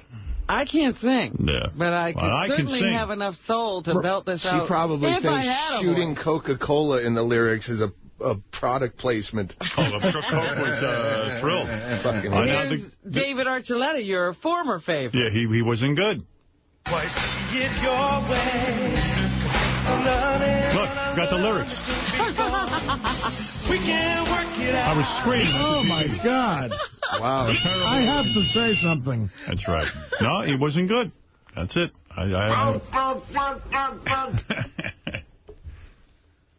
Well, if you can't find any dead or alive when you're blowing truckers in a rest area, put on some of that David Archuleta. Yeah, I mean, they all sound like tribute bands, don't they? Yeah, here, I've been handed a note. The kid that yes, thank you. The kid that played me at 7 years old also played young Tony Soprano and young Andy Kaufman. Oh, so he's made a career of playing the younger famous people. Famous Tony Soprano. That's his niche. All right. Robin, what else? Well, there's going to be another kind of idol. I think they're taking the kids of singers or stars and seeing what they can do on a new reality show. Is Dee Snider's kid in this? Yes. Yeah, I heard Dee told my daughter something about this. My daughter was talking to Uncle D. It's like the offspring of rock royalty will go head-to-head in an American Idol-style competition. I would watch that. Who's in it besides Dee's kid? Let's see. You've got the daughter of Olivia Newton-John, Chloe Rose. I'm going to vote for Dee's kid because I know him. You've got Jesse Blaze Snyder. Jesse Blaze, yeah. Jesse, the son. Jesse Snyder, yeah. Dee's son. All right. I thought you said Dee's daughter. No, I said son. Okay. Nobody listens to me. Crosby Loggins, who is Kenny Loggins' son. I was going to say Loggins and Messina's son. They had a kid together? Wow. I knew those guys were into each other. Who carried the baby? Yeah, sometimes they'd look at each other. Who carried the baby? Jesse Money, Eddie Money's kid. Oh. Lucy Walsh, Joe Walsh's kid. Wow. Didn't we meet Lucy Walsh? Yeah, Lucy's a professional background singer. I know that. She was, she looks way different in this picture. In the picture, she's like blonde looking, but remember she came in here when Cute Joe girl. was in last, and she had like the hat on. She was real cute. Yeah. And she looks hot as hell in this picture, just different. She looks like a Let me see blonde that. bombshell. Is Bobby Badfingers Jr. in there? Oh, no? I was hoping his son would make it into the contest. I know he... They said rock you don't have royalty. it. It's okay. Let's go to Ralph. Here, I got it right here. Oh, thank you. Let me see Joe Walsh's daughter. I remember she was cute. Very cute with the hat on. She's All right, let in me see. the lower left. Oh, very... yeah. Stunning. I should have dated her when I was free. Hey, now. Yeah, there's Kenny Loggins and Jim Messina's baby boy. Oh, man. Yeah, Loggins and Messina's son, Crosby. What do you know about that? I don't see a picture of Dee. Now, Dee's kid, this kid, Jesse, Is gorgeous. is a very good-looking kid. Why, you've seen him? Yes, I've met Jesse as a baby and as a young man. He was the type of kid. You know, Dee's no beauty, but the wife was beautiful. Her beautiful looks battled these. Yeah, won. her genetics won out. And Jesse, I heard, you know, I knew him as a little kid. And didn't you keep your daughters away from him? I did. He was gorgeous. Once my daughters were, I think, 4, I stopped him from coming over to my house. Yeah, because every little girl fell in love with him. Yeah, who needed that? She was 4. But I understand the kid had a charmed life. In high school, he dated. He was like a very popular kid, good-looking. Girls all wanted him. Dee was like, geez, I never had a fucking high school like that. Dee's jealous of his son. Dee went to Baldwin High School. Not one person looked at him. His parents ignored him. Well, Dee was walking around in women's clothing. Well, that might have been the problem. He's over that now. A full face of makeup. Well, anyway, what do you want, Ralph? American Idol was those people were so fucking bad last night, except for the blonde who played at the piano. I think she did Imagine or something. She was pretty good, but in that mix, she was pretty good. I mean, they kind of sucked. She did Let It Be, Let It Be. If John Lennon was around, do you think he would have given his permission for that shit? Yes. Really? Yes. I think today's, the rock stars today are very, very desperate to get their music heard in new venues to reach young people. It's much like what Billy Joel said yesterday in inducting John Cougar Mellencamp. Radio doesn't play their music, so you got to put it in TV commercials. You got to put it anywhere you can. Billy Joel's justifying selling out stuff to commercials. That's what he's doing. Well, that too. And don't you think they should start voting off some of the, like, the host and the judges? Like, Ryan's got to go. It's like he's almost fucking unwatchable. He's terrible, and Paul Abdul's a mushmouth. But look, I mean, why would they fuck with any part of that formula? They won't. You know? It's very successful. I watch it. I can't criticize it. All right, Robin, thank you, Rob. Lara Johnston is a Doobie Brothers kid. Akiba Burrell Hammer, MC Hammer's child. Landon Brown, Hammer Jr. Bobby Brown's kid. And to prove the apple doesn't fall far from the tree, little Al B. Shore, the son of Al B. Shore. All right. Well, I would watch all that. going to be on the show. Yeah. I'm going to watch that. Now, I guess we have to get into this. When is that airing, Robin? Oh, God. Now you're making me go back? Oh, as long as you're telling me about it, I might as well watch it. Let's see. Thank you. Debut April 3rd. I got it. You've got it. April 3rd is the day. Where's my book? I'm going to write that down. He's going to be there. I guess Lisa Marie Presley didn't make it into that show, huh? No, she already had a hit album. I guess they're not considering people who've had a chance. Olivia Newton-John's fucking daughter looks smoking. You better behave yourself. Yeah, what? I'm sorry. Are we on the air? You know how I always say there's no such person as a Rambo? There's no guy who can kill everybody. Boy, you're the only one who realizes that, Robin. Take it easy over there. Chuck Norris could kill everyone. There's not really a Rambo? I just don't... No. I'm simply saying I can't watch those stupid movies. What about Chuck Norris? There are guys like that. A British soldier, however, is probably making a liar out of me, has been awarded the Military Cross, the British Military Award for Gallantry for almost single-handedly taking on on 150 Taliban fighters. And killing them all. The Times of London reports that Damien Healds fired a barrage of grenades at 7 Taliban positions after he and his 50-man convoy were ambushed last summer in southern Afghanistan. He continued fighting even after a round ripped into his right torso. A British military spokesman said Healds' quick and deadly action saved countless lives. There you go. Sure, there are real-life Rambos. Chuck Norris was one of the toughest guys on the planet. He used to go over Korea and fight Koreans. He didn't go to war. Yes, he did. Here's to you, Mr. British soldier, throwing grenades at the Taliban guy. I admire him. Yes, I do. We all should study up. There's a new CPR technique. It's being announced in the American Journal of Medicine. They now say the new method consists of 200 chest compressions followed by a defibrillator shock. Rescue teams in Arizona who employed the new procedure on cardiac arrest patients outside the hospital tripled the survival rate of the standard approach. So just remember that. It's good news. 200 chest compressions, you'll be lying next to the guy. Yeah, what the fuck? What if I run out of breath at about 180?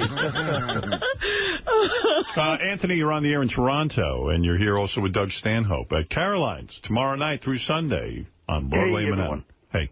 Sorry about that, Howard. As you guys were talking about stars and their kids, and I saw a picture the other day of Jim Carrey and his daughter with Jenny McCarthy. Well, that's not his daughter. No, he didn't have a daughter with Jenny McCarthy. That was no, his he first doesn't, marriage. but they were all posing in a picture at a premiere. And how'd she look, Jim Carrey's daughter? Smoking. Really? Yeah. I remember seeing her when she was young. I saw a picture You where she saw was at an awkward age. She was a chubby girl, right? Yeah. But now she's... Let me see a picture. Jane, I think her name is. What's her name? Jane. Oh, yeah, she's cute. And really? Standing next to Jenny, and oh, my God. She's not bad at all. Well, that's a good catch. That would be a catch. You get her, you could back up the Brinks truck. There you go. Well, you know, he is from Canada, so... All right, thank you, Anthony. Wow, she's cute. Artie, how about making her Mrs. Artie Lang? I would love to fuck her and Olivia Newton-John's kid. Oh, you want a threesome with Jim Carrey's daughter and Olivia Newton-John Jr.? And Joe Walsh's daughter, and I'll have Kenny Loggins' son make the drinks. I was going to say, now, who is out there putting that together? There's some guy who's getting celebrity chicks. Now, the daughters of the famous and putting them in twosomes? You know what, is she old enough? I might have just done the creepiest thing ever. She's probably 14. Yeah, I don't think Olivia Newton-John's daughter is that old. Okay, I don't want to have sex with any of them. Scratch it. He's not interested. Too far. Right. All right, thank you, Anthony. All right, Robin, please continue. And just imagine this. If you have one of those electronic heart defibrillators planted in your chest, yes, it can be hacked by these computer geeks. Researchers have found that the device can be hacked, and then you can retrieve all of the patient's information from the computer chip. You can fire it improperly, and you can run down the battery. Chris, you're on the air in Boston. Oh, my God. That's terrible. Crazy. Boston, Chris. Hey, Mega Dildos. Mega Schmeggets. Hey, here's my question. Do you think the Elliot Spitzer situation helps Frank Gifford at home? Yes. Or does he look at that as a big, huge pain in the ass? Are you kidding? Frank Gifford now is a whore expert. He's been on the Today Show. They have him on there, and it says underneath his name, whore expert. And they go to him, and this is a complete revival of his career. But you know Kathy Lee must be like... No, first of all, Frank Gifford didn't go to a prostitute. He went to a woman who was He didn't break a law, actually, and he wasn't a government official. She was a flight attendant. She was a flight attendant. Which is a step above a prostitute. No, she's a flight attendant. Below. She was a It's legitimate... You feel a flight attendant is below a prostitute? Oh, certainly. It probably is. So Frank Gifford's situation... Prostitute serves a purpose. Frank Gifford's situation, of course, is different. Flight attendant could be replaced by a Coke machine and a lock on the cockpit door. Frank Gifford, you bring up a good point, Chris, and if I can be serious for a second. Any type of story where a man cheats, and it's in the newspaper, it's misery for this guy at home. It has to be. Has to be. I mean, Kathy Lee's got to shoot him a look. Like, he can't sit there and go, oh, this is terrible. Well, I was even thinking they have to pull Chelsea Clinton off the campaign trail now.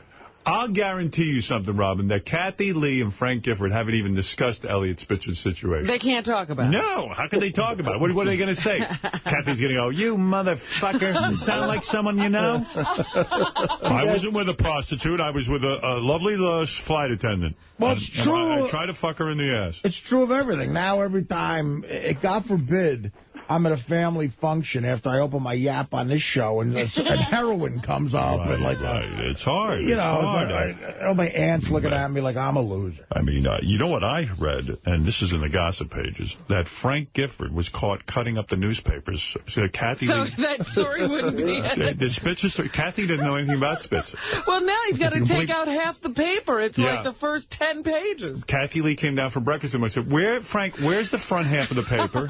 So is the wife, know. I haven't seen any of this coverage on TV. Is the wife playing that part with the fake smile like Hillary Clinton did? No smile. No. We'll see what happens. I don't know. But is she standing by her man? So far, they say she wants him to remain being governor. Yeah, can you believe that? She wants to stay in the limelight. Well, who wants him home all day? Again, it's one of those things. I don't know the guy because I don't live here, but even if he was a douchebag, it's like Joe Francis. I hate that guy, the Girls Gone Wild guy. I despise him more, but he's in jail for tax evasion. He got out, by the way. Oh, is he out? Yesterday, as of yesterday. Oh, wow. He got out on bail. But I couldn't even, I couldn't even take any, You feel bad. Happiness, tax evasion. Everyone should be evading taxes. It's fucking homework that you have to do for the rest of your life, and you go to jail if you get it wrong. But Doug pays his taxes. I overpay because I'm so bad at it that I don't, I wouldn't know, much less how to cheat. I don't know how to do them correctly. Why don't you get an accountant? I always overpay. I do. I have an accountant now, but he doesn't know how to do it. I live in Buckley, fucking Bisbee, Arizona. I got some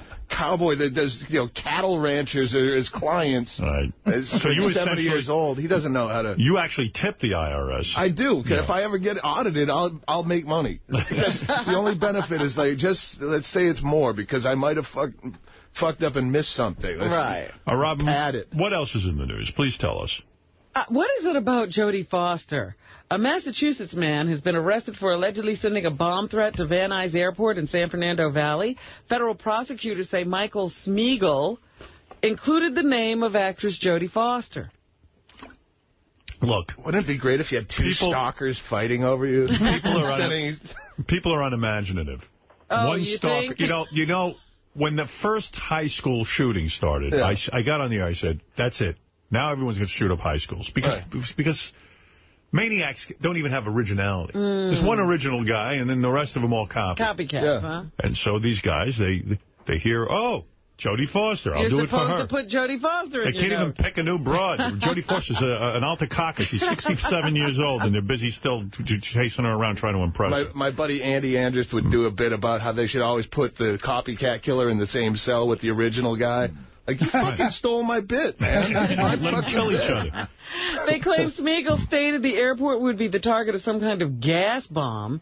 He allegedly made more than 100 similar threats against other airports, celebrities, and government buildings in recent months. Talk about a gas bomb. I did one on Beth last night.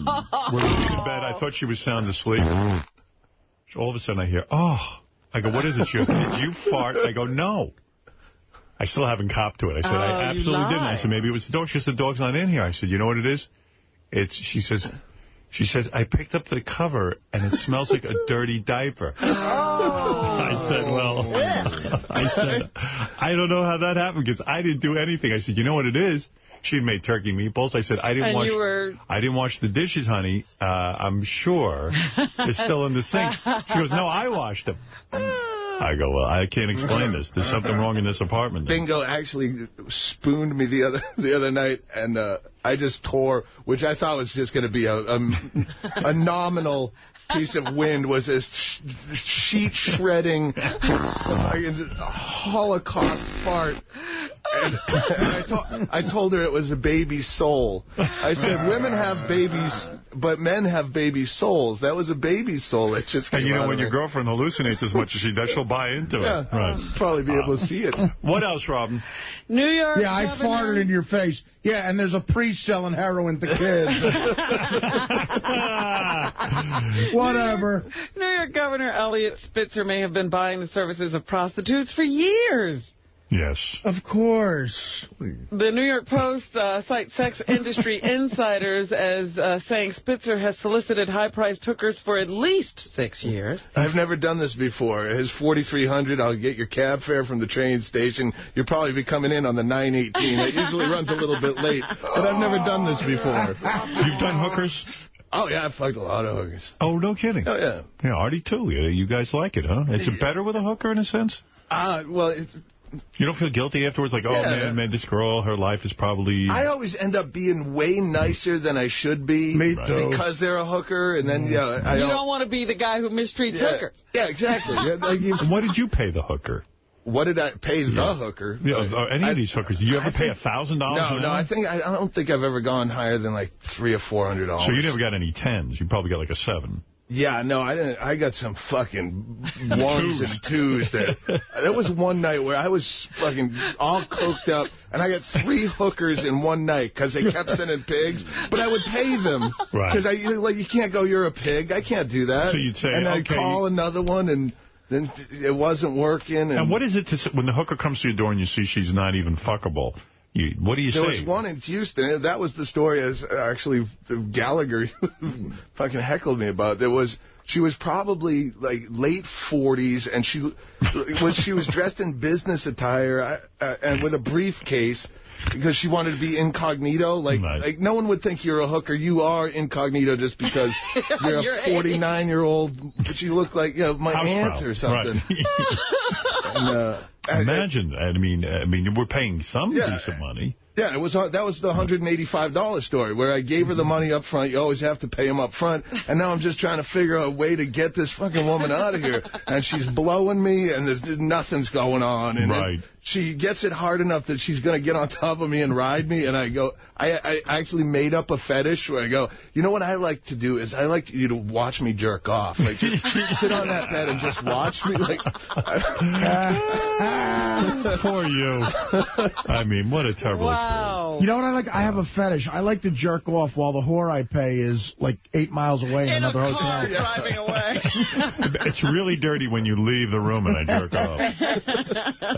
My mother left me and I want you to leave me. That's it. Now I've got a story. New York is continuing to deal with these allegations. Spitzer is supposedly ready to resign at 11 a.m. this morning, which is minutes away. Now. Hey, while I was using the word Mons Vernus, it turns out Richard immediately wrote a Mons Vernus song. I said he must be scribbling that down. Let me see what he came up with. Robin's Mons Vernus. I can lick it if I try. Robin's Mons Vernus. Robin's Mons Vernus. I don't know. I think he needs to put more thought into that one. Uh-oh. Yeah, anything he dashes off right away usually is not a hit. Oh, no, he didn't like it. I'm a little down. Sal, what am I going to do? I'm going to kill myself. I may have to drink. I know I'm supposed to wait for the Iron Maiden concert, but I might have to break down. He really is. He's a terrific drunk. Yeah, well, you babysit him one night. You haven't had to wheel him through the airport. Oh, really? I didn't hear that story, but I've heard his calls. Robin, anyway. Please, go ahead. We're running out of time. I wonder, they say the governor has been holed up in his Manhattan apartment since he made that announcement the other day. Is he, saying goodnight to the girls? Where are they? The girls are acting all fucking angry with him. You know how it goes. He's got 3 daughters. They're all being little wives right now, all fucking pissed off. Oh, my God, Howard. That's their dad. Of course, they're not little wives. They're little daughters who are pissed off. Yeah. Their dad was supposed to be a hero. I know, but, hey, cut him a little slack. He's a man. No, he never said, don't worship me. Girls, your father needed pussy. He's probably trying to tell, little lies that try to make it sound better, but it just digs a deeper hole. And when you see $80,000... I get the fuck out of the house. Splashed across the front page. You know what? Just leave. Hold up, schmold up. I said, why don't they just put giant pervert under his picture? Could there be a guy in a worse fucking hole than him right now? 80 grand in 10 years on whores is not a giant pervert. But they don't say the time frame. It looks like, he could have done that in a month. Girls, your husbands will be worse. That's what I'd say. You know what you have to say? You have to say, girls, I effed up. I'm really, I'm horny. I'm just a horrible human being. For 6 years. But I fucked up. I made a mistake for 6 years and $80,000 repeatedly. This is what can happen to you if you don't learn all the things you need to know about sex. Dad, you asshole. We were this close to maybe one day having a White House wedding. You had to fuck it all up. A new poll shows that even most of us New Yorkers want him out. Mm-hmm. The Harris poll found that 70% of those surveyed said he should quit. So. Do you girls realize how many whores I didn't fuck? Yeah. I'm the governor. I could have fucked many a whore. Sometimes daddies want to hate fuck a woman's mouth, and they don't want to do it to mommies that they love. It's because I love your mother that I didn't do this to her. I like that. That's not bad to go with. That is a good one. Here's the angle. Here's a credit card. There's Tiffany's. The other thing be kind. Really funny about this, he used a friend of his name as his alias. Yeah, I know. That's a move. Fox, right? Right. George Fox is a contributor and a buddy of his, and that was his alias. Has the buddy come out and said anything about it? He's got to be. Well, he says he's disappointed that Spitzer used his name. Yeah, why me? He's going to be even more angry when he finds out he used his credit card, too. That's like I got to be an asshole in Jackie's movie. What do you have there? I know you want to go, so I'm going to make this quick. Yeah. Artie, do you have a dollar amount of how much you've spent on whores in your lifetime? Oh, let me think. And count the ones at the tunnel, the tunnel bunnies. Well, that was only like 1-2 The one that you had with the 3 guys, but count your portion of the money. Yeah, I mean, that was like $30. Let me see. Sign carry. Well, add it in is all I'm saying. Sign carry the 2. I'm going to go with, oh, my God, $100,000. I don't know, 50, 60 grand? I don't know. At least. How many years? Yeah. I mean, since, 20 years, I guess. I don't know. 20 years. I don't know. What about you, Doug? Yeah, I would have no idea. I drink so much. My past is so blotchy. That every now and then you go, oh, wait, that fucked a whore here. But I couldn't total it up. I spend more on drugs and gambling than whores. How would you find your whores?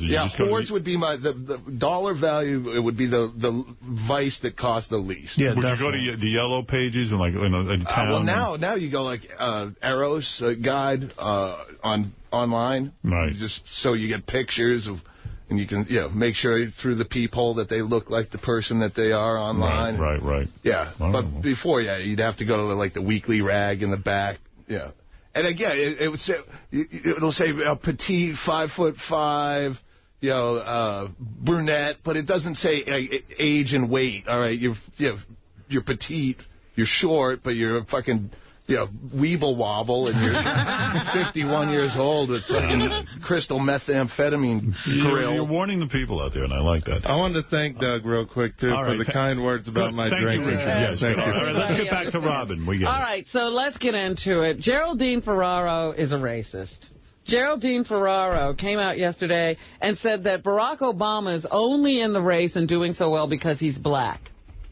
Now, when has it been an advantage to be black in this country? That's an absurd comment and just stupid, and she's a fucking asshole. I mean, imagine she became a vice presidential nominee with Walter Mondale and fucked up his whole situation, if you remember. It was with Walter Mondale, wasn't it? Yeah. Yeah, he chose her, first woman vice president. She had that cockamamie situation with the husband. He didn't vet her properly. And well, at first I was blaming Geraldine Ferraro, but she's working for the Clinton campaign. This is Hillary Clinton floating an idea to see how it works with the public, and then if people buy it, she'll start using it. If they don't buy it, she'll just say Geraldine Ferraro's a kook and should shut up. You don't know that she floated that. Look, if Geraldine Ferraro, if someone from my campaign went on the warpath and stepped out and started saying things that embarrassed me, they'd be fired immediately. No, you don't know she that she is not put it being out there. Fired. This is what happens in these campaigns. Robin, black woman from the South. This is what happens. And this is what I've always suspected about quote-unquote liberal Democrats. They like pitying black people. They don't want to have to compete with them. So anyway, here's Geraldine Ferraro. Can we do both? 110. That's great. Wow, Wow, you need your own show. If Barack Obama were a white man, would we be talking about this as a potential real problem for Hillary? If he were John Edwards? If he were a woman of any color, would he be in this position that he said? Absolutely not. Wow, that is fucked up.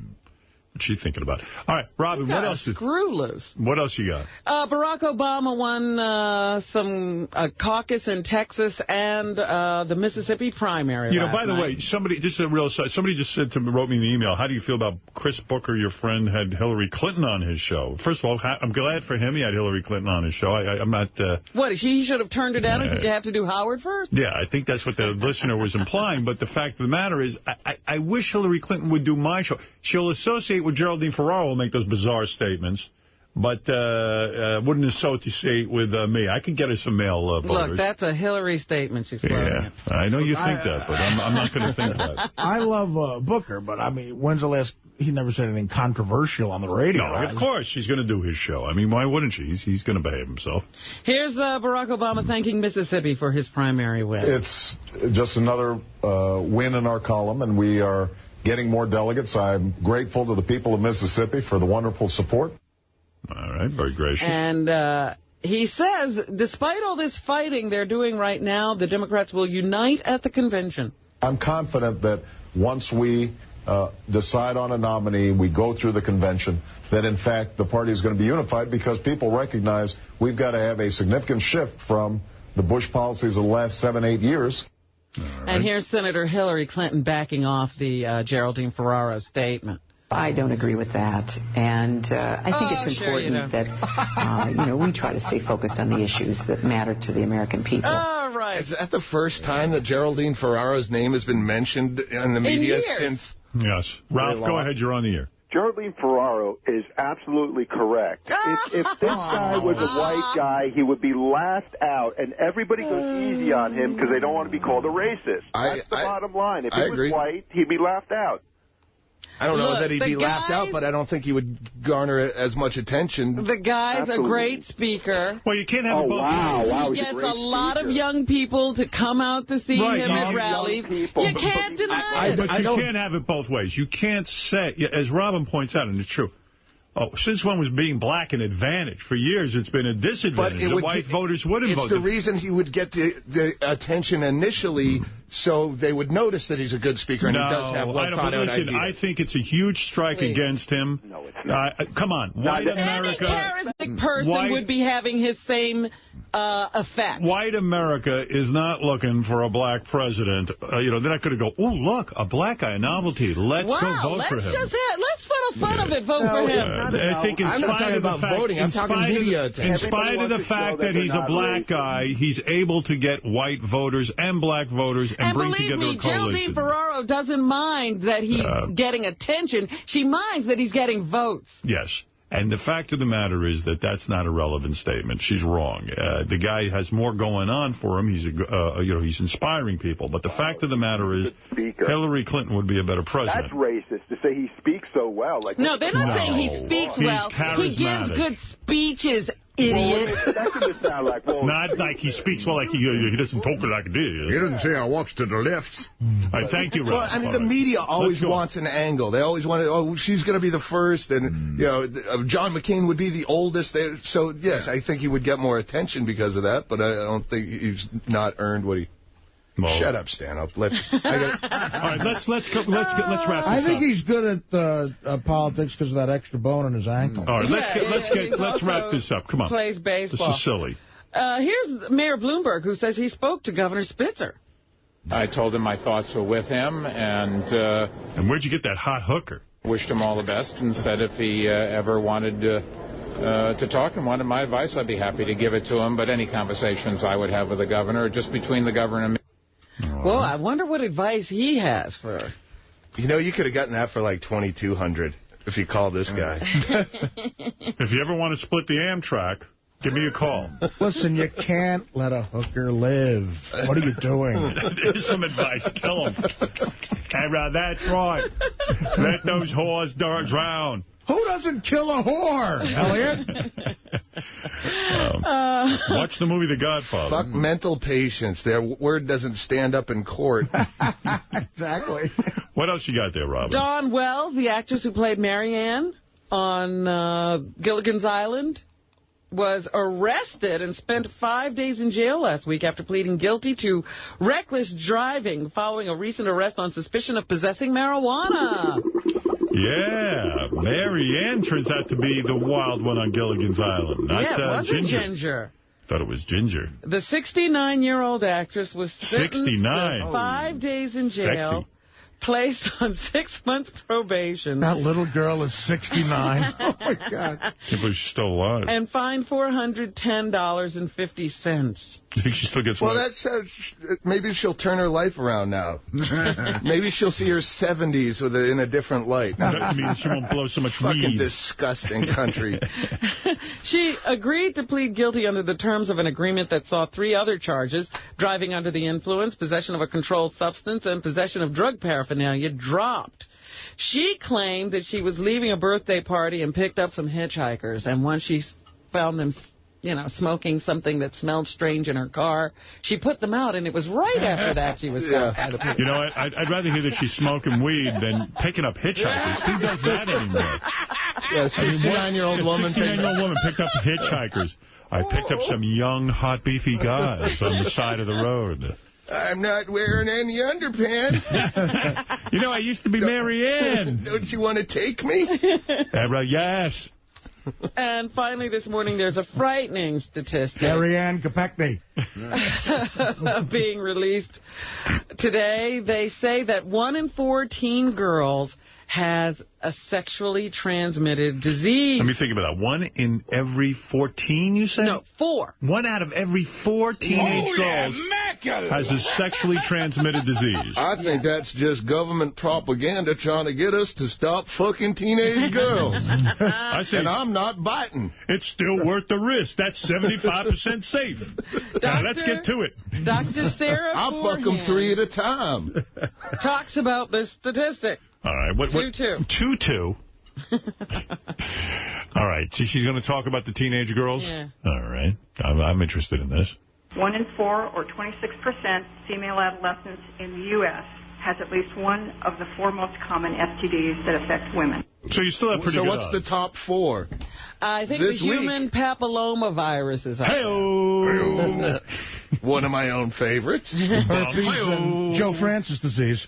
And she says the reason for this is because teens are inconsistent with condom use. 2-3. I love you, pussy. He's thinking of putting out a new video. Girls Gone Wild with the Human Papillomavirus. All right. What is this, 2-3? Yeah. All right. We know that condoms may start to be used in a relationship, and then condoms tend to disappear in very short order in a relationship, somewhere between 3 weeks to 2 months. Not mine. Into a relationship, condoms seem to go bye-bye. I'm 8 years, and I'm still with Love that clit. Come on. Well, they also say that teens, as you were saying earlier today, define sex in different ways. Some of them think that oral is not sex. I know. And that they won't get diseases that way. But there are diseases that are transferred via oral sex. Girls, here's a secret. The asshole is not sex either. Keep that in mind when you're with me. If you have sex with an asshole. Anything else, Robin? Well, I have to thank our good friend Doug Stanhope. Always good to see you. I have to thank you for having me. We just minutes away from being the first guest to ever piss your couch. Oh, really? You got to go to the bathroom. All right. God. It would have been second guest. It would have been you and Gary the Retard. Oh, really? Yeah. He hasn't even done that. See Doug Stanhope tomorrow night through Sunday at Caroline's on Broadway in Manhattan. You are funny, and people have to go see that show at carolines.com. That's the place to get your tickets. Check out Doug at myspace.com. Be sure to scream out, "Bring on Artie." All right. You're used to that now. You like that. Yeah. Check out all Doug Stanhope news and dates. myspace.com/Doug Stanhope. And thank you, Doug. It's good. Thank you. Do you want to hear the names of the viruses that are the most common? I'm about to look at them all on my dick as soon as you stop the show so I can piss. Do me a favor. That's pull out your dick while Robin names each one so we can see what they look like. Yeah. All right, go ahead. Human papillomavirus. Right to highlight this red blotchy area here. Chlamydia. What's that look like? And what else? Trichinosis. Can't you get that from pigs? Yeah. I knew I should have gotten a better hooker. It's actually trichomoniasis. Oh, trichomoniasis. Yeah, trichomoniasis. I know when I eat my pork, I get the trichomoniasis. You have to thoroughly cook your pork chops before you fuck them. Yeah. Isn't trichinosis when you have sex with a pig or something? That's right. Don't give me an old tomato. And herpes. Herpes. The old classic. The old classic. Making a big comeback. That's what's happening. Friday, March 28th, get ready for King Norris at the House of Blues at the Showboat Casino with the Killers of Comedy in Atlantic City, New Jersey. Call 609-236-BLUE or check out the Steamboat Casino Atlantic City website. See the Killers of Comedy March 21st and 22nd at the Republic Nightclub in Toronto, Canada, and March 29th at the Starland Ballroom in Sayreville, New Jersey. For more info, go to RevBobLevy.com. Check out Levy's Comedy Club at the Ramada in Levittown, Pennsylvania. Call 215-945-LEVY for upcoming shows or go to RevBobLevy.com. To book Benji and his naked lesbian bachelor party strippers for all your party needs, go to dialadancer.com.